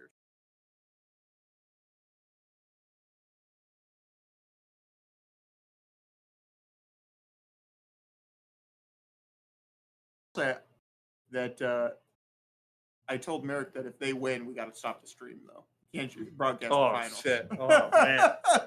Yeah, I can't put Merrick on camera. I told him to play more interesting decks. Okay, here we go. We got a little Rhinos versus Control. That's a Ren and 6. Ren and 6 start.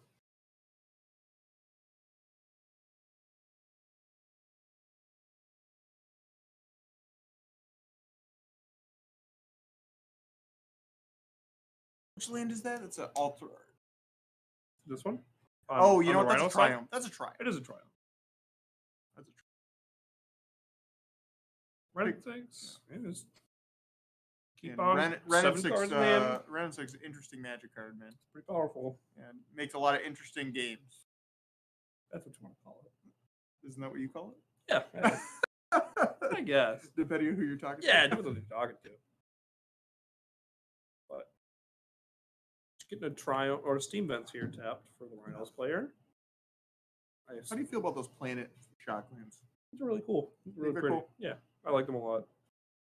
I do have a foil Hollow Fountain. Ooh, it's really pretty. It's one of the better arts. I kind of want a couple more of them. They're really pretty. They're really nice looking. But then I think to myself, that's $40 a piece.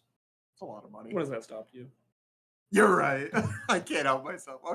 Okay. So we got Teamwork Colors. Ooh, Blood Moon. Oh, there's a force negation for Jason though. That's important. That's exiled. That is exiled. That probably would have ended the game fairly quickly. Yeah, that would not. Jason couldn't have snapped off that force fast enough. He couldn't have imagined a better target for that force negation. Keep firing off expressive iterations. Just get a. I do think it was absolutely correct to slam that Blood Moon because it lands. Absolutely. Yeah, Jason was tapped out. Like if you have the force, you have the force. If you don't, you're dead. Yeah, you could have tried baiting it out like with another spell, like Sure. Ventus, no, the deck lists are not on Melee. We may have them posted later on our Patreon. I'm not sure. I'd have to talk to the man, the myth, the legend, Quang Dewey-Voo. The Quangarang. The Quangarang. Every time you let him go, comes right back. Comes right back. Every time you take the loss, comes right back. True.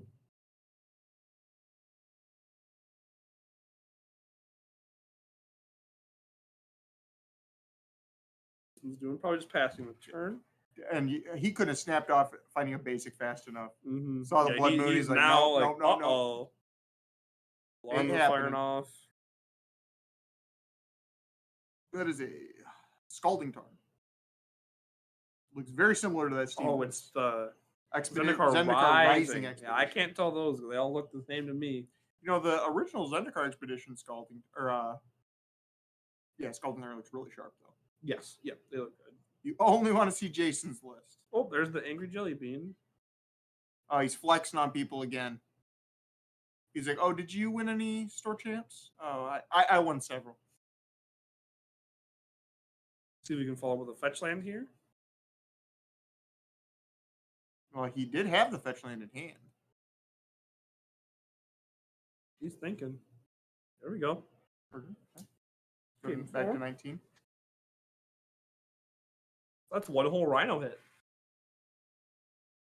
That is, his hand is pretty stacked. That Otawara is going to be putting in a lot of work. Yeah, I see a Solitude and Otawara, and a couple lands in hand, and another Force Negation. End step Violent Outburst. Not a whole lot Jason can do about this. Yeah, his hand is pretty bad, all considering. It's a lot of lands. Force negation. He does have the Force Negation. Yeah, I see a basic Plains of Hollow Fountain, Otawara. Force. Oh, you know what he's going to do? He's going to go get a blue source. He's just going to hard cast the Force Negation. Yep, that makes sense.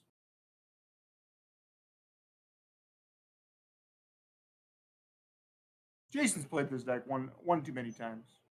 A few. He knows that this was happening. It's almost like he won the rescue here with this a while ago. Ah, season 1. Hmm. Okay. There we go. We're going to force back.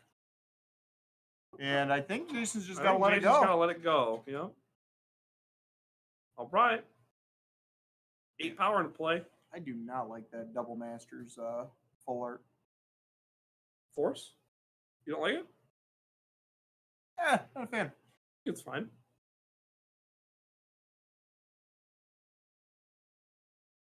Yeah, Yoga, I agree. I think that Omnath. It's a good thing. Omnath was a bold choice for a textless card. Only one I'm a bigger fan of is Cryptic Command. Yeah, I'll say the only other egregious offender is Cryptic Command. I don't know, they put some textless cards in some pretty bad cards. Like, I don't know. Textless Mana Tithe. Yeah, I was gonna say that. Textless Mana Tithe is nice. Isn't there a Textless Decay as well? Like, who knows what that does? No one. Hey, there's several of those textless cards. I was like, hey, these are pretty sick. Mm-hmm. There's a Textless Brave the Elements. So this running 6 on 7 here. Yeah, so we need to do something about this. So I assume both rhinos are to come crashing in at this run 6. And Jason can keep it alive. He could trade his Omnath for a rhino. Not ideal. I actually don't think that's that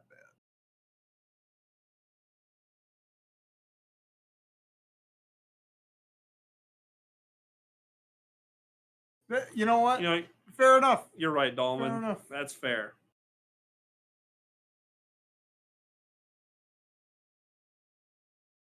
Pretty quick block there for Jason. Yeah, for sure. He really doesn't have anything going on after if the Ren and 6 go. No.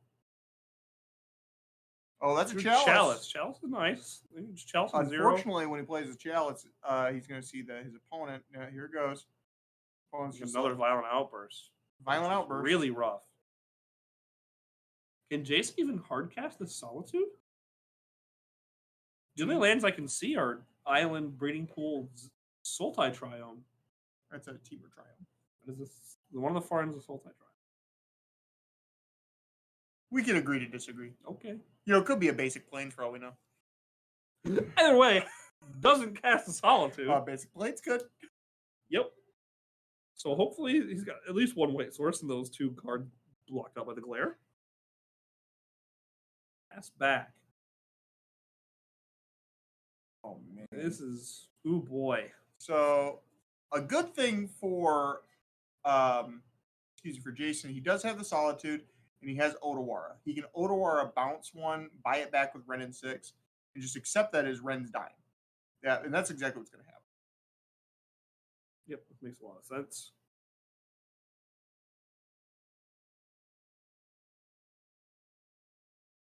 But that really kind of just takes up Jason's entire turn. Ooh, that is a beautiful Hollow Fountain. Yeah, but it doesn't look like Casey has a ton in his hand either.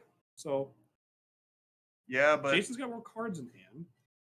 And all future rhinos are now pretty much null and void.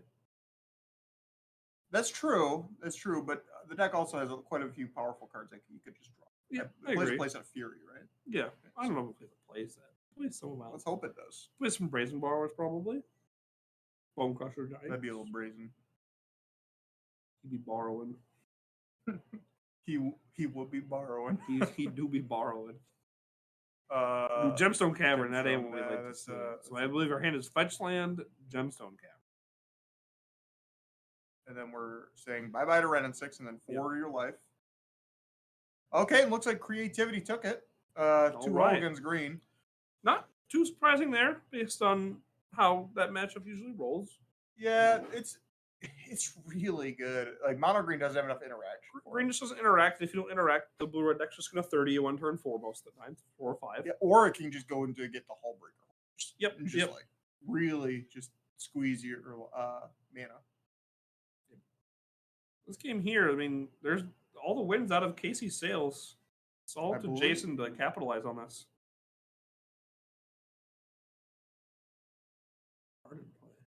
That is a chalice of the void. Oh, it's the chalice. Okay. A very shiny one. You can obviously because of the glare. By Kira. Obviously a sign of slightly weakness, but we leave the Otawara here. Yeah, this is obviously an Otawara turn. Yep. Now we're just taking 4, going down to 8. So just gotta find.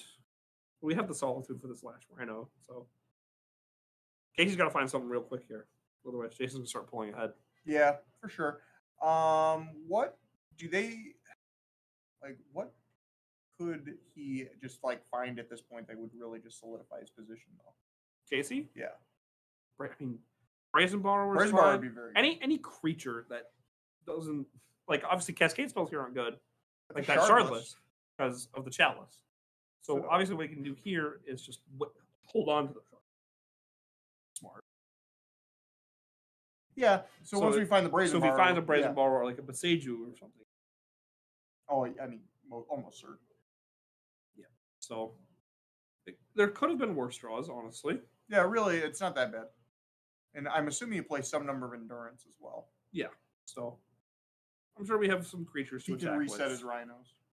It's just one of these players got to find something. Supreme Verdict? That is Verdicto Supremo. Supreme Verdict's pretty good here.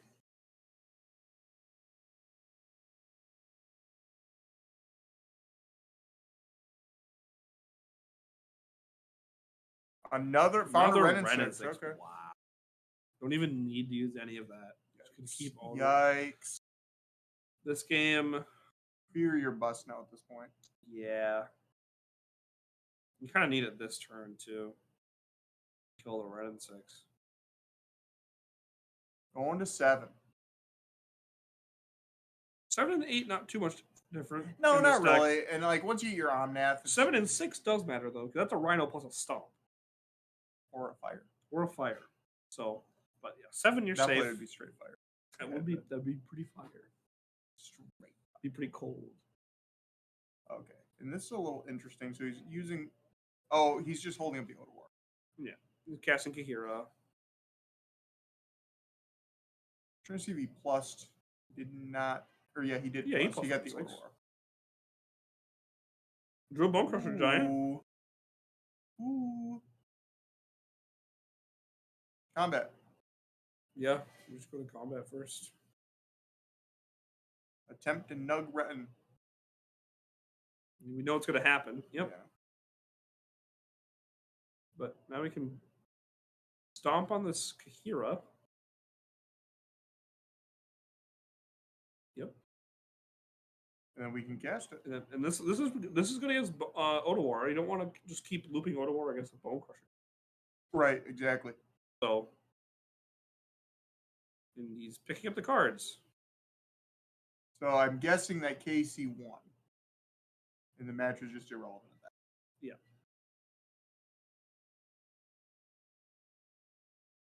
What I am assuming. Yep. And that's what it looks like. All right. So that's one of our 2 top 4 matches done. Yep. It's kind of cool to see a creativity deck in the finals. Yeah, that's sweet. On with Delver, obviously. Yeah. Woo. At least it's Crixus. At least it's Crixus. Oh, it's a Delver's. I find Delver fine to watch. Yeah, it's fine. Yeah, Delver's actually good to watch. But and especially when in the hands of a good player. We talked about that earlier. A good Delver player is very entertaining. Yeah. But we're gonna just take a break, and then as soon as the other find out who wins Team Fields versus Team Darnell, we will get them in feature. Yeah. And bring the finals to you. Yeah, because we as much as we love Magic, the weather outside is not so good. It's getting pretty bad. We kind of got to get home. So No, we will not waste any time. Absolutely not. But So we'll take a we break. will be back soon, shortly. as soon as possible. All right, guys, we are back here with the finals. So we're starting on Legacy, it looks like. We got Grixis Delver versus 4-color Control. Now, we haven't had the team of Darnell, Kraus, and Wharton on yet. But, as you can see, they're playing pretty standard decks in all their formats. 4-color, Hammer and Modern, and Red, Black, and Pioneer. Should be worthy of mention that Merrick Krause said before the match started, he's playing Mono White Hammer because of me. He's not playing Mono White, though. He lied to you. For Blue White. No, there's green in this deck. Whatever. He said he's playing Hammer because he wanted to. You wanted to impress. He wanted to show Hammer Dad. He wanted to impress the sensei. Then we got Dan Wharton on Red Black mid range. He's really good with the deck. Yep. And Darnell playing 4-color Control, which Darnell's is a good Legacy player. Yep, Darnell's very good at Legacy. That's what he plays almost exclusively now. Used to be a. He knows how to play Amulet Titan. No, he doesn't. I've never seen that man pay for a pack in my life. That's true. It's true. If you ever play against Brandon, if you want to count on Darnell for one thing, he can forget his pack trick every goddamn time. Every time. I'll tell you it's not cheating on purpose. No, who knows? The funny thing is it actually is. I know. Forgets. Yeah, he just forgets. All right. And now, as far as who's on the play, it is going to be the team of Casey Ryback, Colin Britton, and Brandon Cooper. As they were the second or third. They were second or third. They were higher seed. Yeah.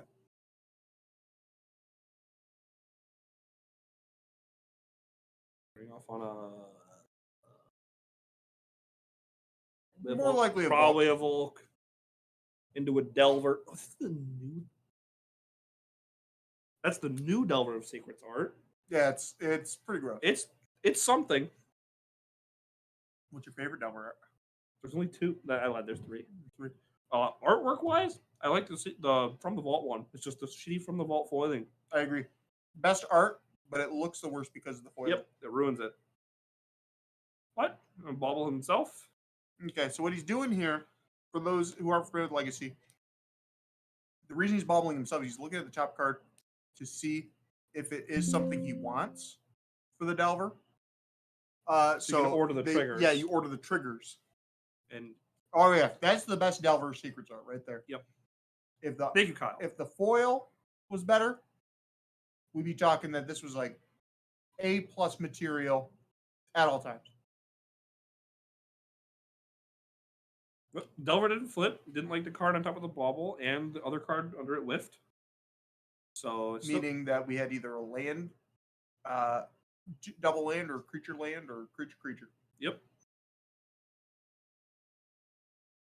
Brainstorm action. Oh, brainstorm.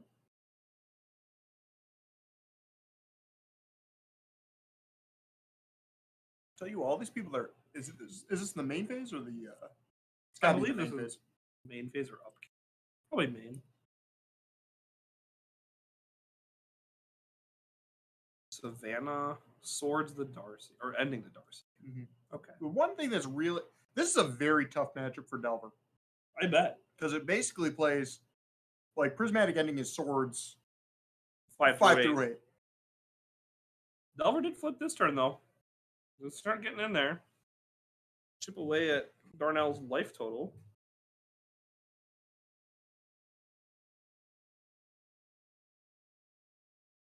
One thing you got to appreciate about Darnell's decks is they're mostly signed.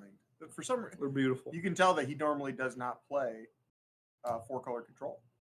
It's not signed. It's not signed. The Trops, though, all signed. They're all altered. They're all altered. I was there when he got them. I was too. Quite a cheap price. If you remember, he and I sat for hours playing the Infect versus Ninjas matchup. Yep. And for those who are interested in the answer of who won more matchup, Ninja Dad, Andrew Waltice won most. Ninja Grandmaster of Grand Rapids. It's true, Noah. Sorry. Oh, no, I haven't lost the deck, though. That's true. So, there's a brainstorm here for Brandon.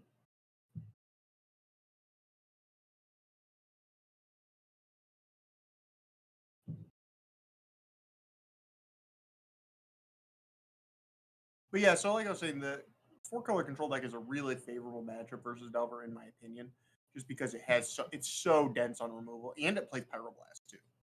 Sure, yeah. Daze here. Dazing the Brainstorm. Sure. Just hard cast Daze. Sure. Gotta do it. Sometimes what you gotta do. Well, the big reason that Brainstorm is so critical right now, and the reason why we would daze that is because Brandon did not reveal affection. He could be Brainstorm locked right now. He could be.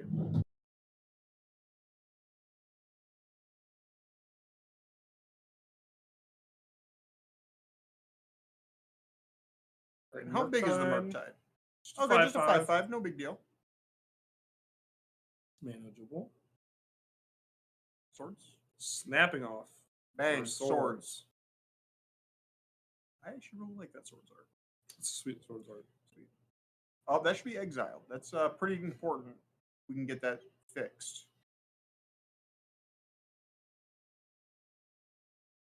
I believe that's a Terminus is the third card. Ooh. Playing some miracles? We can get, yeah. Thank you. Got that fixed.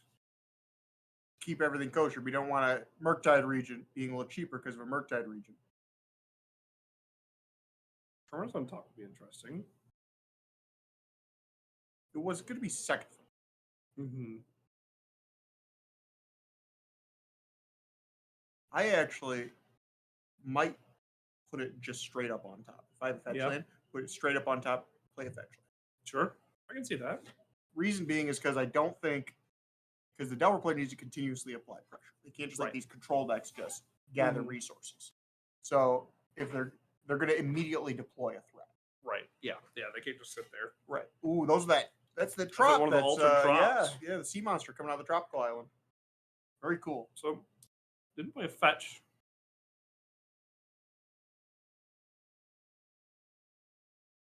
See if Casey can try to get back on the board here.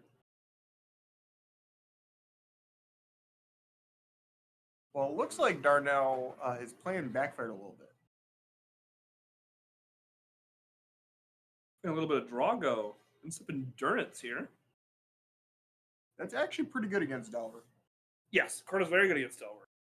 Cracking him for 3, you can block all the Delvers, survive. Blocks Darcy's. Doesn't die to Lightning Bolt. Nope. Got to be a heat that's delirious, and it takes away all the delirium. Mm-hmm. Iteration. That's probably a card we're fighting over. Arguably most powerful card in Legacy. Arguably. As far as cantrips go. Sure, that's fair. Nope. Brainstorm's still legal. Brainstorm's way better. Yep. But that card just doesn't count. It shouldn't even exist. But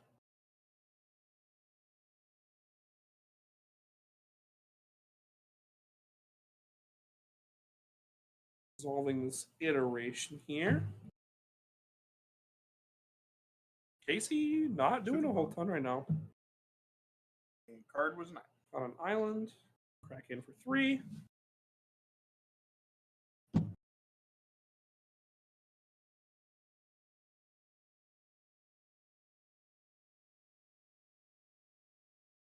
Ponder. Definitely, he's just looking for a threat. Anything that's, if there's no creature, ship it. Spin on a wheel until we find what we need. Have to find a creature. Keep it on top. So maybe he found something. Let's see, a Dragon Rage Channeler would be exceptional. Yeah, or it might be. I was going to say an expressive iteration might be another. Yep, iteration is very good. Yeah, this is absolutely worth. But then you kind of get blown out if your other 2 cards are not that good. True. Force back. Yay. Okay. Resolve this now.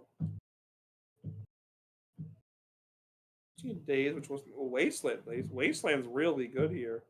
Yeah, take out a trop. Yeah. Or not a trop, maybe a trop. But I think a Volk would probably be better. You know, the trop. Okay. Fair enough. What's the duel under the basic island? That's the Savannah.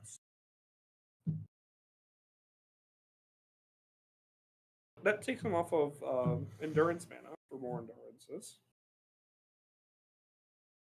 True. And we're back on endurance mana. Yep. We're actually on Minsky and Boo. Oh, Boo, baby. Let's see some Boo. We've been seeing him all day. Didn't get to see him out of the red-green deck. You get some Honey Boo Boo up in here. I want some hamster action.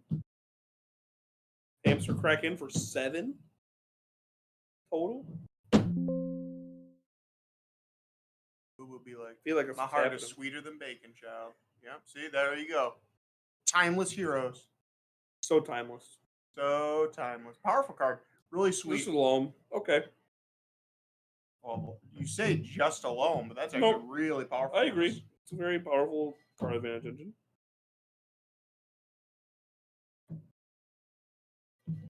Now, what are we going to do from here? Casey's got to bounce back. Casey's got some work to do. The control deck. Darnell's starting to set up with this loam. Oh, Dragon Rage Channeler. Okay. Okay. Good there. I think I see a Mystic Sanctuary in his hand. In Casey's hand. The Dragon's Rage is not quite delirious. 3 card types right now. Yeah, Force is not good enough. Nope, Force ain't going to do it here. What do we have here?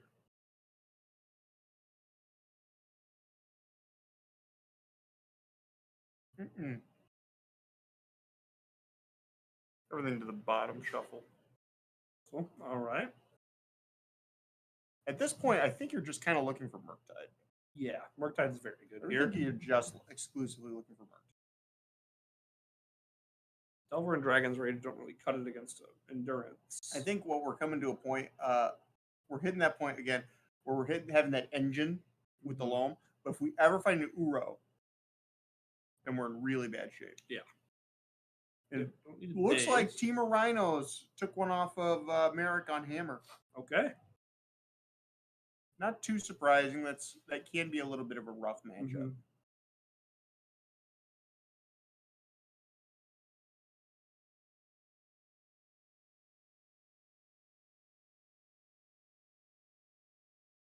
Oop, and found we had Fetchland already, so it didn't even need it. Oops. Yep. Oh man, a little tired.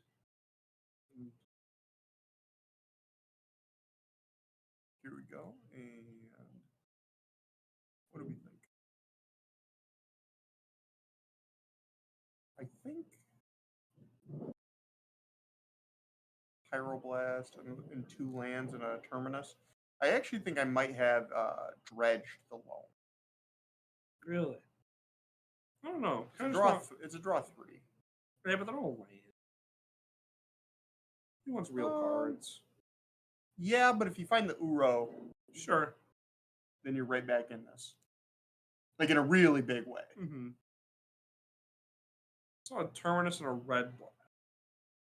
Yep. And another Swords in Darnell. He's pretty safe. Now they're in a rage. I think you fight over that. Yep, and Darnell thinks the same. They even let the trigger resolve. Maybe he did. Nope. No, we did not. All right. Always got to let the trigger resolve first, folks. Yep. Oh no! My he's second God. Was it the 4th one? I think so. I think it's the 4th one.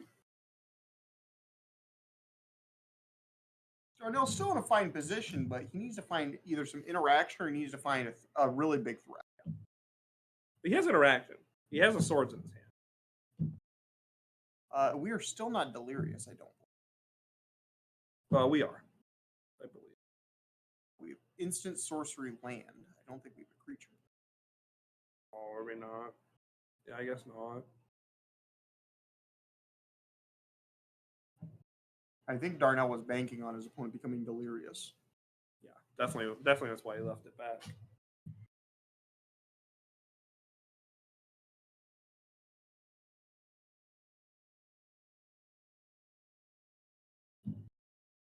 And this creativity deck is taking a long time against this red-black deck. Yeah, that's not good for creativity. No, that's not good for creativity usually. Because generally speaking, it's a pretty good matchup for creativity. Because the only thing that you care about that red-black is doing is their discard spells. Right. Hey, there we go. Yeah, red-black up a game. You're just commenting how long it was taking. Yeah, take that long. Definitely a sign. Well, also Dan Wharton's he's a very methodical player. Some people would say slow. I say I didn't want to say it. You some said it, not some me. people say slow. I do think he's deliberate. Yeah. I don't think he's slow. Well, I also don't think Steven Dykman is slow. Yeah, quote unquote methodical. he's not.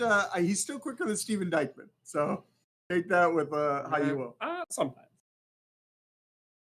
That is fair. Sometimes. Ooh. No swords.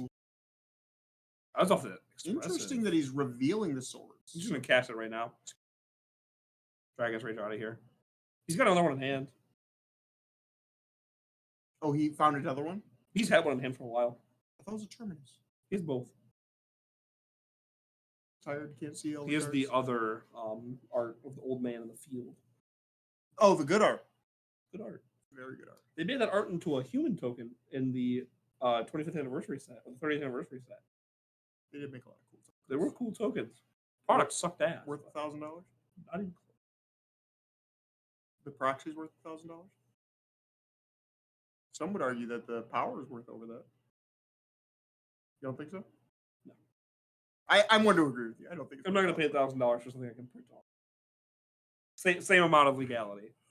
So, if you bought them, have you ever been to an EDH group that's kind of like no proxies?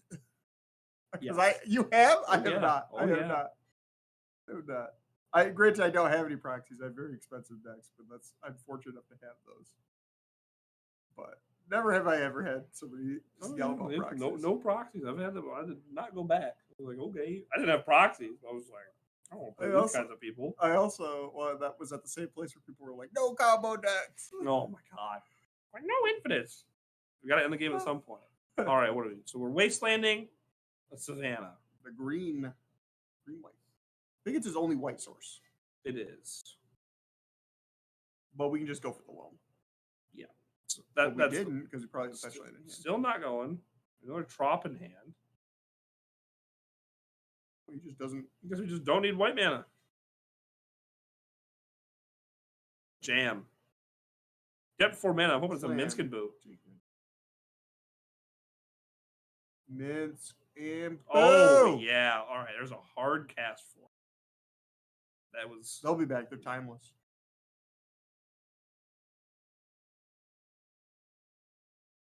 That's true. You could have used it. But I could have also printed off an Underground Sea on my printer at home for less than $1,000. Oh, most of these people used it at this event. A lot of these people at these tables I am quite familiar with, and they could have borrowed my Underground Sea.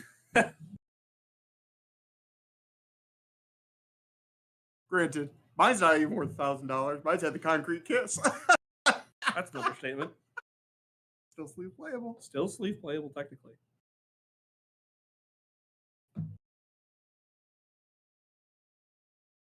So now we're getting the loam going. So I can build over a bunch of lands. Pretty good for the build for the loam. Yeah, usually you like to see that kind of action. Yeah. Actually, the funny thing is, it might be worth fighting over this. Well, down a little bit. Depends on if you can get some pressure going. You know what I mean? Pick up a bunch of lands. Play as Tundra.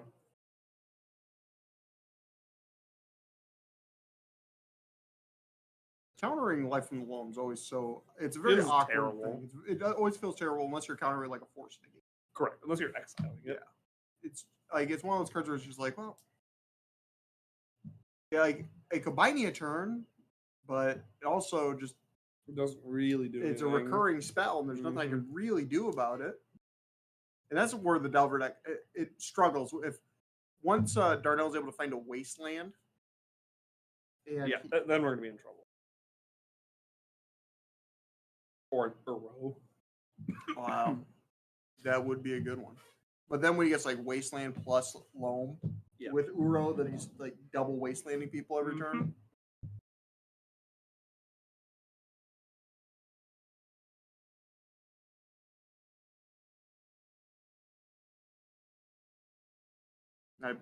Darnell probably plays a couple Wasteland. Probably not too many. His deck is very color reliant. Yeah. Problem with the 4-color decks. Well, there has to be some downside. I don't know. I think there's not that many downsides. Yeah, some of these Delver decks play a Price of Progress. Oh man, I've seen that too. That's a beautiful The thing. one of popping the sideboard. Sometimes it too. Sometimes. So feeling spicy. Well, it's very good for these kind of matchups. It's insane in this matchup. It'd be a deal. Because how much would Darnell take? 1, 2, 3, 8, 14, or is it just 12? 12. Only 2-mana deal 12. You know, that's it. That's a six damage per mana. Pretty good rate. Pretty good rate. 2 bolts. It wasn't the 4th iteration. That one is. You know, the funny thing about this this team of Darnell, Merrick and Dan, is that Merrick was bugging me all day to put him on stream. And he might not even get on stream. Darnell was telling me, don't put him on stream because his deck is so boring. Well, here we are. And there we go. And Merrick will never be on camera. Oh, it's a shame. Because it looks like Colin just took the match over Merrick. Put Team Casey up 1 match. 1-0. But Wharton is ahead a game. So. And it's still, again, we talk about how fast that creativity deck is. It's taking a lot of time. Mm-hmm. It's very plausible that just Wharton gets him into. Absolutely. But again, methodical. Takes his time. Methodical. Takes his time. Yeah. Especially probably because he hasn't played against that deck very much. So he probably has to think a lot more and read a lot of the cards. He's quite familiar with the deck. I don't believe you. No, you don't think so? Nope. Well, we got a Merc Daddy in play. What do you think is going to happen with this Merc Daddy? I think it's gonna be putting that Exile Zone right on top of that Darcy in some way, shape, or form. You think so? Or it's gonna be put in the bottom of the deck with this endurance. Well, we do have a. Let's see if the sword's resolved, because you know that's coming right at it. There's also a dress down, so we can just dress down in response to the Murktide, so it only comes in as a 3/3. That is true. Let's see if which would be if Darnell knows about that interaction. That's very really good here. Yeah. Does he? Oh, he does have the dress down. Yeah, I saw the dress down in his hand. But I still did see swords. He does get it. Oh, he does. Yep. I mean, I would assume he does. Darnell's quite familiar. Darnell's a good man. He's a really good Magic player. Yep. He doesn't give himself a lot of credit, but he is a good man. Oh. Unfamiliar. Couldn't see it, really.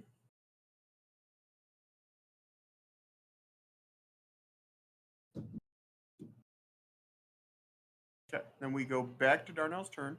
And the fact it's a 3/3 Murktide is actually insane. It's huge. It's insane. It can attack into this.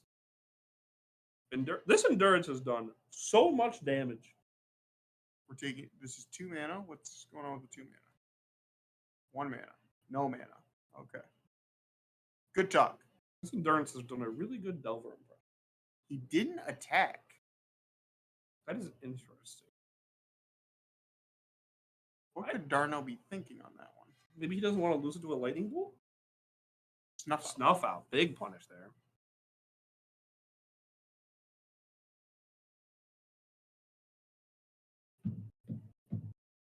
Darnell going to be taking. You know, I was disappointed.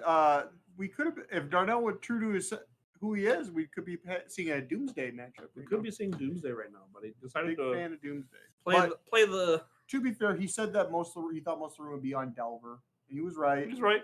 And there's the Wasteland we were talking about. You know, and he got rewarded because Delver is not is really heavily favored against you. Saw Casey tap 3 mana there. I think it might have been potentially a Brazen Bar in the end step that he was thinking about casting. Or maybe he was just trying to psych Darnell out. Both are entirely possible. Haven't really seen Casey's hand in a second. Nope, but I do see a Brazen Bar in the front there.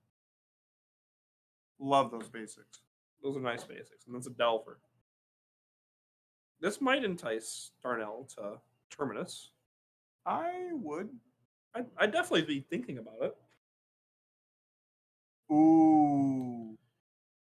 Did you see that? And then Dan Wharton took the match over Brandon Cooper. So it's all down to this. And so it's down to the last match. If you saw, we wastelanded our own Mystic Sanctuary to put Put it in the yard to get back with the loan. Man, that's all endings. Wow. And one other card I'm not familiar with, but I'm sure I I'll can't become see the card familiar. in the middle. Darnell's going to be just hard casting this Terminus right now. I would assume so. I don't think his opponent has any cards in hand. Yes, he does. Does he? Yeah. Casey, show us your secrets. How many cards do you have? Terminus. Like I said, I'm pretty sure he has a Brazen Bar in his hand. So I think this Terminus is going to get cast, and then instead Casey's going to cast a Brazen Bar. Yeah, he's a little upset by that one. You saw it by the gesture. Yeah. A little upset. I think he thought he was starting to finally crawl back in the game. For sure. Go to 2 mana, probably just casting the Loam. Loam. Grab your Wasteland. Wasteland, Mystic Sanctuary. What else we get? And a fetch. And a fetch. For good measure. Sure. Play the Mystic Sanctuary, put the Terminus back on top. I don't think you want the Terminus back on top. Maybe a Ponder would be really good. Iteration. Iteration. Iteration's Just as good. There's that Brazen Borrower. Down to 4. Yeah, wow, he's at a really low life total. I didn't even realize that. Double Bolt. Double Bolt. Wow. Clean it up. Casey takes game 1. Really, in a match where I thought Pretty that Darnell impressive. was Pretty behind. he was going to get it. Yeah, he was ahead for most of that game. Yeah, that was not good. Really, until that last couple turns. The Double Bolt. Wow. All right. All right, we go to sideboarding. And I think that Casey has a lot of bad cards in his deck. But I don't really necessarily know. Maybe you want some Pyroblast coming in. Yeah, more Pyroblast action. Darnell probably. Oh, I don't know what he would get. Maybe you trim on some of your prismatic endings. Endings are fine, though. Yeah, endings are fine on 1. They kill everything except for the Murktide Regent.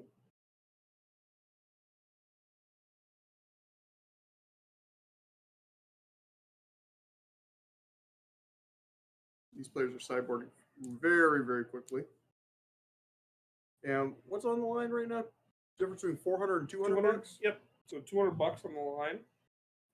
Minimum, they walk out with 200. They win, they walk out with 400. Andrew and Noah, your volume is a touch low. I apologize for that, Zach. Let me turn it up a skosh. Just a skosh. Okay. How's that? Skosh. It also might be because we were talking a little bit quieter than we were earlier. A little tired. Long day. Long day. Good day. Fun day. Yeah, fun day. Good. Good. Thank you, Zach. Now, Zach, while you're here, what do you think of that Delver art that OKC was using?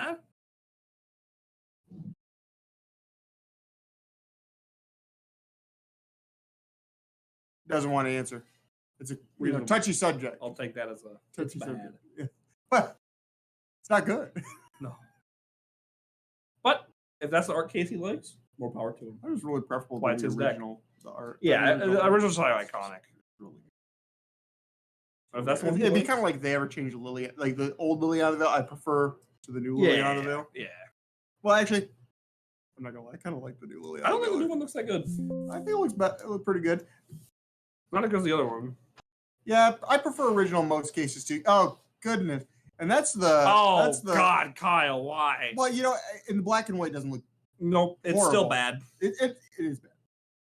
We get a insectile aberration look there, Kyle?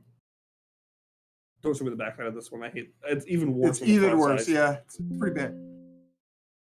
It's pretty bad. Where it looks like. That thing is horrifying. You know, it's. You know, I'll pay someone to cosplay as that. The other two arts, they look like he turned really as an insect. Now it just looks like a Mothman.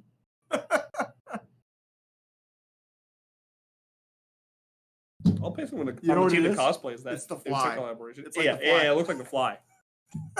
It's gross looking. But like a goofy fly. Yeah. There's something really unsettling about him. It's not grotesque. It's just like, it looks like it's a little creepy. Why did I agree. Its glasses are gross. Couldn't tell you. Now I'm going to tell you guys. I think Brandon here is really he's punting this because his Swords of Plowshares don't match. It should be the old man farming the fields. He's got access to them. Use them. Non-original art, but Liliana Vale is that classic art. You know, that it's one's also iconic to Magic.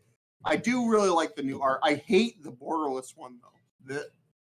And that doesn't look fantastic. Gross. She looks like an old woman. She looks like she gained 20 years. She is old as hell. Or she looks like she gained 20 years. Yeah. My girl. My girl. My girl. Why'd you let yourself go? Oh. Scaring us. There she is. It's my sleep paralysis demon. You know what it is? It's the cheekbones. Yeah. Oh, they're like, they're sucked in, you know? Yeah. She looks like a ghost. All right, let's start it. Tundra. Sold my Tundra. Did you? Sold to Dewey. Kind of regret it. Didn't need it? I didn't use it. Not a Tundra gamer. Had it for Affinity. Legacy Affinity played a Tundra. Yeah, I didn't think you needed that Tundra. I don't think you need the Tundra. About my plateaus. Of course. Strawberry Shortcake. Yeah. And there's the ending. Ending on the Darcy. Well, there you go. It just happened. I can't get rid of my Tigers either. How am I going to play Applejacks then? They don't play Taiga. Yeah, dude. They play one. Yeah. They're like all basics. Yeah, but you got the one. And that's the best part about Taiga. You only ever need one. You know, speaking of dual land counts, Nemo is the funniest person. He hates how he says that I innovated the Ninja deck to what it is today in Legacy because they played at that NRG Champs. Yeah. I did so well with it in the NRG Online events. He hates the fact that I only play one Underground Sea. He says it's incorrect. I should be playing two. But because I can't afford a second one, I've convinced everybody else it's correct to play one. That's so good. That's gas. And I was like, and I lied. There is a deck that plays two Taigas. 8 Walla. Also, a red-green painter does. Yeah, I bet that. Yeah, it is. Yeah, no, Lizard Tribal does.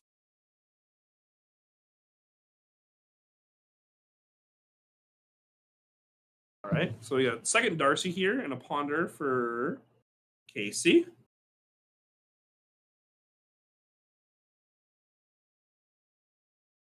So passing the turn for Brandon.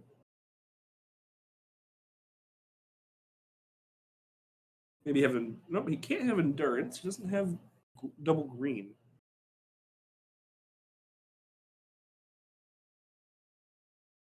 Oh, counterbalance.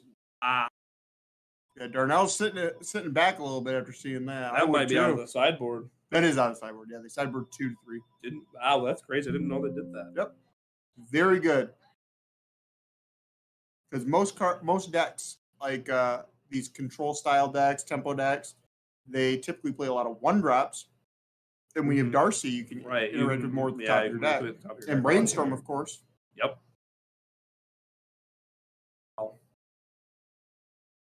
It resolves. Now, if I ever get my Tombstalker countered by a Murktide Regent. It doesn't. Tombstalker costs 8. Oh, thank God. Thank God they got that one right. Thank goodness. they had that one in mind in design. Like, we can't let Murktide get countered by Counterbalance from Tombstalker, its predecessor. God forbid. No, we can't. Tombstalker's a classic. It's like Beethoven. So this Counterbalance. Obviously, Darnell has ways to remove this Counterbalance. Okay, here we go. It's a check. We're gonna do this. It's a Brainstorm. Okay. Countered. Need to find another prismatic ending fairly quickly. Well, he knows it's on top. The Brainstorm. So if he's got a way to remove the Counterbalance, it has to be now. But Casey can change that at any point right now because he does have a fetch in play. True. Wasteland.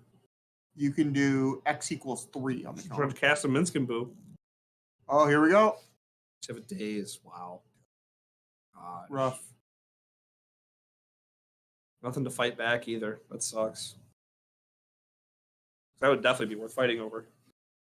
Yeah, because it could remove the Darcy. Yep. Now, is this Darcy Delirious? I don't think it is. I just see instant source. Is that an Uro in Darnell's hand? It might be. Brainstorm. Urban's one way to get back into this. There's an Endurance in his hand. He's find another green source, it looks like. For the Endurance. You see that there's a new Secret Lair coming out with a new Secret Lair counterbalance?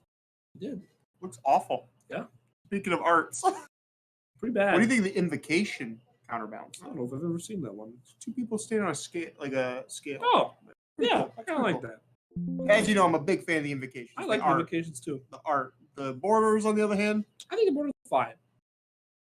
they look. Yeah. See, Oh, that's really looks cool. I like that. Cool. Yeah. One of my favorites is the Mind Twist. Ah, the Mind little Twist is ghosts good. coming out of the. I'm of course preferable to Cryptic Command. Yep, Cryptic's good. Water The Spell Command. Pierce and the Days are also very pretty. Beautiful. I regret I sold my Spell Pierce. Unbelievable. It did buy me a. I used that Spell Pierce a few times. You did. It did buy me a pre-release promo Urza Saga though. Oh, all right, another Minskin Boo. Here we go. Show me another one, Casey. Oh no! Got Do we counter force? We do have to pitch an expressive to it though. Ooh, Textless Cryptic.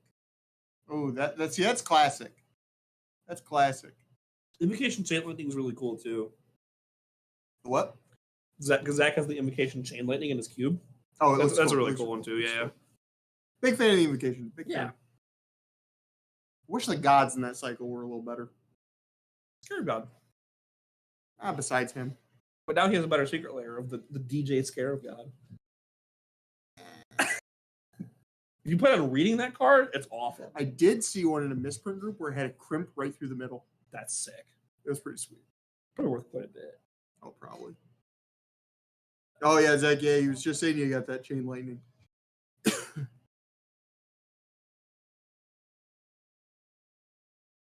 3 mana here for a Blood Moon. And he just picks them up. Yeah. That's just it. So, well, team of Casey Ryback, Colin Britton, Brandon Cooper. Took it down. Yeah, pretty convincing, convincingly. too. Pretty convincing. I really thought Darnell had a game 1, but just too much time without fighting the Uro. Yeah. And that's what I was saying, where I would have gone for the Loam a few more times. A little earlier. Yeah. But yeah. Like, he was, Darnell's played that deck quite a bit. Me, every time I play that deck, I can't seem to find Uro to save my life. Again, good Magic played all around. I know we just saw Legacy from the finals. We apologize about that, but these games went longer. Yeah. And the other 2 matches went pretty quick. So But overall, really fun event, really cool. We'll have the top 4 lists posted on socials here relatively next shortly. Couple days. Maybe next week. Maybe next week. Yeah. Somebody's got to get to it. Right. So, but yeah, like I said earlier today, I'm Andrew Waltais, the Ginger Brute on all social media platforms, and this Tron guy. And I am Noah Heisinger, that Tron guy on Twitter. And thank you guys so much for tuning in and watching today. I hope you had a good time on the stream and had some good quality Magic.